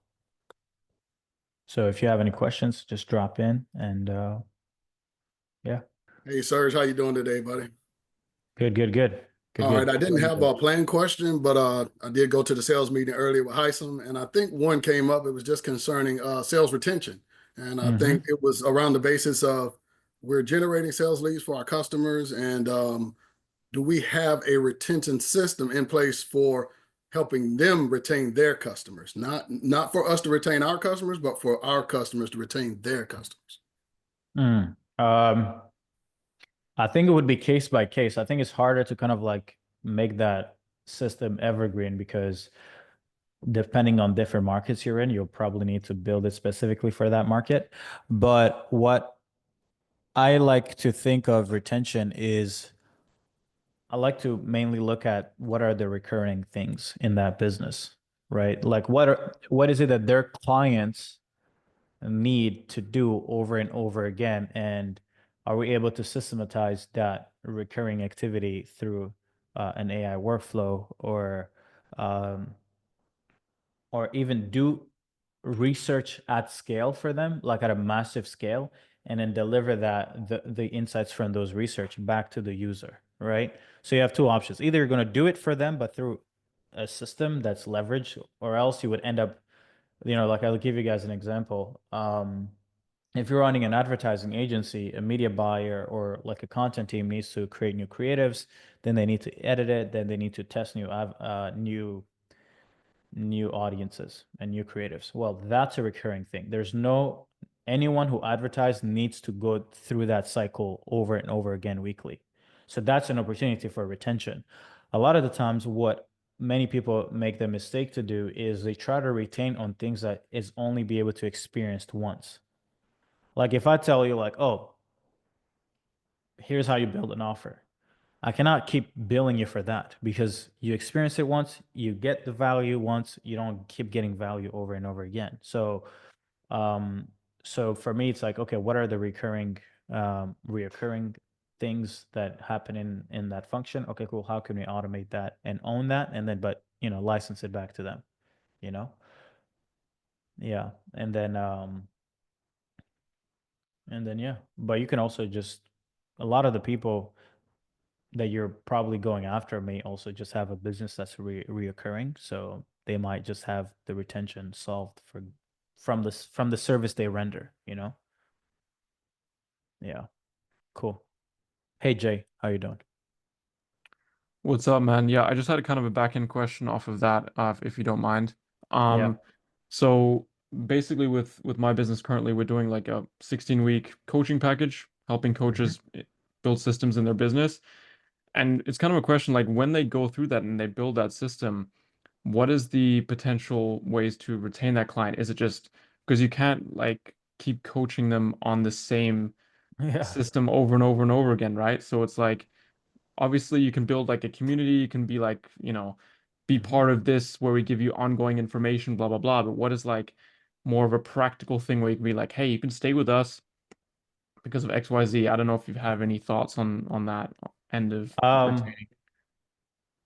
I think it's the same exact thing, right? I think, and that's why a lot of coaches kind of like a lot of people in the coaching consulting space, they think that the product that they're selling on the front end, that it is retainable, like that they can retain people from the same thing. It doesn't work like that.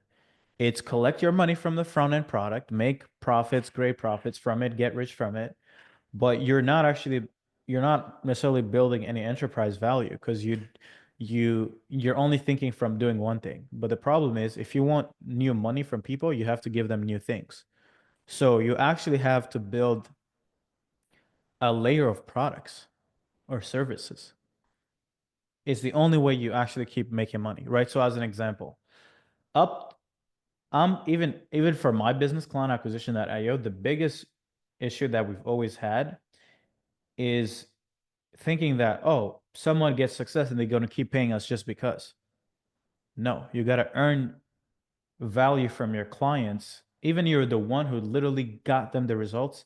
The moment you stop investing some of your effort to continuously help them daily or weekly or monthly, they stop seeing value in who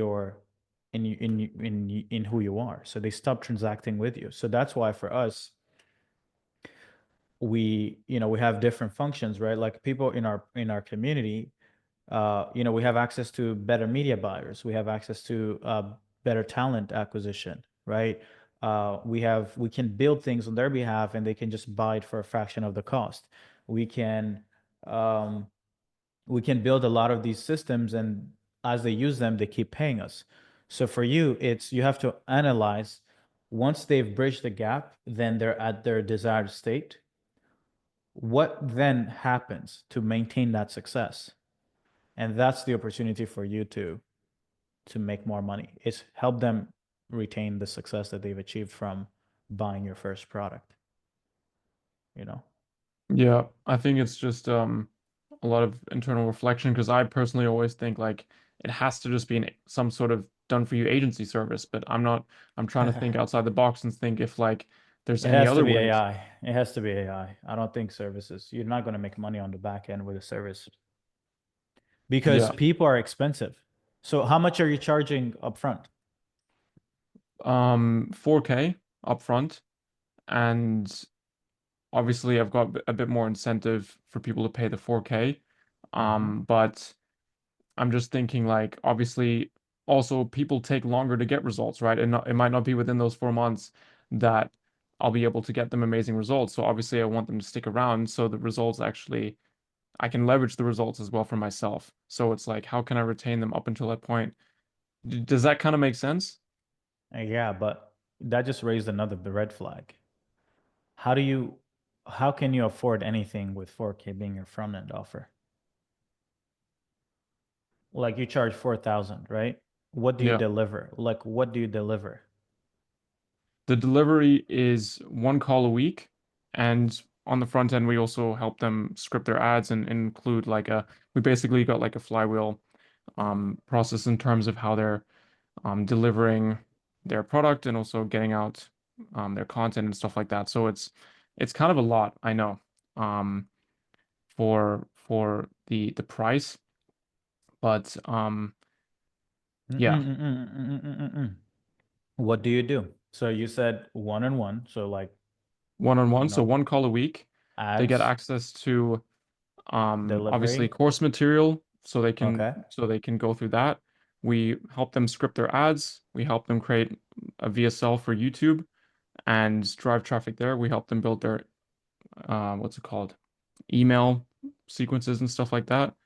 Currently, the reason why I also went through your workshop the other day is we also want to help them include some AI systems to make sure that they can script, VSLs and content faster. And I'm looking into, I don't know if you've seen Dan Koh's Cortex software. It's very good for writing. So we're looking into making templates for that. And basically, that's what we deliver within the 4 months. So 1 call a week, helping them build that system. There's also, like I said, elements where we actually install like the scripts for them and help them script this stuff. And yeah. And so what gap are you solving for them? Like what's the thing what's the insight that made you put this together? Like what outcome? Where are they Yeah. at? Where do they want to get to? So they're starting off, they create lots of organic content. They might be getting some leads here and there. They might be reaching out to them, but they're not got a system where they're predictably getting, book calls and basically they're not running ads at all. So it's coaches that are mostly fitness coaches, to be honest. They're doing lots of organic content and they just basically think that they can attract their dream clients purely organically. And that's where you help them build a system starting with ads and doing top of funnel ads to get followers and then doing retargeting on the back end of that to send them to a VSL on YouTube. And yeah, there's a lot of in between stuff, but that's the majority, the main problem and what we're trying to solve. So Does you're that kind of mainly make just sense? so you're essentially finding people who have expertise in fitness, and then you're just helping them put together like a predictable acquisition system. Yeah, Okay. pretty much. All right. Cool. Well, that's good. That's good. That makes sense. Now, so when you say delivery, what do you help them do? How do you help them improve fulfillment? To be honest, on the fulfillment side of things, I actually don't have that much on the fulfillment side of things. Like we've got like Trainerize and a pretty simple system for delivering to those clients and getting results. But we mainly focus on the acquisition. So running those ads, having a system for scripting it, making sure that they've got long form content because a lot of them don't have long form content. They just Yeah. have short form and just think they can, attract clients. So Mhm. in terms of the fulfillment side of things, we don't help them a ton with like fulfillment. We already kind of have that as a category that they have to have results. They have to be good at what they're doing, but they just can't scale because they're doing everything organically and not running any ads and don't know what to run. Do you change their offer? Yeah, we changed their offer. So sometimes they'll have like 6 different tiers of low ticket stuff. We make it a value like an access stack. So some people mainly just two core offers, like a low ticket, kind of like $50 a month type thing, and then like a $400 a month coaching, because within fitness, $300 to $400 a month is mostly the average. However, we try to obviously get paid in full, so 3 to 6 months is what we tell them to do. So that's what we shift them in terms of their offer. So yeah, we do consulting on that as well. Okay, so you have 50 a month, and then you have 300 to 400 a month, and then your offer is pay 3 to 6 months upfront. Yeah, that's for the fitness coaches offers, right? Yeah. Yeah. So like 3 to 6 months upfront, in terms of their fitness coaching offer. So that would be like you guys help them build on average like 900 to like what, 2K offer? Yeah. Okay. And when you're getting them this thing, like what are you strategically telling them that they should be selling? Like what they should be selling? Like do you sell like these, do you have a strategy as to like ascension, or do you just like, hey, whatever the league wants, if they want the 50 a month or the $300 package a month, like how do you actually, like, yeah, how do you make sense that they even can, how do you make sense of getting them on ads if they have these two layers? Like, is it like, oh, they all have to buy this up higher, a little bit more ticket, higher ticket, or like, is it like, hey, you can also just sell the 50 a month? Yeah, so in terms of the core offer, like most of the people are going to go for the 900 to 2K. In terms of the fitness coaching offer, the $50 a month is honestly just to gather a lot of people that are just interested in their audience. There might be some people in their audience that haven't, let's say, raised their hand to work with us or to work with the coaches. So that's why we've got that low ticket offer, but that's just an ascension to the higher ticket stuff. Does that kind of make sense? I like the All questions right. you're asking because it makes me feel stupid. And you'll understand why I'm trying to get to, because for me, this is the problem. Yeah. But like, but the reason, do you know why you're charging 4,000? The honest answer is we've done a bit lower, we've done a bit higher, and that's just kind of what's been getting us the best success rate. There's not really a reason, which probably isn't a good answer. So yeah. So how much money are you making per month? Sorry? How much money are you making per month? 8K a month on average.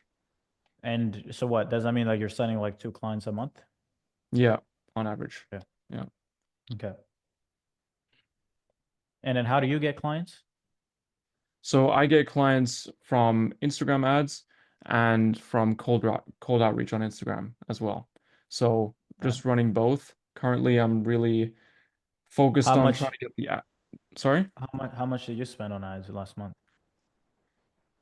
Last month, only spent like 1,200 or something because I'm trying to make sure that the ads are performing in a way where I'm getting quality, because sometimes I'm running an ad and I'm getting a lot of people that just aren't a good fit. So I'm trying to, you know, And basically then how for a much? while. Yeah. So okay, cool. And did you do outreach, like cold outreach? Yeah, I did cold outreach. I'm still doing cold outreach, and on average, I'm doing like 50 a day. So, how many sales calls did you get last month? Let me check so I can give you the exact number. And give me leads too from ads. Like how many from the 1,200? How many leads did you get, or conversations? Yeah. Thank you. 1 second, because even for me, sometimes with this tracking sheet, it's sometimes hard to No, of say. course. Oh no, take your time, because what I'm about to walk through is really like just, I think it's just, unit economics, like actually structuring a business that makes sense. Because I see a lot of people kind of like doing what you do, because it's kind of like what we do, but I see so many people who don't actually understand that it doesn't necessarily matter if we all do the same thing. If this year, if you're charging $4,000, oh my God, like, man, you better be selling to like 1 million people a month. Because you're selling a service. Like, you're selling your time. Yeah. Right? But I'll explain why. Just give me the data and then Yeah, I'll so yeah. I basically track like quality conversations in terms of people that actually respond and I actually have a conversation with. So that's like 74 like quality conversation. Yeah, like engaged leads. 74. And then how many appointments? 1 second.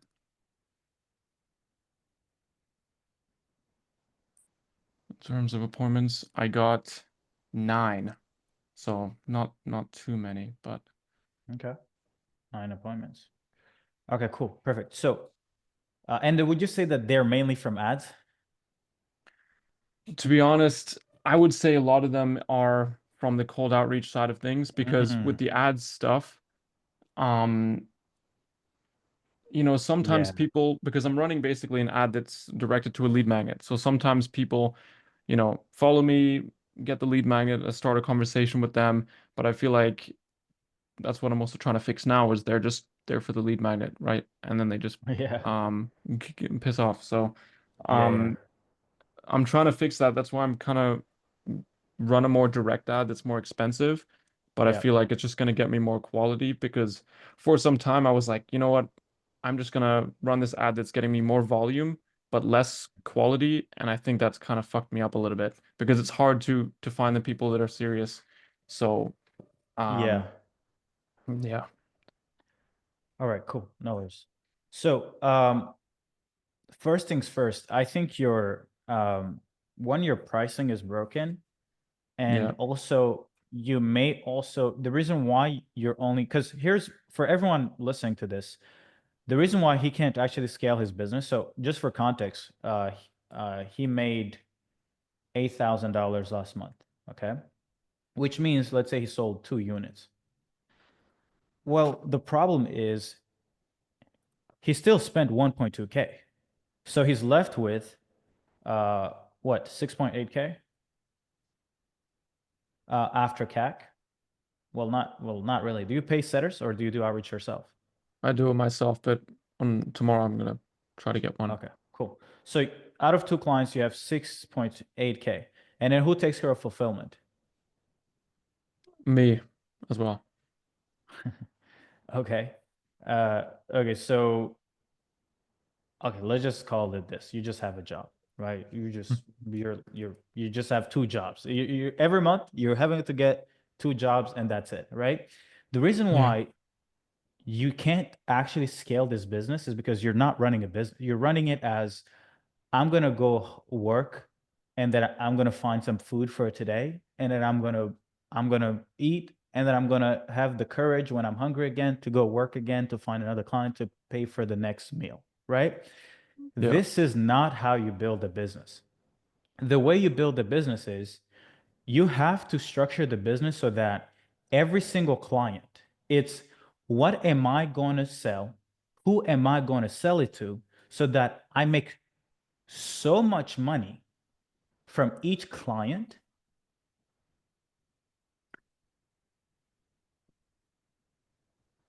that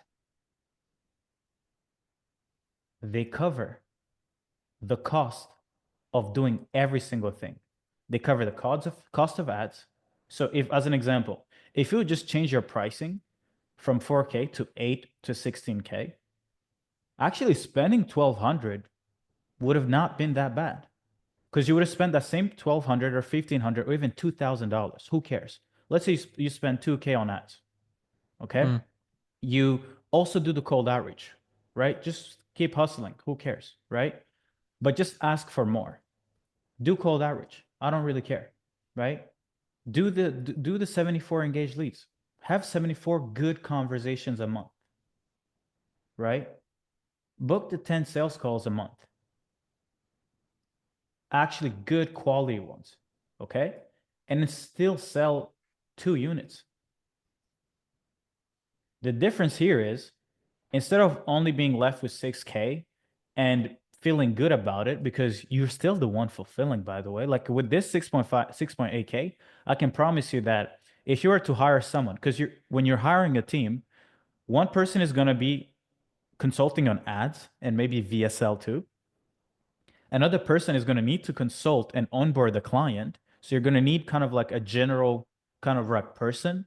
And then you're going to need someone more specific on ads. And you might also need a second person who's a systems integrator. You need an advisor, like a growth consultant. You need maybe like an ad specialist. And then you need a systems person. Each person here is going to cost you money. Okay? And what you have to understand is, if you actually had these people, you would have the courage to ask for this much money. Yeah. The reason why you're asking for a grant is because you're looking at yourself and the level of depth you have, and you're like, oh man, if I could get paid only for a grant, I would be the happiest person on earth. Not realizing that, well, that's not real world, that's not the cost of the real world talent. It's the cost for you. So you have to get outside of your cost of living and your situation, you as a person, and start realizing that business is a group of people working together at a problem. So you're going to have to increase price, go hire better people. And once you have the better people, the growth consultant you're going to hire who's already worked with fitness people, the ads media buyer who's already done this, who's already built the systems for fulfillment, the nurturing, blah, blah, blah, for this niche, you plug them together and you're like, well, you can go hire them yourself. It's still going to cost you 15 grand a month. Or you could just pay us 8 grand and we're going to spend the next 90 days dialing this in.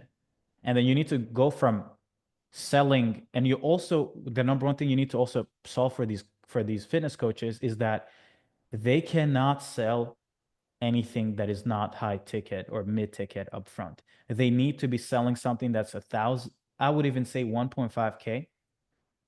I would say 2K. How can you make them sell 2K packages? Because there's no ad funnel today that works with cheap average order value. If the LTV of the client is cheap, ain't no way they're going to leverage this predictable system. Like, who's going to spend money on ads? You're spending 1,200 and you're barely left with anything, and you have to do most of the fulfillment, right? The answer is always raise prices. It's always, how much of a premium are you? When you're starting out, when you don't have a lot going on for yourself, the only way you buy freedom is you charge so much money that you can buy anything you want. But a lot of our limiting beliefs keep us charging low ticket. And I promise you that the reason why these guys don't have a predictable acquisition is not that they've never seen ads. It's not that they've never seen a VSL. It's not that they don't know that they could sell more stuff. It's because they also are still selling what? Hey, come, I'll coach you for $99 a month. I'm like, what are you gonna, you can't afford growth at $99 a month per client, unless you're selling software that has a flywheel where you just getting clients for free. But most of these fitness coaches, they have to sell, they have to market. They're not in a business where they've built Facebook, where you get users and for free. We're in a business where we have to fight for clients. And the way you fight for clients is you make the most when you sign a client. So raise prices, then I mean, let me just put things into context. You spent 1,200, you made 6.8K, and most of it didn't even come from ads, it came from your outreach. I spent in the last 10 days, I spent 12K on ads. I made 14K, and I made over 6 figures.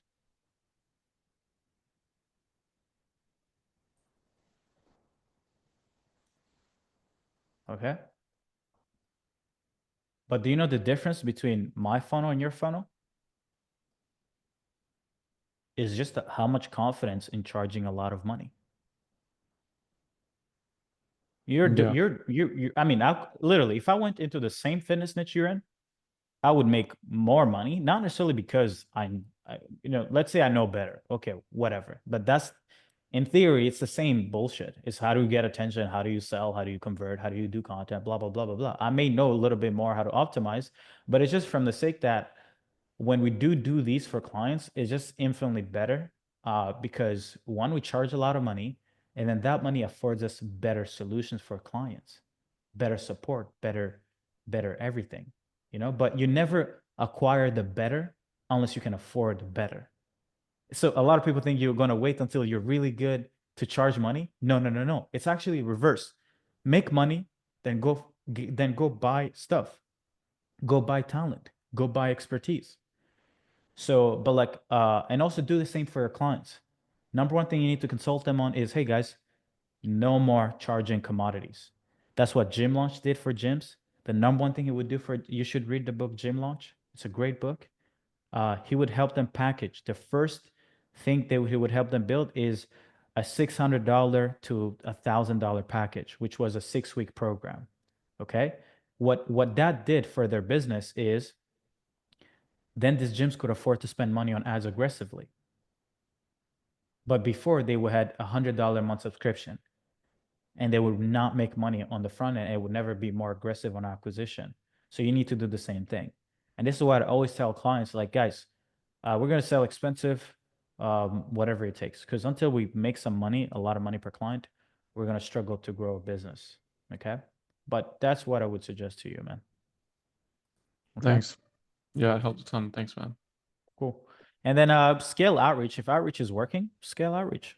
But you don't need to, but ads should work. Like, I don't know why you're not making ads work.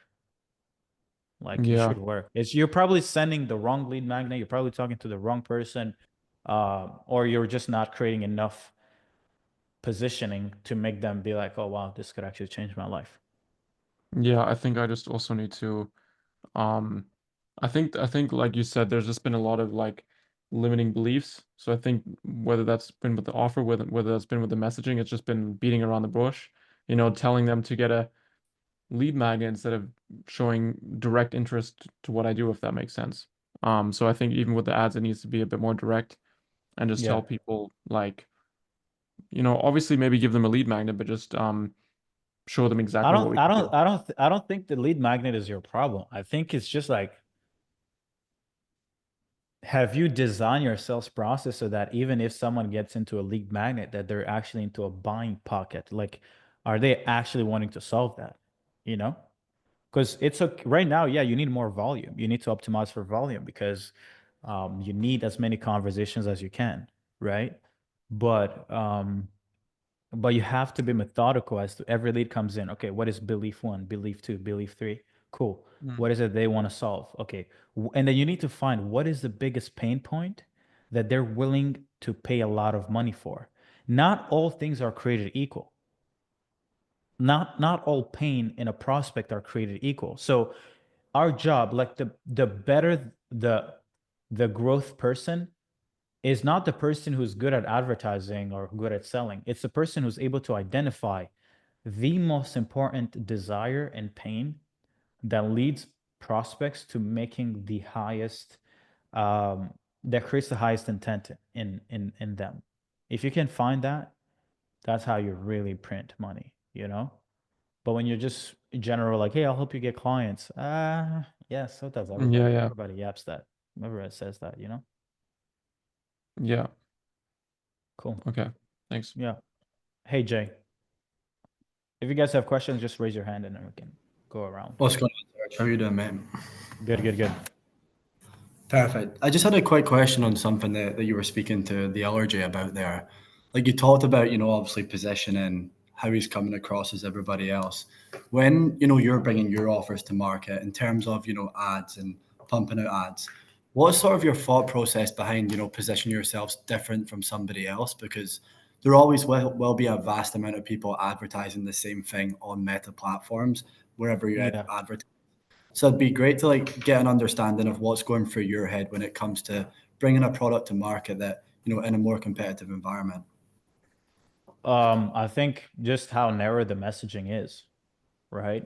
Like, as an example, like right now we're talking a lot about AI, but and you can kind of like go to market. I see a lot of people are like, hey, let's do AI arbitrage, let's do this. But to someone who's actually sold AI, you actually know that it's getting commoditized faster than anything. Like you actually realize that like, yeah, like if you've been curious to AI, you know that none of these solutions out there in the market, you know that arbitraging these solutions is kind of like crazy, right? So then for me, I'm gonna be like, okay, cool. So who do I want to go after? Do I want to go after the people who have no clue? But the problem is the people who have no clue also have no they don't have intent. So if someone is not educated to their pain, they're also not gonna want to buy. So when you do sell, you're gonna sell like something at $1,000. But to get someone to let go of $10,000, $15,000, they have to be deeper into the journey of actually educating themselves. So then you have to decide, who are you going to talk to? Are you going to talk to broadly, like, hey, are you this local business that wants to introduce AI? You can do that, perfect. But then you're going to have to create the urgency to buy. You're going to be the one to take care of the creating the urgency.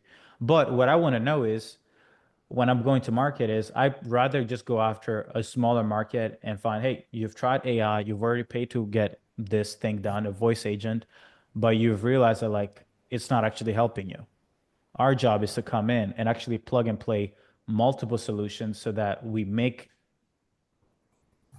everything work together and we actually truly deliver efficiency, not just plug and play this automation that is useless, that you don't even use after day one.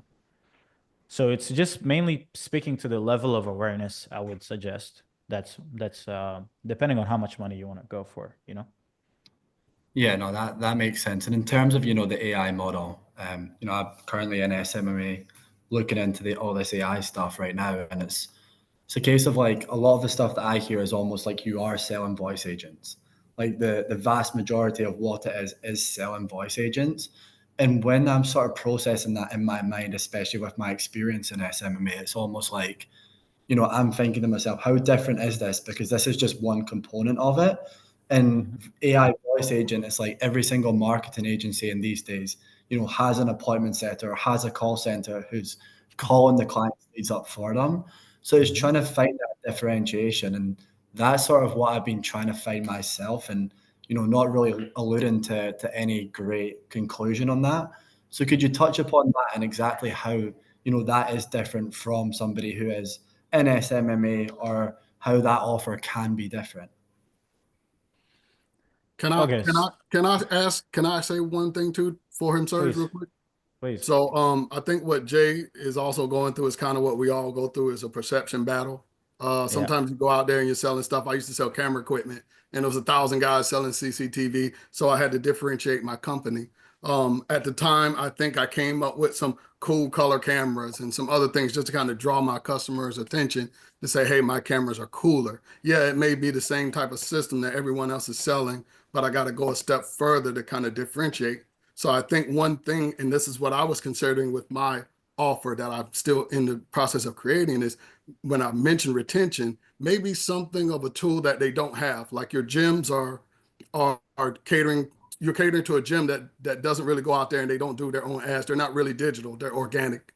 So then helping them out with maybe a digital retentioner, like say, hey man, start a gym online community that gets everyone that you know to sign up, and then have something there in addition to the callers that just adds a little extra value, or just something to kind of differentiate your offer. And say, hey, okay, when I come in and I do this caller for you, I'm also going to set up this little digital chat room for you and your customers. You can offer coupons or just something extra to say, hey, I'm not just selling you a caller.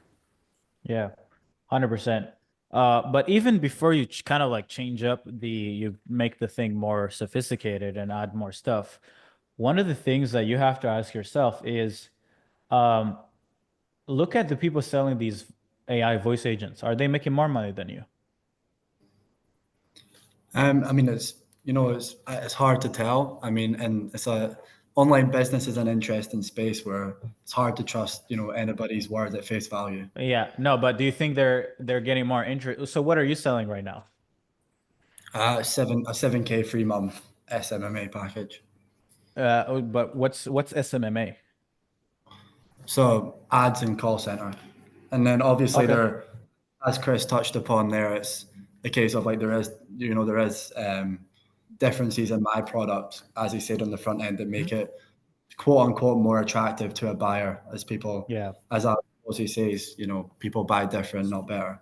Yeah. So then my question is, why are you even interested in AI? Why not keep selling your thing if it's why are you looking around? I think AI in today's market is like, it's a bit more of a blue ocean. There's a lot of opportunity. It's only going to continue to expand. And it's like, do I want to put my full focus into something that, becomes more saturated by the day? The way that I almost look at AI is like, AI is like this AI arbitrage, this AI agency model is almost like FMMA, 5 years ago when everybody had it moved.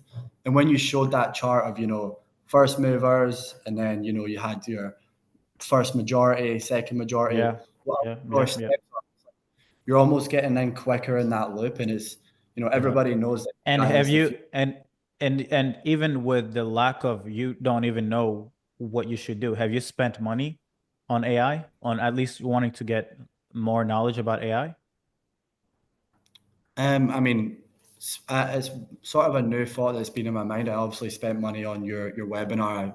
Other than that, nothing really, substantial. Something that I am looking into. Okay, And cool. I'm Perfect. I'm going to invest in, yeah, for sure. Perfect.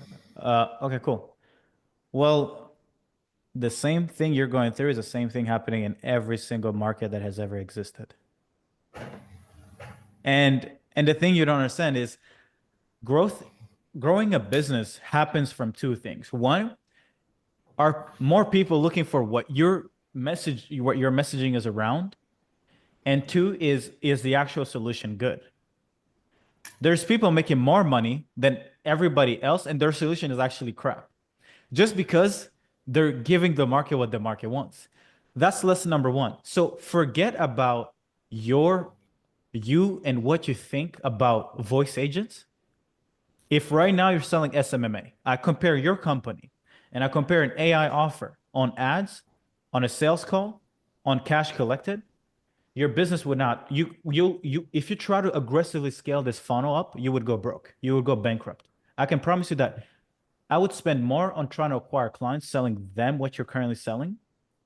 While here, I can be in the green for a good 6 months and without ever stopping a funnel. What you have to understand is the momentum in these two different businesses completely night and day. That's lesson number one about business. And the longer you wait for this to be perfectly, the solution to be like clear, well, by the time it's clear, the supply and demand ratio is going to have hit an equilibrium. So the momentum is just going to be in the same model that you're in right now. So that's one. Yeah. And then to answer your question about how do you actually build a better solution and not just stick to selling voice agents, then it's to the degree that you're able to actually figure out, like, okay, right now you're currently selling ads, you're selling and then a call center. Well, why don't you figure out how to create ads with AI, then stop leveraging a call center and also build a bunch of solutions? Like that would, as simple as that would be it. You're already doing the thing. Just do it in an AI enabled way. That's essentially, the transition that we're looking to and something that I am. I think my question was more, Serge, like, I'm sure because you came from a similar background, it's like it almost seems like you're sort of selling the same thing. Like it almost feels like you are. Of course. It so is the same that's thing. why it's hard for me to think about sales calls when you come on there and someone's mind is, completely changed or baffled when you just say you have an AI call agent instead of, a person doing it for them. Well, you have to present the efficiency. Like for sure, if you're going to sell AI, you're probably not going to want to charge as an agency. So as an example, if instead of paying you a retainer, you could probably be like, yeah, I'm going to plug and play the systems into your company, but instead of charging you 7K, I'm going to charge you a little bit more, but you're at least going to drop the cost that you would normally pay an agency monthly, and you're just going to run through with these systems, right? So the value you're selling is efficiency and cost efficiency for them, right? So you're talking more like a done for you, like a setup and then like a done for you. You have the tools to go away and do that on your own. Yeah. Just keep running it. Yeah. Okay. And what is it essentially that you do? Like what are like some of the offers that you currently run? Right now we're solving for content. We're solving for appointment setting. We're solving for ads gen. But really, it's like, how do we get traffic for free? How do we set without using humans, right? And then the other stuff is just the back end, the sales stuff that we're mainly solving. Got you. Yeah. Got you. It's interesting. I mean, it's interesting like to learn about it and do research on it. Yeah. Because there's obviously a lot of congruencies with the SMMA space. So yeah, it's interesting. I think for you, one of the things that you are wanting to expect is you probably would expect that AI is going to be like some revolutionary type of stuff, like an ads manager that will create the ads and run ads for you and then change the whole entire world. That's not how it works. It's like you're almost like wanting you would be like more excited about AI if it was like AI AGI, right? Almost like an entity that thinks and makes decisions for you. But we're not there yet. We're not there yet, you know? Yeah, I wouldn't say it's that though. I would say it's more, like we're talking about like always being different and front end offers. It's like what's hard in my mind to see through experience of being on calls and seeing exactly when somebody just talks about an AI agent, it's hard to find the full difference between that and what I'm currently doing. And if that's a big enough shift, deciding factor for somebody to go with that, Yeah. because I always see like that personal connection of having somebody on the other end of the phone is going to should outperform AI, especially when you have the system dialed in where you are on top of speed to lead when people are being followed up with efficiently. That's where How I'm much? So how much? Okay, so then, when will you make the decision that a system technology is better? Are you gonna keep running your business if I can run the same business as you, but with only having it cost me 5K per month to make 100K a month? Are you gonna still keep running the same business that you have, or you have to, because call centers, you need to hire reps, right? And then for the reps, you need to hire managers that oversees the calls. And then for the managers, you also need to learn how to manage managers, right? And then for acquisition, you need to build a sales team. Then you need to set us for yourself. Then you'll probably need a CS and an account manager. How long are you going to keep running that business if you know that you could for sure lose on effectiveness with AI just because we're not there yet? Let's say you get 70% the same rate as a human. You get 70% of a human, but you have to understand that the cost is 1/10. How long will you keep doing things just because, oh, it's the same thing?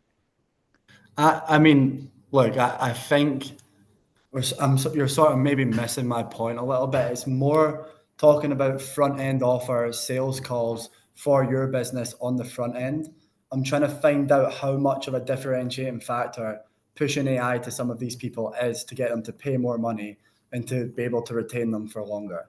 It's not to do, I Yeah. understand what you're saying, the overhead's a lot less, but what I've sort of seen and what sort of felt like is being communicated is that this is a model that's, you're new, you're different, you're going after a different market.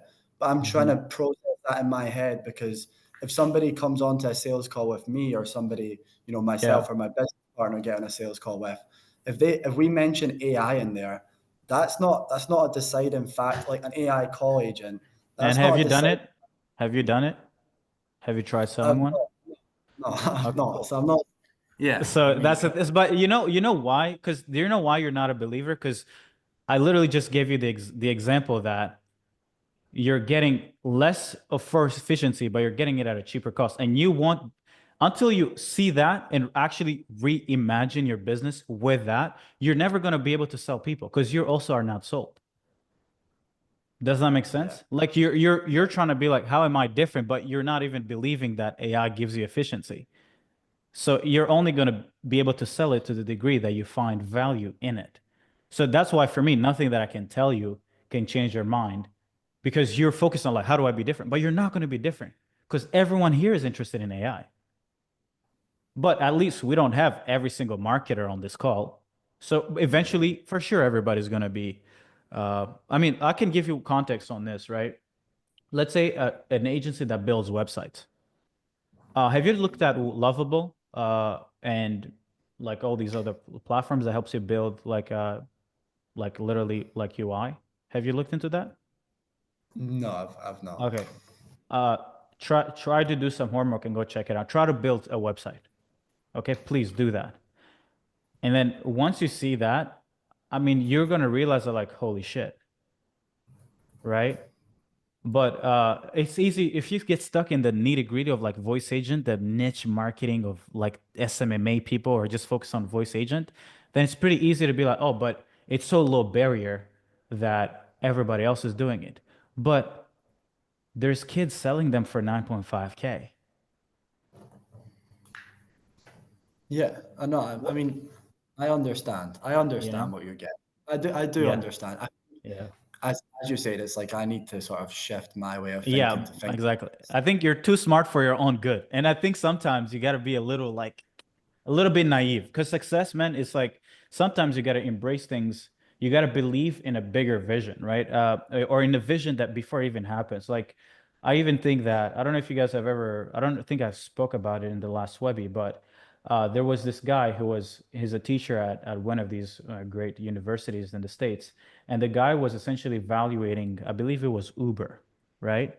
And the guy was saying, because the taxi market is like a $50 billion a year market cap, right? And the guy was saying that, well, Uber will never exceed the taxi market and will probably never get the whole entire market share.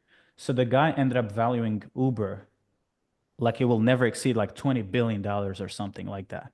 Okay. If you go look at, let me look at ChatGPT. What is Uber's valuation?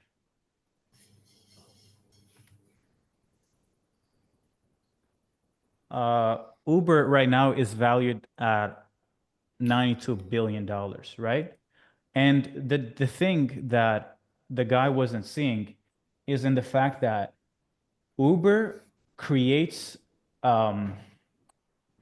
it's the stories we tell ourselves about a company and a potential future that this new thing could create. The guy was stuck in what is and not realizing that when you're building a new technology and a new thing, a new way of doing something that already exists, new paths open up.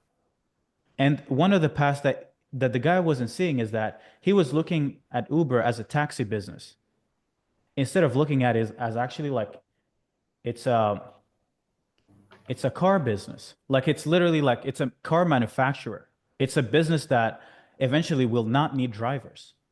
Now, if you tell yourself about that company, then you end up realizing that now it gets into bigger market share. Then you ask yourself, well, what does the car market size look like? And the bigger the story you tell yourself about the business you're building, the bigger the worth of the business is. It's never just the things you do. It's a story you look forward to creating. So story and the actual technology itself, both combined, create a bigger story. So right now for yourself, you're going to need to understand the technology, just do more research on it. But as you do more research on it, do not focus so much on what already is. Ask yourself, based on your experience around building your agency, what is a bigger future that you can create from the new technology? Do not try to be like everybody else. The same way that as I'm going with the build and release AI, like the story I'm telling about myself is not just about, oh, let me just implement AI voice agents or AI systems. I actually don't really care about that, right? And then based on the story that I'm telling about myself, I'm doing things differently and, starting different, attracting new builders, platforms, marketplaces, because I'm seeing a vision that if I do pull it off, is going to be, 9 figures, multiple 9 figures. And I don't really care if AI voice agents is commodity or not. Does that make sense? But anyway, that's just a long tangent. But just try to create a story for yourself. Yeah, appreciate it, man. Cool, awesome. Anybody else has any questions? Yeah, I'm sorry. I had one quick question. So if you get in that rut and say you do hit that 4K sale and you start getting into that 4K zone to survive, and now you have a reputation of offering these 4K packages, how do you recover from it? I mean, what's a good thing to do to kind of recover from that? I mean, just don't ever lead with 4K. I don't think you can recover from it. I think you just avoid it. Now, I'm not saying that you guys should never collect 4K. I mean, I'm saying that you for sure should take as much money. So there's this idea where some businesses will be a little bit more hesitant on paying upfront. So I'm not saying that the 4K, the problem with I think it's Jay's 4K offer is that 4K is his LTV. Because most people might not necessarily renew after the 3 months. That's where I get really like triggered. The most money, this deal size is 4K. There's not enough room for us to deliver, right? So for me, what I'd like to do is how can we package it at 8K, 9K, 10K, 12K? Even if we still collect 4K upfront, at least the deal size is big enough where you have room for more things, to afford more support for this person, right? So that's how I think about it, you know? Yeah. So it's just LTV. It's LTV to CAC. LTV to CAC, LTV minus fulfillment cost, cost of goods sold. That's the biggest like thing you guys have to understand is that every single deal should provide you with enough margins to afford delivering and to afford acquiring other people. When you can find that good, where every client you get pays for their own fulfillment and pays for 2 other new clients, then you have a really scalable business, you know? Cool. Any And other questions? yeah, I think I agree with what you're saying. I think the problem is, like you're saying, so we get to competing. We hear what you're saying. We put our package out there for 8K. Somebody else comes in to undercut us because they say, "Hey, that's the only way I can do it," Yeah. and they kind of help devalue the prospect. 100%. Yeah. And so just trying to differentiate from that, now they're like, "Why would I go with you? Because this guy has his 4K over here, and you're Yeah. trying to sell me the same thing for 8." Yeah. Well, it's speed to go to market, right? It's execution then. That's where you win. That's why it's like on top of just giving the market what the market wants, it's also like timing. It's like when do you enter the market? Are you entering it in a cycle after everybody else has sold their stuff and pitched the 4Ks? Like if Jay's pitching 4K and you go to the fitness people and you try to pitch them like 12K, they're going to think you're crazy. At least if you're selling the same thing. But if you do position yourself differently, then you have room for more margins, because the same people are saying no to Jay for 4K would probably give Hormozy 25 grand. So then that's where content branding becomes important, and how much education you lead with. Yeah. Cool. Any other questions? Hey, Stephanie. Unmute yourself. All right. Hi there. So I have a question about kind of the strategy part of it. So do you have any thoughts on owning the actual leads themselves? So for example, instead of selling the system Yeah. to businesses so that they can acquire leads, like I acquire all the leads and then resell. I've done something similar to that in the past that worked. It's very old school when I was in call Yeah. center business and selling lead lists and things like that. So I kind of Uh-huh. own the actual leads and then I would resell them. Even the appointments, it works with appointments and all that as well. Yep. Do you have any feelings about how your system may work, or if it would make sense to even do something like that? Yeah, I mean, that would work. The Yeah. only problem is you need to figure out like a really like the system has to be super dialed in, right? The beauty of selling systems is that they don't have to be perfect. But first, when your business is selling leads, then you have to be so optimized on generating those leads at such a low cost that you make your money on the margin, right? So you cannot afford to have waste. And the only way that I've seen this work is, let's say like Tammy did with his Instagram profile that I shared. He's kind of like being able to build an audience, right, from just posting reels. So you think of it as almost like building a theme page for a specific vertical. Pick any niche, pick a business. Like it could literally be like people interested in courses online, people interested in selling the solar industry, people interested in healthcare. And then your job is, can you create content that predictably go viral, get engagement, and get engaged leads? And then your job is to pull that data and then figure out their needs and sell them back to businesses that need them. But then you become a media business, but then you actually sell, you literally you just run the same business as Facebook, as Meta, where they get the users on the platform, but we pay to get their eyeballs. So now it's like, can you be like an atomized version of Meta where you do content, you get people to comment, and then you sell it back to the businesses that need that attention? Yeah. Yeah. Okay. It could work. I actually like if I wanted to run a business where like I don't have to talk so much or have to, build a brand or do ads stuff, I would probably do that. I would do the Temi thing, because even in some of the comments on his posts, you get a lot of people from different cities, from different provinces saying like, hey, do you guys do this in this area? And he could literally send that lead to the business in that specific area and make money from just doing that. Yeah. But then I'm trying to cut back on the amount of work that I'm doing. And then the idea of having to own all of those and and the margins are going to be very small. Exactly. Yeah. It's harder to pull off. It's good as like, let's say like once you build that first layer of implementing these systems into businesses first, then, and you have capital and you have a team, then you can put those resources into playing a harder game, because this game is harder.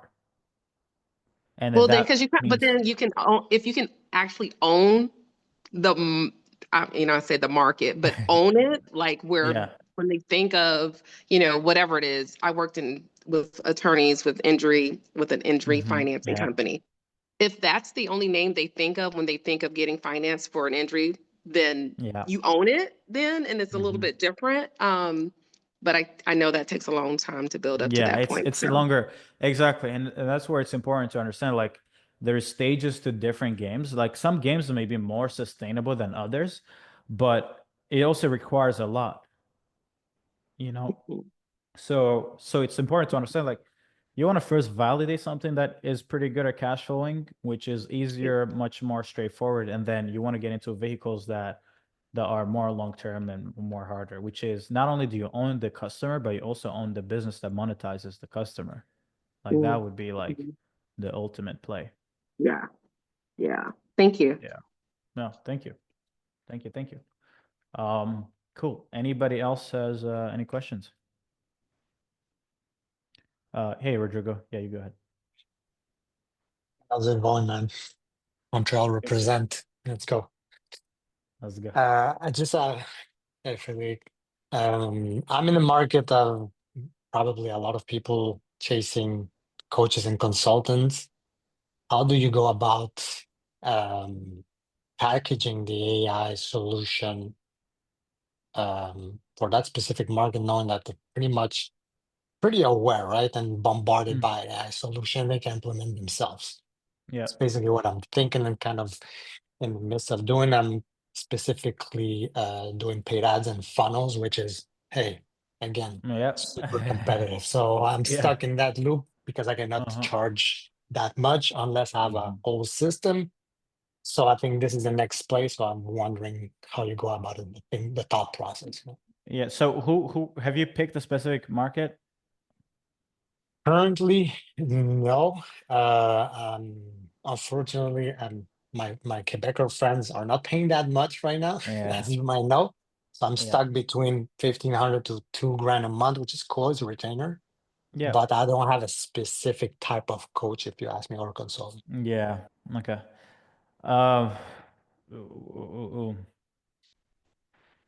For me, what I've seen work well is you're gonna have to figure out a way to position yourself almost like a partner to these people, right? Because the market is not also big in the French market. Like it's not big where you can just sell like 50 units a month and print money forever, right? So the guys who I know are selling to coaches and consultants in Quebec market, they're all working as a partner. So what they're doing is they're coming in and solving the funnel, the traffic, even somewhat of the sales process.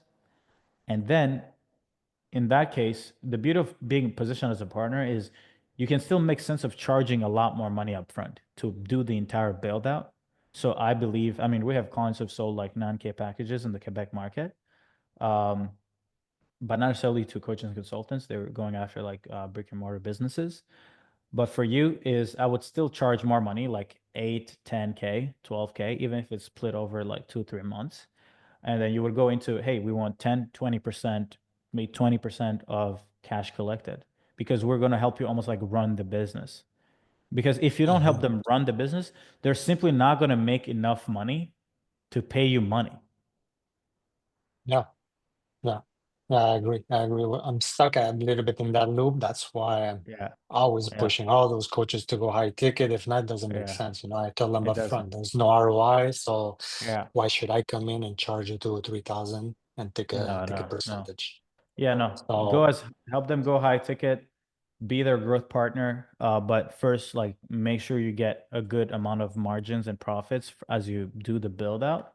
And it's as simple as just help them create like, you know, like a VSL, a funnel, or let's say a Webby funnel, it doesn't really matter. And then help them charge higher ticket. But yeah, this is the issue. Like I haven't seen anyone in the Quebec market scale to 100K, 200K per month unless they're taking a piece of the client's revenue. Like there's no one like doing what I do where it's like we make like 300K, 400K a month just from front end sales. And we not even including retention. Like that level of just customer base is hard to reach in the French market. Like they would literally go through all the people in the Quebec market like in 6 months.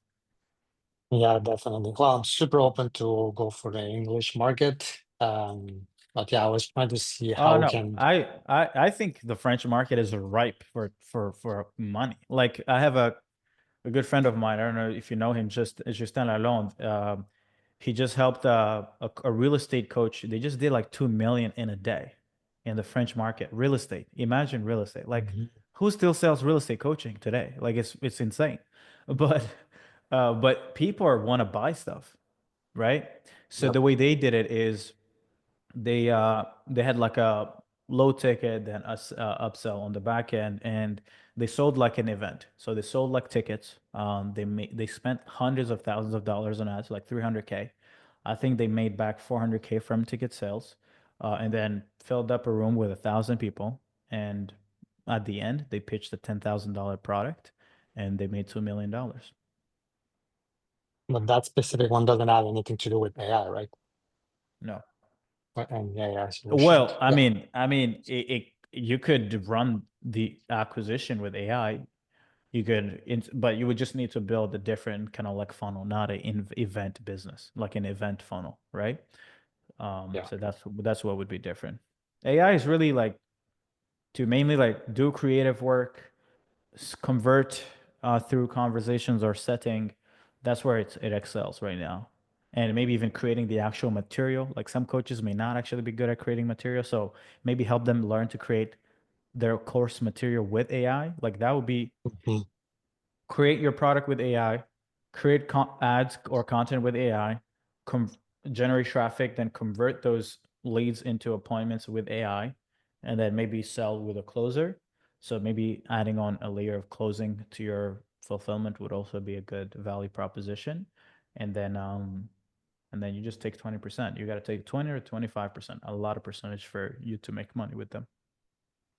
Yeah, got it. For whoever's running AI to French market, very fucked up what ChatGPT just spit out. You know, it just sounds super weird. So it's a little bit of an extra layer. But thank you. Yeah, it's pretty tricky. But right now, like I think the market is okay with voice agents. I think there's still like coaches and consultants different because to make money as a coach consultant is really content and ads. While brick and mortar is more about the sales. They struggle more so in converting the lead into money, right? So different type of sales process. But yeah, cool, awesome. Any last questions before we wrap it?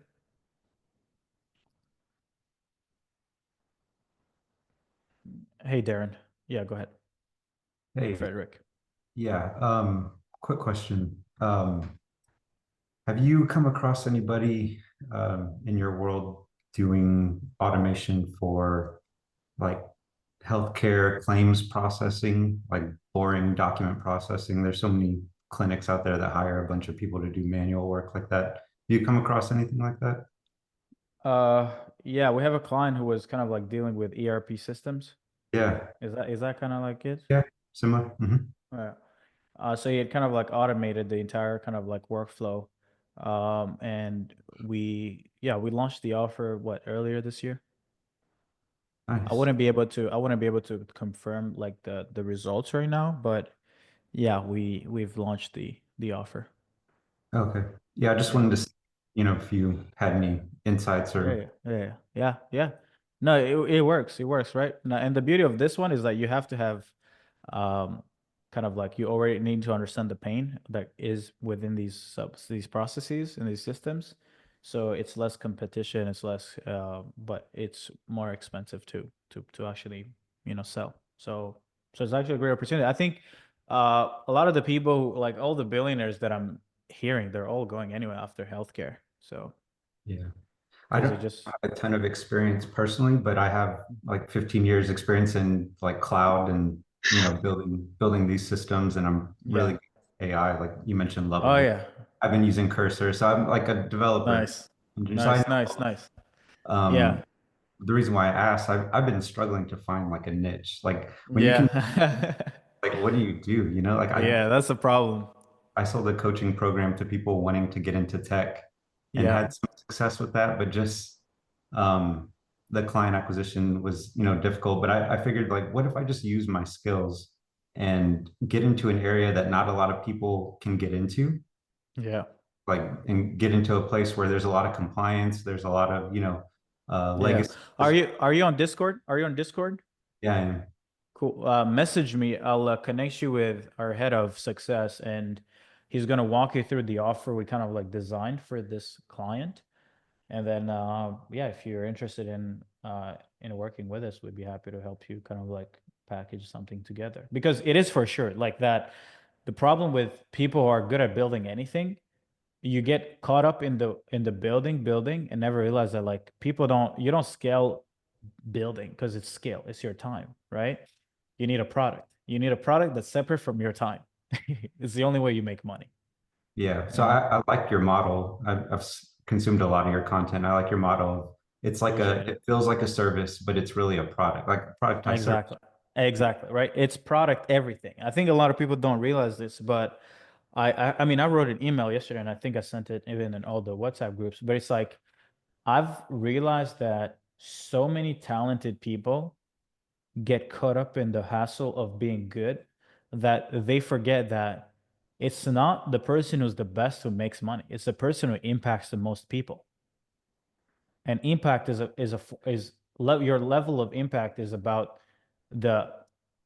sales velocity. It's about throughput. It's about how many people you can literally impact. So when you're building custom work all the time, you can do really great work, but only for 1, 2, 3 projects a month. And that, unfortunately, because of the scale you're reaching, 3 people, like unless you're selling to McKinsey, like you're not going to make enough money to acquire literally 100 years worth of success in 1 year, So for us, that's where you guys see a lot of people are like, hey, what's the TAM? Because it's how many people can we impact?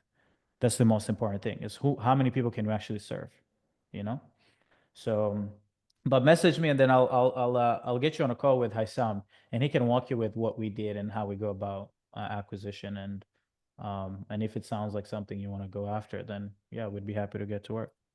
Cool. Thank you. Appreciate you. Appreciate you. All right, cool. Hey, Frederick.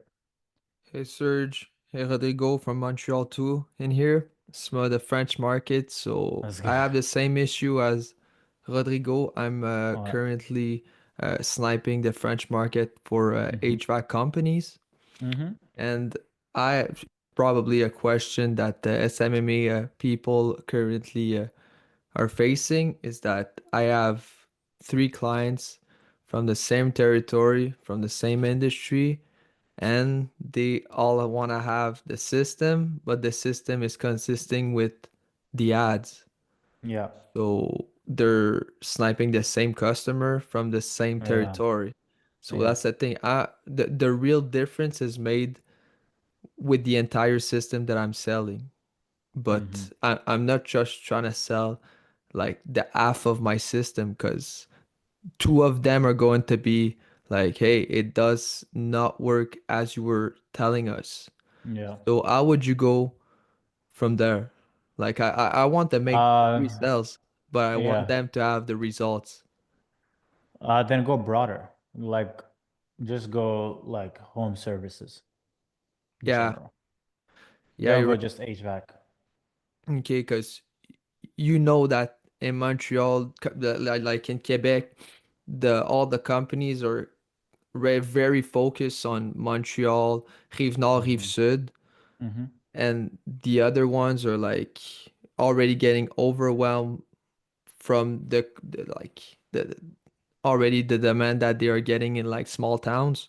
Yeah. So they're all concentrated, like all focused, sorry, in like these areas. So But that's not your problem. Who cares? Like, eventually all these businesses need the system. Yeah, you're right.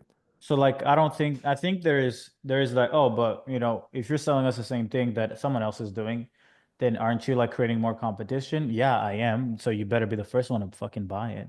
Like, you see, like, that's not your, so it's like saying like, it is inevitable, because this is what I keep saying. It's like, I literally created an ad the other day where I was like, the money's not going to be made in implementing AI. It's going to be made in selling AI for every business, for every professional. You're a lawyer, you're a realtor. Don't sell homes, sell AI to other realtors. Yeah. Type of mindset. Because but you can't be worried that, oh, it's gonna not be efficient, because then it's gonna have 3 people with the same system. So what? It's not even the system part that It's the bothers ads. me. It's the ads. Yeah, exactly. Okay, Because so what? Just sell them the right ads. If it stops working, then you sell them new ads that work. yeah, you're right. You might, yeah, because the system is top notch. Like every services business needs it. Like I've developed an FMS system by myself. It works perfectly, but the first part, the first like how I get my foot in the door, they're always thinking, yeah, it's an acquisition Competition, yeah. problem. Every Yeah. time they're saying like it's an acquisition problem, then you look at their ads and it's like all fucked up. So Yeah. like, yeah, I can't fix that, but like every company has the same issue. Yeah. But yeah, so that's the first thing I optimize for, and then my system like sells itself because it's managing everything around everything that is coming in from the acquisition system. I think, yeah, things, don't overthink it. I think you're I I think you're might be overthinking. overthinking You're it for overthinking sure. it. You're overthinking. Just get clients. Like, make money. Right? Like, Good. that's not your problem. If you get no one buying from you because they're worried about you having the same ads as everybody else, then move on. Right? Okay. Okay. Yeah. Cool. Awesome. All right, guys. Thank you guys for having jumped on today's call. If you're not already in the incubator, let me know. DM me on Instagram and I'll get you on a call. But tomorrow I'm gonna be doing another call for our GCI and GCP clients. So speak to you guys tomorrow. All right, take care. Bye. All right, cool. Perfect. Who has questions? Who want to jump in first? Just raise your hand, and then I think you gotta be unmuted, I believe. Yeah, Brian, you can unmute yourself. Brian, and then Francesco. Hi, Serge. Hi, how you doing, Brian? How you going? I was going to ask a question, but I think you just answered that. You just cleared my mind. Yeah. The thing is, when I built my businesses years ago, I built it by stepping out of following the route and just changed the advertising, which took me away from being a commodity and competing on price. Because I've been in car sales for years. So I used to go into dealerships, rebuild their sales program, teach them from loss to profit, and then move on to the next one. It got to a stage where I keep doing it for everybody else. Why don't I do it for myself? So that was the change I made. So started out, got my cars, clean, polished them up, put them on the front, and then started selling them, which then everybody comes, they look at the car and they go elsewhere, see what's there, then you're in price and sort of, so you like that. So I thought, well, this is okay, I'm doing okay, but it's not going to change my lifestyle, which to what I wanted. So I just changed the way I went at it. And the way I went at it was most of the market didn't understand car finance. But I'd come into the car finance, the motor trade through car finance. So it just hit the market at the right time. And I picked the market off then is people needed a car, but couldn't get finance. It was a struggle. They'd probably got a little bit of blot on their landscape. So it wasn't easy for them to get finance. And to get them finance was hard. It took a lot of process to get them the finance. So I just put a small advert in the paper, need a car, can't get finance, we can help. And then I put a different name in each paper. So I knew where the ad was working because they'd come and ask for that name. I've seen this ad with so-and-so there. So bang, keep a record then of what advert's working, where's working the best. Well, my phone went sort of from probably a couple of calls a day to ringing off the hook. As soon as that ad went out, the phone just went bananas. So then, of course, it's more work because I've got to get them all approved. And by then I'd sort of I was doing all these bloody jobs because you know yourself, start a new business and you're doing it all yourself. And which hat am I wearing now? And sort of take this hat out. Now I'm customer service. Now I'm sales. Now a car cleaner. So I had to then start expanding my bearings to build my staff out so I could do and go and buy more vehicles because I was selling them as quick as I was bringing them in and then shipping them back out. But there was no question of how much can you do it for. That's the problem. When can I have it? So my price doubled. I didn't have to discount my car anymore. Okay, I had to spend more money on prep because a lot of these people haven't got a great deal of money. So I had to fully prep it, do the work properly so the car didn't give them any problems for at least 12 months so they're out my hair because I don't want them coming back screaming on the doorstep. So did that properly. So I needed a mechanic then, I needed valeters, I needed people to take him back and forwards to the MOT. But my business has grew to 7 figures in a couple of years. So that was good. But anyway, moving on story side, I understand you because Carnegie didn't understand steel. He just got all the people together and then built £600 million that he sold it for. And same with Henry Ford. And he was taken to court because they accused him of being illiterate. And he said, well, okay, I may be illiterate, but I don't have to know everything. So they said, what do you mean? He said, if I need to know anything, I've got 6 phones on my desk. I'll just pick up one of those phones. I phone somebody and he'll give me the answer.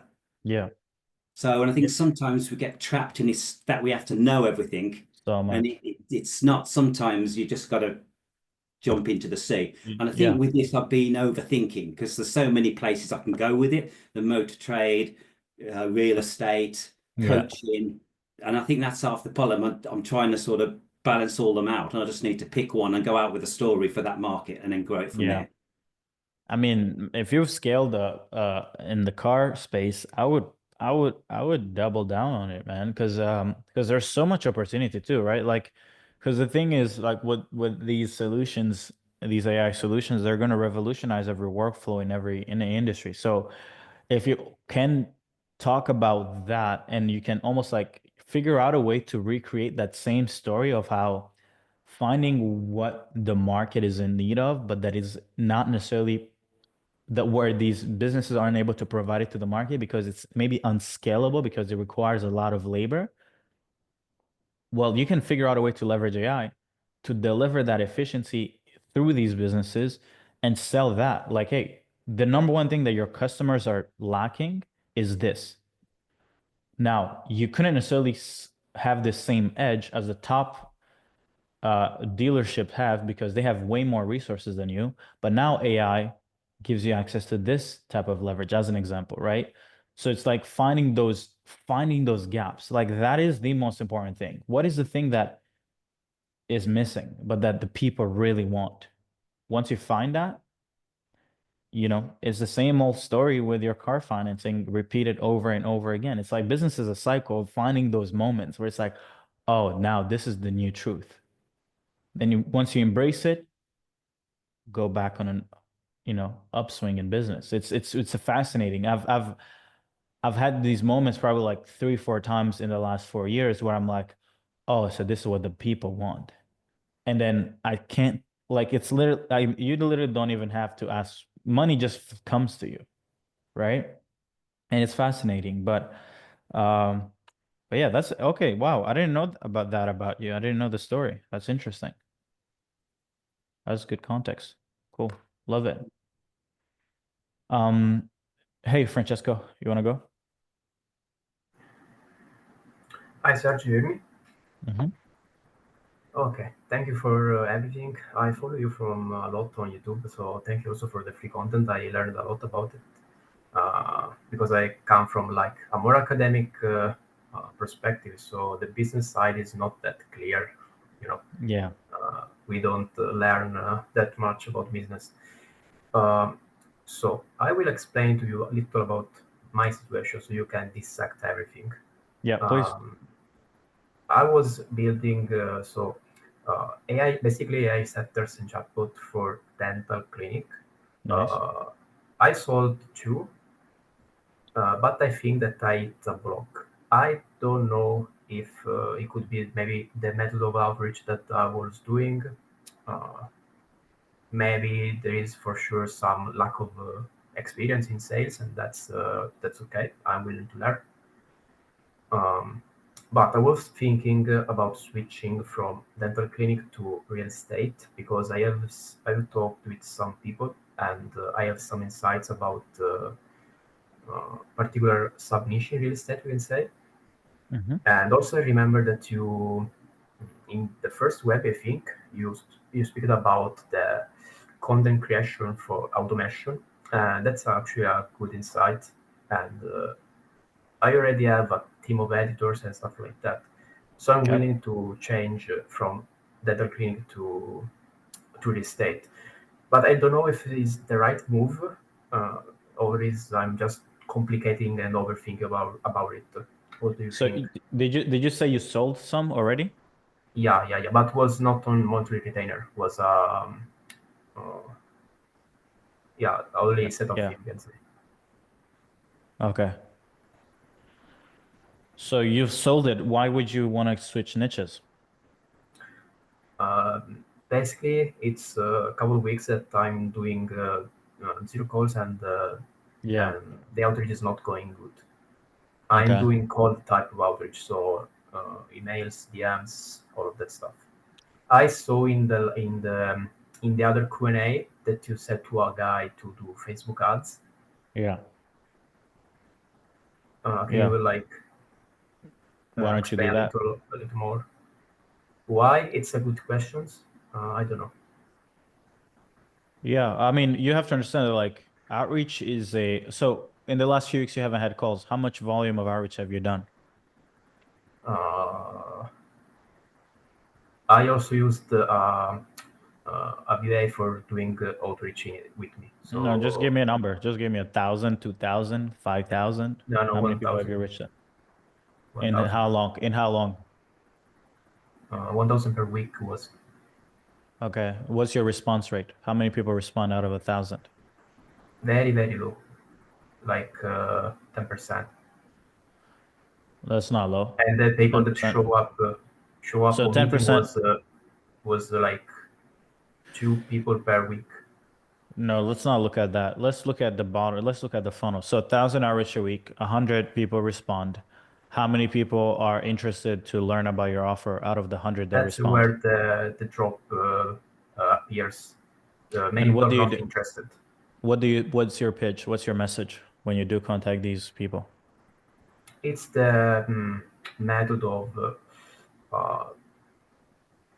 tell that I can help with the business make more revenue and don't leave people Money on the table? Yeah, Yeah, that's right. Okay, cool. Why don't you just let them test the solution that you're trying to sell them or I see it? tried, but they don't like. I don't know. I tried it. I didn't get a good How response. did you try it? I think that I sent a link to um, a fitted for solution for them to let them try. Was Okay. like Make a video. a web So chat. Make a here's the video? thing. Yeah, or why you're selling chat bots? Like a chat on the website? No, What on is it? WhatsApp. On WhatsApp. On WhatsApp? Yeah, yeah. And how does why do people is it maybe because they don't because I guess you're selling what to the European market, not to the States, right? No, the US. Yes, market. You're selling a WhatsApp.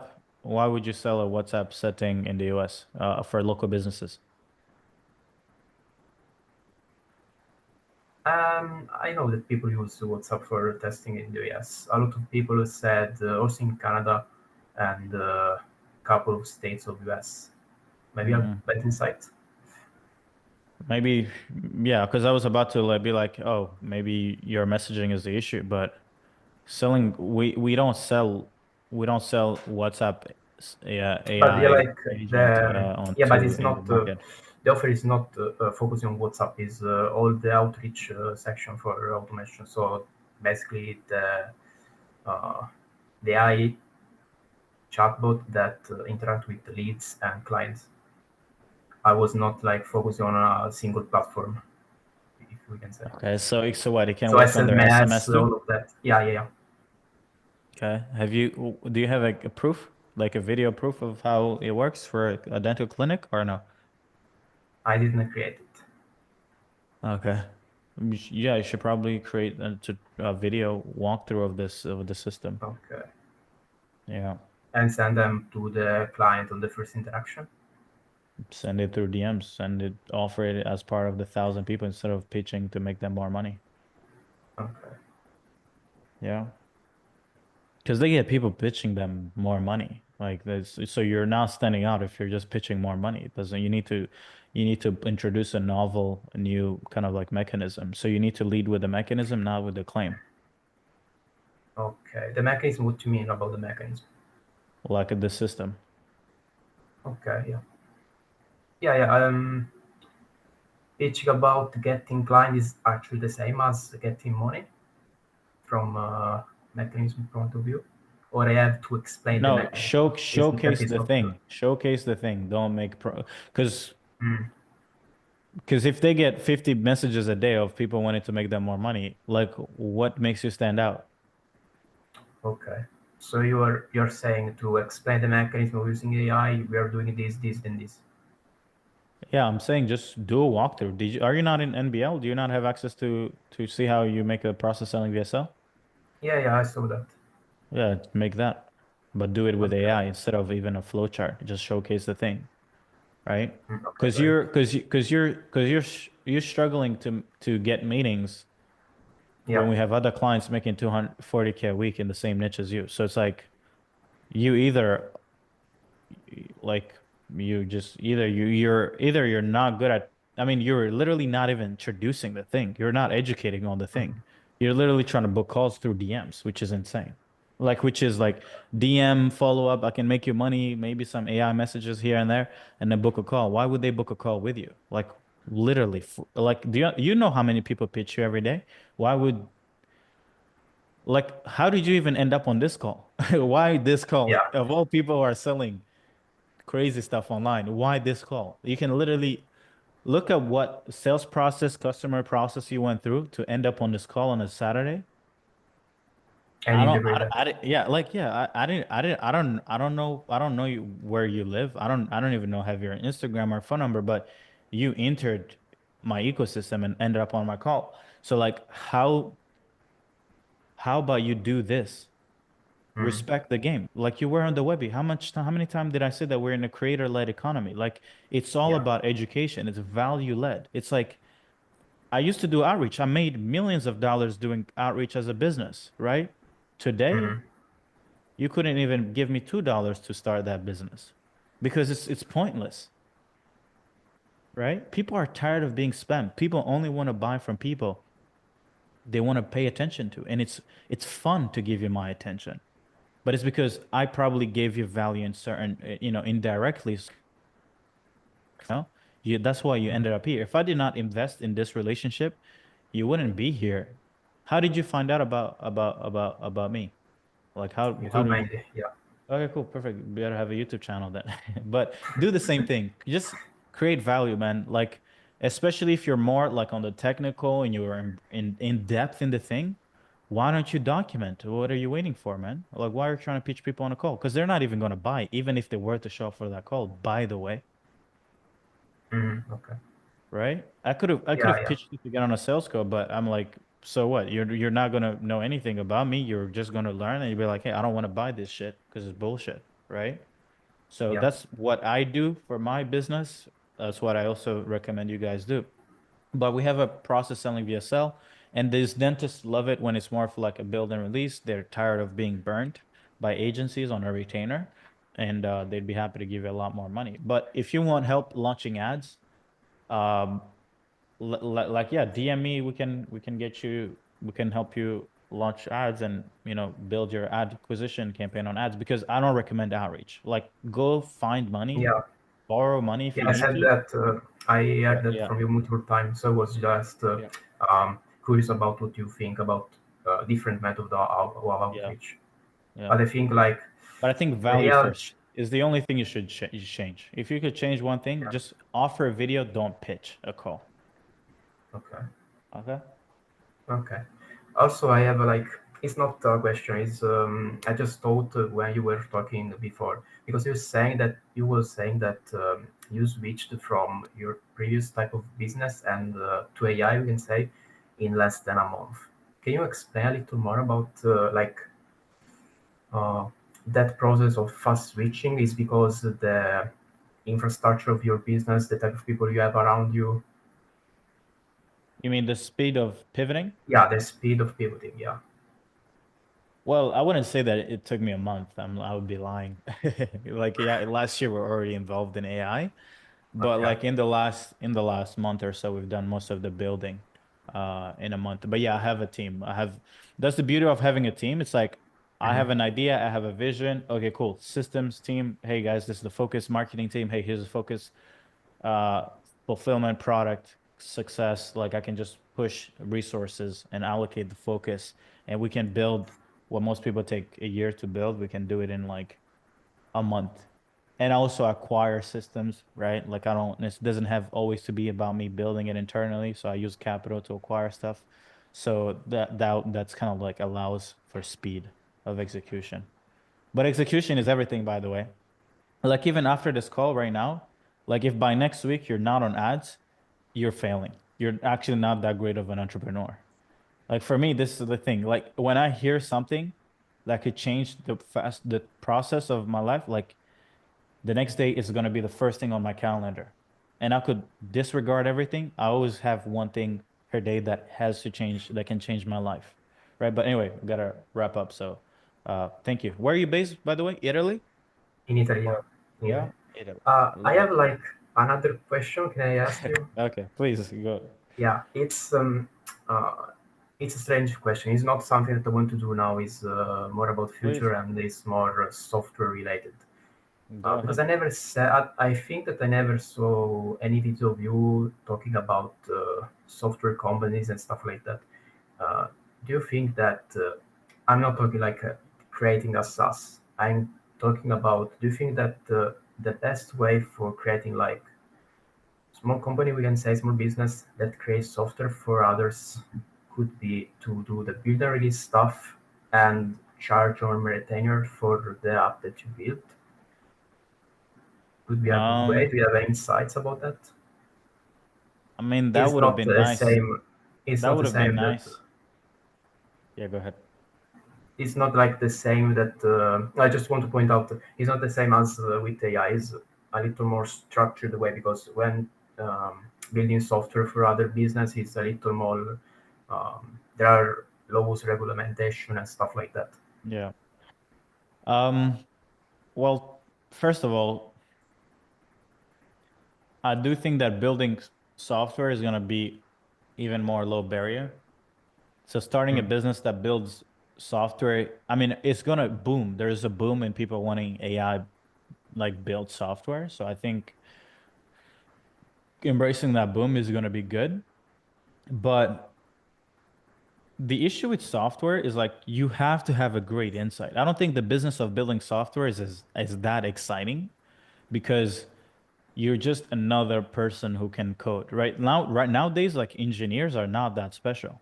Like they're literally everywhere. Like I never expected to have that many engineers in this webinar, previous webinar. I'm like, since when am I calling out engineers? Like it's crazy, right? So like I had people spamming me on WhatsApp being like, "Hey, I can build you anything." I'm like, I don't want anything. You tell me what you've been building. You know what I mean? That's what I want to know how smart you are. So if you're gonna go that route, it's kind of like becoming a service provider, which then doesn't necessarily make you special. So that's where I recommend if you're gonna build something, build it for a specific use case where you know something that others don't, and then allow others to release that software and allow people to make money selling through that software. I think that, in my opinion, is the better business model. Think of ClickFunnels, think of white labeling. So Go High Level, right? Like you need to enable others to make money to get rich. If you're not doing that and you're just selling a software dev business, it's like, yeah, it's pretty hard. And the other thing is speed to scale is hard because it's a every product you sell is different. It's personal to that company. So you have to pay attention to that business. So it's not like, oh, you're going to start making $1 million a month tomorrow, unless you're selling to the government where each project is worth $10 million, right? So if you were to go do that, you have to go so up market that you make $1 million, $5 million for every project. But if you're going to sell 10K a pop per software or even 50K, every 50K you make is going to take you 6 months to deliver. And then edits, improve the thing. And then you're going to end up making 300K a year with 10 clients who are a pain in the butt to work with. And the softwares you build them never even end up being used because they got excited that they wanted to build a software and stop their main business. And they're like, oh, you know what? This has cost me $250,000. It's not even working. Fuck this shit. Right? So I recommend bet on yourself. Find insights. Engineer your own products. Like that's how you kill it, you know? But anyway, but that's it. Gotta wrap it up. Hey, Eugene, thank you, you sir. wanna go next? Appreciate you, Francesco. Hey, Serge, how you doing? Can you hear me okay? Good. Yeah. How you doing? Good. Thanks. So, I kind of want to pick up on what you just said about the dentists being tired of agencies pitching them, and they like the build and release model. Yeah. I'm also in the dental space, actually. I'm a fractional CMO. I work already with a lot of dental clients. I also work with other like agencies, but more like SEO and PPC shops. And so I joined recently your Incubator program. I'm hoping you can kind of get some clarity for me and help me scale. My situation is that I kind of organically, like I've been in marketing space for a long time, and I kind of organically started working with a bunch of digital agencies and kind of became their solution architect guy and been focusing, I'm kind of positioning myself as a CRO, like conversion rate optimization specialist, but more like looking across the whole funnel, trying to understand where there's issues with conversions, basically fixing the leaky bucket and essentially solving situations. Because I found myself on a lot of meetings where essentially the agency would drive a lot of traffic and clicks, but that doesn't actually do anything for the end business. So I was basically on a lot of these meetings. I'm like, okay, how do I actually solve this? So, and I started dabbling in marketing automation and Go High Level and all that good stuff. So right now, I'm basically trying to turn leads into patients into in a dental niche. And I'm already working with a few multi-location dental chains as kind of their fractional CMO and the conversion guy and data guy. And I'm in the process right now of building my own AI growth infrastructure. So few questions. That's a bit of a background, but 2 questions. First of all, regarding the business model, because I am currently on retainer and I've been working with these clients already for a few years. So I've heard you speak on the webinar with a lot of like where the retention is a big problem for marketing agencies and people churn all the time. I've never had that issue. So I don't know, is it just because I'm good or is it because I don't have a lot of clients? I literally have like 3 clients, right? Yeah. I think the problem is because I can't actually scale that because everything depends just on me. Exactly. So I'm trying to think right now, basically with this one of my larger clients, I'm essentially, like I told you, I'm on a retainer with them and they look at me like a consultant, but I'm also introducing this AI infrastructure, you know, with different AI agents doing different things like chatbot, voice AI, and a bunch of other things. And I've been planning to actually charge them about 1K a month per location.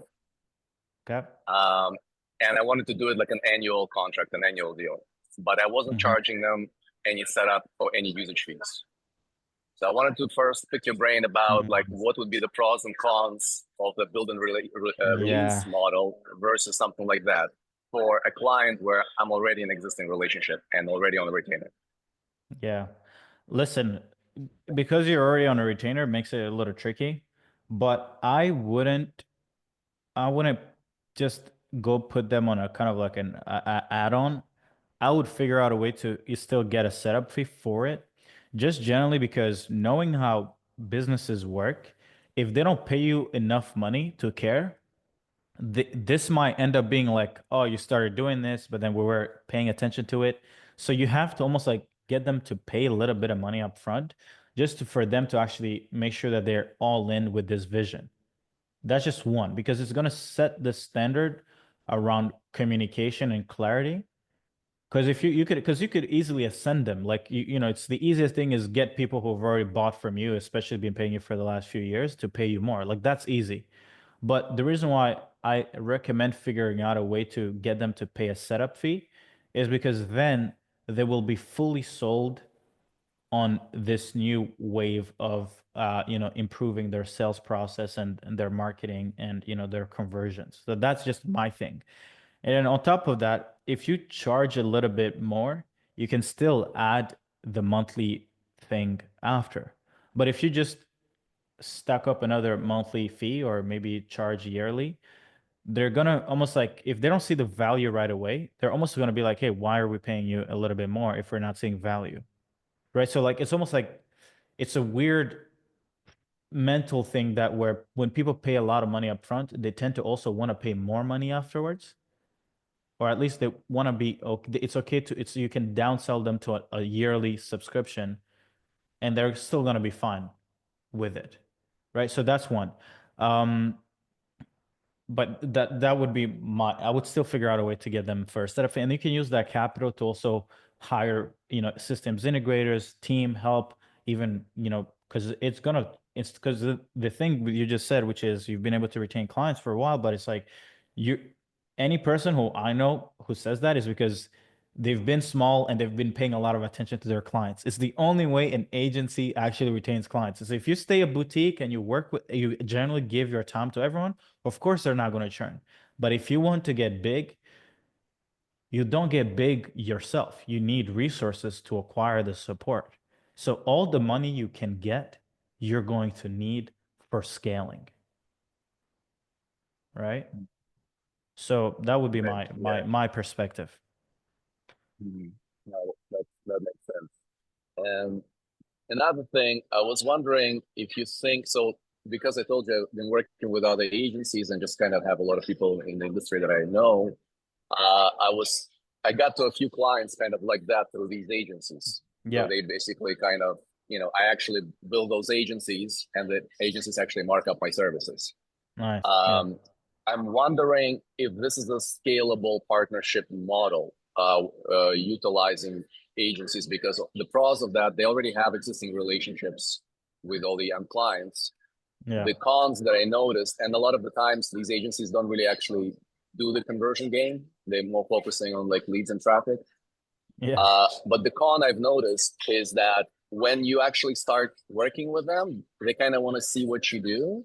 And once you kind of show them once on one client, they're like, I get it. That's really good. That's really smart. And then they want to basically repeat it and do it themselves. So I found it, it becomes very political.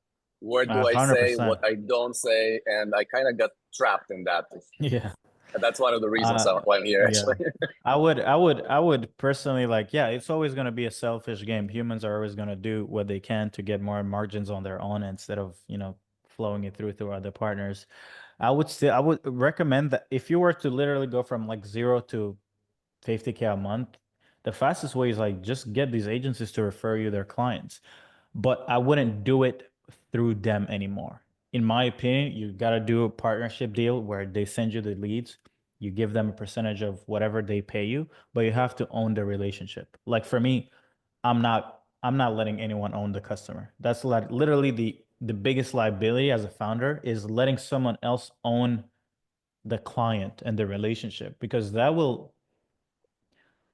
means like you're literally not compounding anything. Like you're not protecting your downside. So pay them, even if it's 50% of the first fee payment you get from these businesses, do it. Transact, give them money, give the money away, but own the relationship. It's the greatest asset. Money is nothing compared to knowing that you have access to someone's email, phone, credit card, can talk to them anytime. It's like having access to 1 million bank accounts, and you can always pull in whenever you want to make money, right? Yeah, that's smart, because I kind of I find myself in this love triangle, basically, where Yeah, I know. I always have two bosses, where I'm like, first I have to convince the client that some concept is working, right? Whatever my solution that I created. And that's usually the easy case, actually. But And then then I the have to agency. sell this also to the agency. And then it becomes extremely no. political, and it's just like a never-ending circle. And I Like, kind why of do been we need stuck to in do this for this? like, You have to like, hey, we don't need to do this. It's extra work. It's extra money. Like, we don't want to do this. I know that because I'll be in that same position when I'm working with partners and my team and things like that. But still use them though to get your clients. Like like you literally don't have to pay any, technically no cost to acquire clients, or at least you acquire clients much faster. right. So you think it is a good partnership vertical, like, but Yeah. I have to figure out a way where I make the money, like basically some kind of an affiliate agreement or some kind of a commission that you get, Yeah. but own the actual end relationships. Yeah. That's the only way I would do it. Got it. Yeah. All right, my friend. Thanks so much. Appreciate you. I talk later. Welcome in the incubator. Yeah. I'm gonna get Haysam to, when you get your, I guess you haven't had your clarity session yet, right? Not yet, No. Okay, cool. Once you have it, the team is gonna walk you through what we're doing in the dental space and kind of like how we're positioning this, and I think you'll find a lot of value. Awesome. Cool. Okay. Well, welcome. Hey Trey. Okay, guys, I got 5 minutes, so we gotta go through this real quick. First, thanks. I know the problem, and I've been hearing a lot of the solutions and you talking through it, but it's just failure to launch at the end of the day. I heard somebody else, it's like, I want to go to this niche, or I want to try this solution. And I heard you say earlier, you wouldn't, the creator funnel makes so much sense because that's how I found you.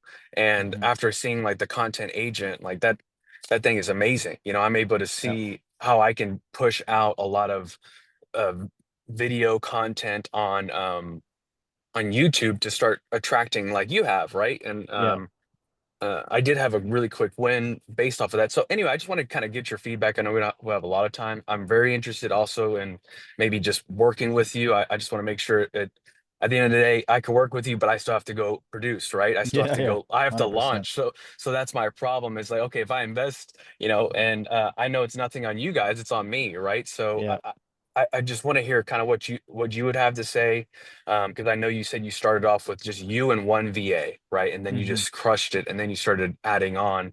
So maybe hearing your thoughts on, those very first days of building before you had all the resources and team. Yeah. From the sense of like, let's say for you, if you were like to work with us to launch it, like in that perspective, like how does that journey would look like for you, and in alignment with when I did it? Because it's two things. how I did it is completely different from the leverage that our clients get, you know? Good point. Right. So I'll kind of like explain it. So value we provide is more so on the certainty of execution, right? One of the reasons why a lot of people who are, you know, I know you're not starting out, but like when you're starting kind of like a new offer, a new venture, there's two things. One, there's the uncertainty of like, hey, will this work for me? That's one, right? You have to first deal with that mental struggle and doubt. And then once you're done dealing with that, which most people, it takes them like a month, they know they should do something, then they're just pushing it backwards, even if they know that it has the potential to change everything for them. And then there's the struggle of, then you actually end up putting the offer together, which most people, it takes them another 6 months. Then you actually go to market. Going to market doesn't make you deserving of success. And that's where a lot of people who get sold a lot of these client acquisition systems still don't understand is, just because you bought a client acquisition and a strategy does not actually mean that it's going to work. The work, most of the valuable thing is once the work starts, the rate of optimization. Once you actually start getting inputs, you know, new outputs from testing, the work you do post launch is the most valuable thing. So then you're playing with two risks. Most of the time you're playing one with the risk that you're taking and venturing into something new. And then are you going to take the risk of being accountable to optimizing the thing and sticking through it until it becomes successful, right? When I started out, I had to go through that, right? I had to make up an offer and literally just be like, hey, shit, I'm going to put this shit together. It might work, it might not work. It was literally gambling. I was gambling on everything. I was gambling on how I was going to do outreach. I was gambling on leveraging a VA, and it took me, you know, 6 months to kind of like realize that, like, you know what? Yeah, I sold one client, but what I'm selling right now actually isn't it. And then as soon as I positioned to something that I was seeing from the market, nobody wanted to spend any money on ads. I was like, you know what? How about I sell something without ads? And then, you know, the rest is history. 30K a month, 4 months later. So the difference in between you being able to see things and then align with the right thing that the market wants is the thing that kills it. Now, our job in our incubator, when we're kind of like launching an offer with someone, is one, can we remove that uncertainty by just having a bunch of consultants on every single layer who already know the answer to how to do something, so you don't have to gamble on everything you're going to say, every single thing you're going to do, whether that be daily, hourly, doesn't really matter. And then once we actually get to launch, even if we launch with the initial assets that have worked for other clients and partners, it doesn't necessarily mean that you're going to be necessarily successful, but at least you know that it's not up to you to make the decision to gamble again on what you're going to do to optimize the thing. So now it's like, as an example, like, you know, if one of our clients ads don't work in dentists, well, the guy who's overseeing 50 different campaigns and maybe 5 of them are in dental is going to be like, oh, okay, cool, whatever, just switch up this ad and then launch this again because this is working on another campaign. So it's like, you don't have to make that decision. Or on sales, you get on a sales call, they don't close. Okay, cool, but just send it to a sales consultant and let them cook, right? So now you're essentially acquiring the leverage of not having to make the decisions on your own, right? Which removes, it's really risk mitigation. That's all we do. That's that's pretty clear. Yeah, that makes sense. And I guess, like, if we have a couple minutes, is the outreach, you said something earlier that was interesting, because I'm like, okay, you know, if I just start doing more outreach, or if I just start getting on more sales opportunities, like, none of this is going to be a problem, right? Like you said, I'm going to learn it as I go. But then you said you wouldn't recommend outreach, and then you didn't get to finish your point. I was curious what that would. Is it just go straight ads? I don't personally do outreach anymore because I realized that the most expensive thing is time. So why would we trying to save money but won't save time? Like, that's kind of like the craziest, most delusional thing entrepreneurs do, or humans do in general, especially people without a lot of money.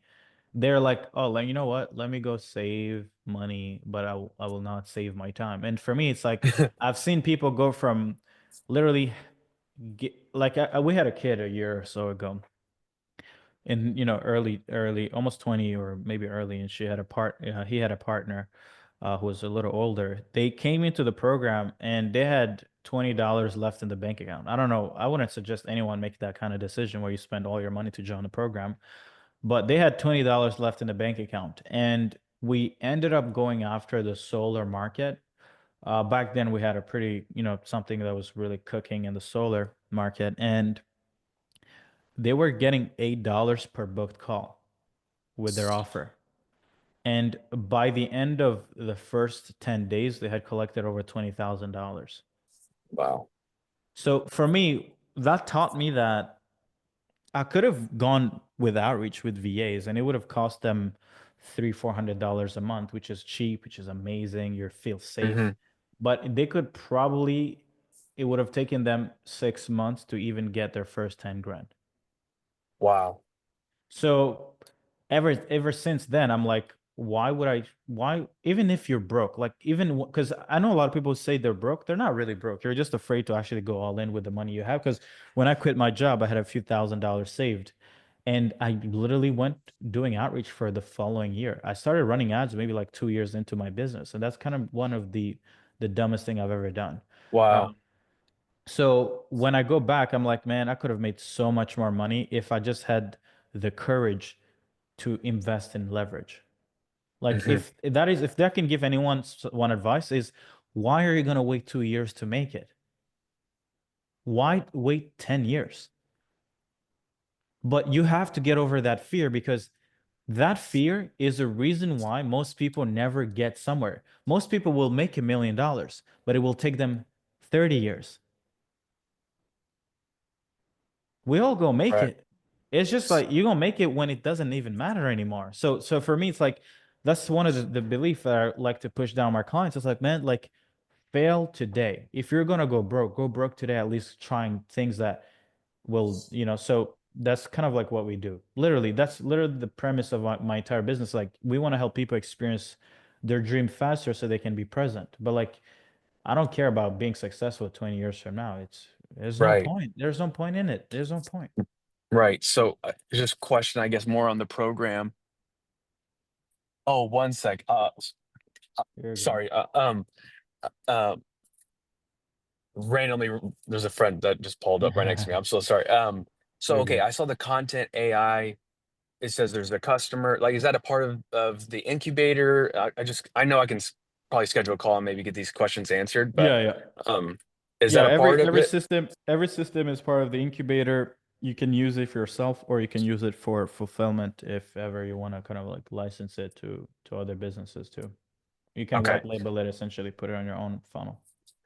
Yeah, because that was amazing looking at that yesterday. Yeah. So sweet. Well, I appreciate it. Thank you for your Sick. time. Sick. I'll get someone to reach out and then Yeah, please. and then close you, because you got to be closed. We can't have you wasting another week. I agree, bro. I agree. I've been on all Come these on. calls and no, Yeah. No, you got to take yeah. action, bro. Like we Yeah. got money to make. Summer is coming. You know that. No summer. Hey, I'm trying to meet on that next trip with y'all. That's for Right? sure. Yeah. No, let's cook. Let's get to work, man. Let's get to work. All I'll right, get someone to sweet. reach out. Appreciate you, man. Hey, Appreciate it. Dennis. Yeah, absolutely. Dennis, let's go, Hey, and then can you hear we me? wrap it up. Yep. Perfect. So I'm currently targeting real estate agencies in Italy. Okay. And the thing is that I noticed that the sales cycle is kind of long. I can't like close them in the first call. Do you should I pivot or what should I do? What do you think? Well, that's not, well, if you can't close them. So what's pivoting gonna do for you? You're just gonna struggle closing other people in other niches. So So become better sales, create content beforehand and follow up. okay. So do you think I should, because I'm selling the WhatsApp headshot, but then they love it, like even in the sales call. Cool. Give them a reason to buy right there and then. Okay. Incentive-based pricing. Say, hey, if you buy today, you get a 50% discount. 50%. Like I'm charging 5K. Do it for 2.5K. What do you got to lose? Yeah, that's right. That's it. Thank you. If they don't buy it, yeah, you have to learn this. People will not buy something even if they want it, right? But you have to give them a reason to buy today. That is one of the most important things to understand. People are more afraid to lose than they are afraid to win.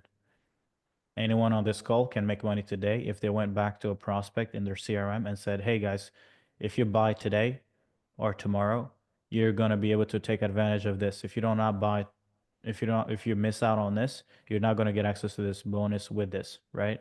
So and that is going to get more people to want to buy than anything in the entire world. No feature, no AI is ever going to make someone want you than the fear of missing out on having you. So I should use the FOMO basically. FOMO the fuck out of them. Okay. Thank you, mate. Yeah.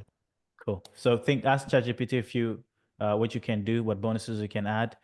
Position as, hey, if you buy today, you get access to this. If you do not buy today, you don't get access to this. Okay. Cool, guys.